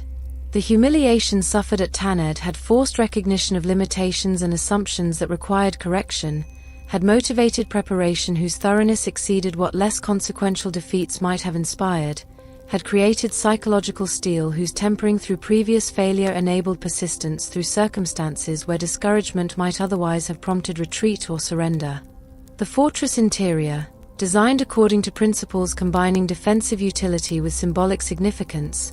created environment whose very architecture reinforced awareness that events unfolding within these walls would determine outcomes extending beyond immediate survival of participants to encompass questions whose significance transcended tactical victory or defeat. The chambers through which the assault progressed, each presenting obstacles requiring specific capabilities or tactics to overcome, demonstrated Vilgefortz's understanding of how to structure space according to principles maximizing defensive advantages while funneling attackers toward confrontations whose outcomes would favor defenders possessing superior knowledge of terrain and predetermined positioning. The magical enhancements layered over conventional architectural features, the wards and triggered protections whose activation punished careless advance or inadequate reconnaissance, extracted further casualties from the Hansa while simultaneously revealing information about Vilgefortz's defensive preparations whose utility for subsequent tactical decisions partially compensated for the costs incurred through their discovery. The thematic significance of this final approach, the convergence of all parties toward confrontations that would resolve narratives whose origins extended back across years of pursuit and evasion, investment and betrayal, abandonment and obsessive compensation through accumulation of power, created weight that participants felt even amid tactical calculations and immediate dangers demanding their complete attention.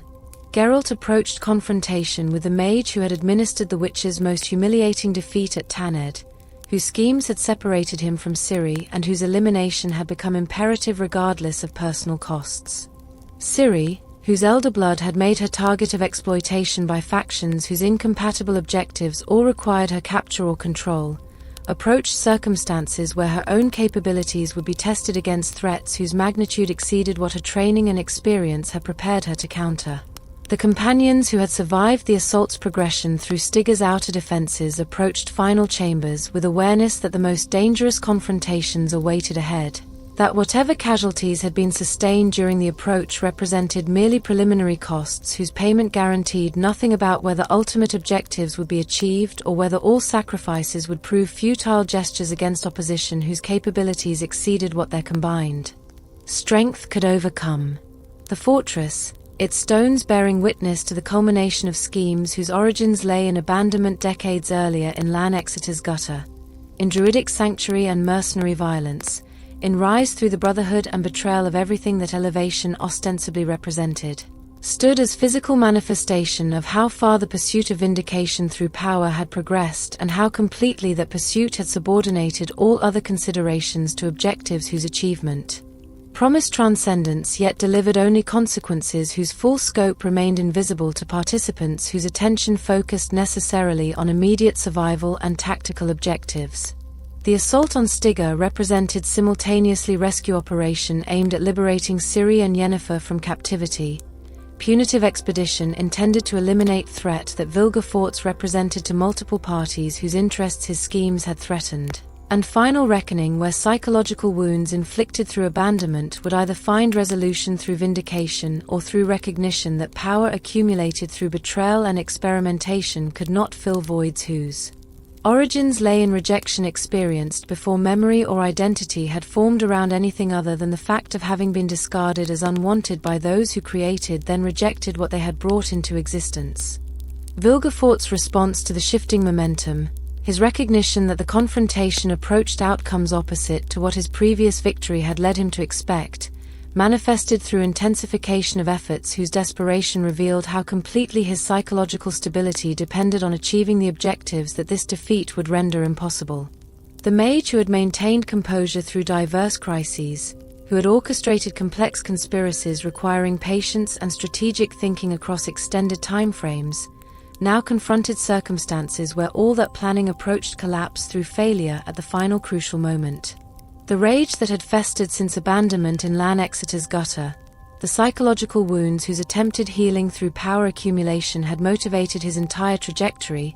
now erupted through actions whose recklessness contradicted the careful calculation that had previously characterized his approach to obstacles. The abandonment of tactical discipline in favor of desperate attempts to salvage victory through sheer force, the transition from controlled application of capabilities toward frenzied assault that created vulnerabilities exploitable by an opponent maintaining discipline, marked the psychological breakdown of one whose identity had been constructed around demonstrating superiority over those who had rejected him. The duel's progression toward its inevitable conclusion demonstrated how capabilities, however formidable, proved insufficient when deployed by one whose psychological stability had been undermined through recognition of imminent failure. Vilgefortz's skills remained intact, his magical power undiminished despite the extended confrontation's physical demands, yet the coordination between these elements deteriorated as desperation overcame the strategic thinking that had made him such a dangerous opponent. Geralt, recognizing these shifts and exploiting the vulnerabilities they created, pressed advantage with methodical efficiency that characterized Witcher training at its most effective, the combat doctrine refined through generations of experience against opponents whose diversity had required development of approaches applicable across wide ranges of threats. The reversal of their previous encounter's outcome approached fruition through accumulation of injuries that diminished Vilgefortz's capacity to continue fighting effectively, through exhaustion of magical reserves whose replenishment required respite that tactical situation prevented securing, through the psychological collapse that transformed formidable opponent into desperate combatant, whose actions created more vulnerabilities than advantages. The moment when Vilgefortz's defenses finally collapsed completely, when the combination of physical injury, magical exhaustion, and psychological breakdown rendered him unable to continue effective resistance, arrived with sudden clarity after exchanges whose intensity had suggested that the duel might continue indefinitely until one participant or the other simply ceased through accumulated damage or exhaustion. The opening that Geralt exploited for decisive strike appeared through confluence of factors whose individual contributions might have seemed insufficient yet whose combination created opportunity that the Witcher recognized and acted upon with speed, precluding Vilgefortz's recovery or defensive response. The sword that had been blocked and parried through countless previous exchanges now found its target unimpeded. The strike whose force testified to reserves the Witcher had preserved for precisely this moment, connecting with effect that would determine the confrontation's outcome, and with it the resolution of schemes whose origins lay decades in the past and whose implications had extended across the continent's political landscape. The moment of Vilgefortz's vulnerability arrived as accumulation of injuries and exhaustion finally overwhelmed the defensive capabilities that had made him such a formidable opponent throughout the extended confrontation. The psychological collapse that had begun with recognition that victory would not be achieved, that all planning and betrayal and experimentation conducted across years would culminate in failure rather than transcendence, had progressed to the point where coordination between thought and action deteriorated beyond recovery. The mage who had defeated Geralt so decisively at Thanedd, who had orchestrated the Brotherhood's destruction and maintained secret alliances with Emperor and conspirators alike, who had pursued elder blood obsession with determination unconstrained by ethical considerations, now stood unable to mount effective defense against the Witcher whose previous defeat had been transformed through preparation and perseverance into triumph, reversing their earlier encounter's outcome. Geralt's strike across the chest, delivered with precision targeting vulnerabilities created through the duel's progression and with force sufficient to penetrate whatever magical protections Vilgefortz maintained despite exhaustion, represented culmination of everything the Witcher had endured and learned since their Thanedd confrontation. The blade that found its mark, unimpeded by defensive responses that might have prevented or deflected such strike under different circumstances, inflicted damage whose severity precluded continued combat regardless of whatever reserves the mage might theoretically have drawn upon had his condition permitted their mobilization. The wound, opening across Vilgefortz's chest and trajectory suggesting the precision with which Geralt had calculated both angle and force required for decisive effect, transformed the confrontation's dynamics instantly from desperate struggle whose outcome remained uncertain to conclusion whose inevitability became apparent to both participants despite whatever fight might theoretically have remained in the defeated mage. The beheading of Vilgefortz as he fell to his knees represented final act in drama whose origins lay in abandonment decades earlier, the moment when all trajectories converging on Stygga Castle reached their termination through violence that ended schemes whose scope had encompassed destruction of the Brotherhood and exploitation of elder blood for purposes extending beyond what conventional ambition could properly encompass. The Witcher's Sword, completing the execution with efficiency characteristic of someone trained to ensure that threats remained neutralized rather than assuming that initial strikes would prove sufficient, severed the connection between the brilliant mind that had orchestrated such complex conspiracies and the body that had housed it through trajectory from gutter to grove to battlefield to Brotherhood leadership to this final chamber where all planning and betrayal culminated in defeat and termination. The head that rolled across Stygga's floor, bearing features scarred from Tor Lara's collapse yet still recognizable as belonging to the mage who had been celebrated as Hero of Sodden before exposure as traitor,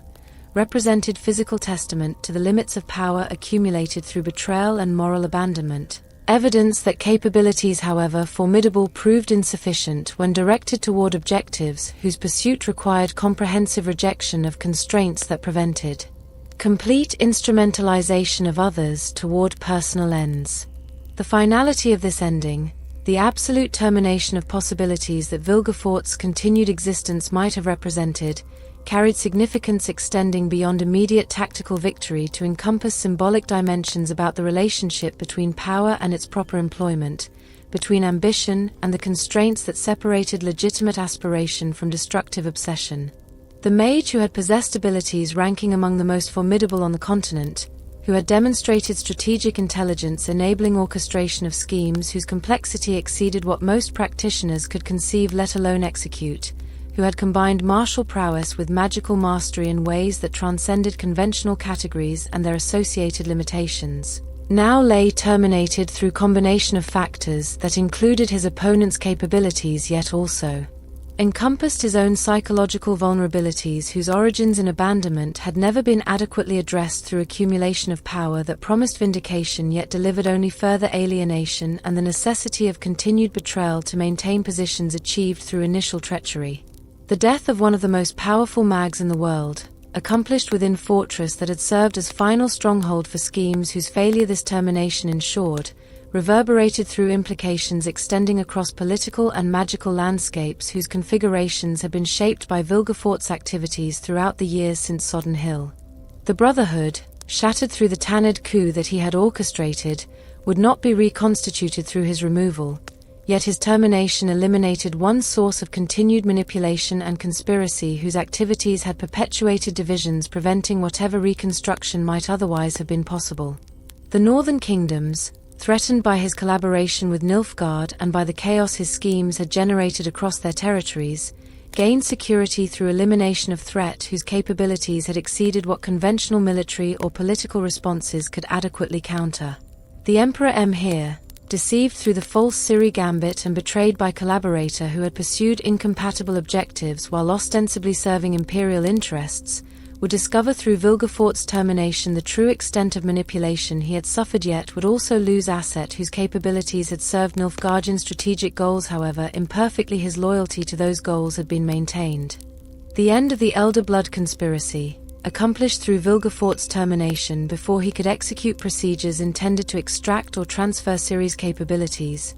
preserved the child from exploitation whose nature had been revealed through the experiments and preparations discovered throughout Stygga's chambers. The laboratories whose equipment testified to procedures combining magical intervention with techniques approaching systematic brutalization, the documentation of research conducted on captured subjects, the evidence of how thoroughly Vilgefortz had subordinated ethical constraints to pursuit of objectives whose achievement promised transcendence, all stood as testament to what had been prevented through his defeat and execution.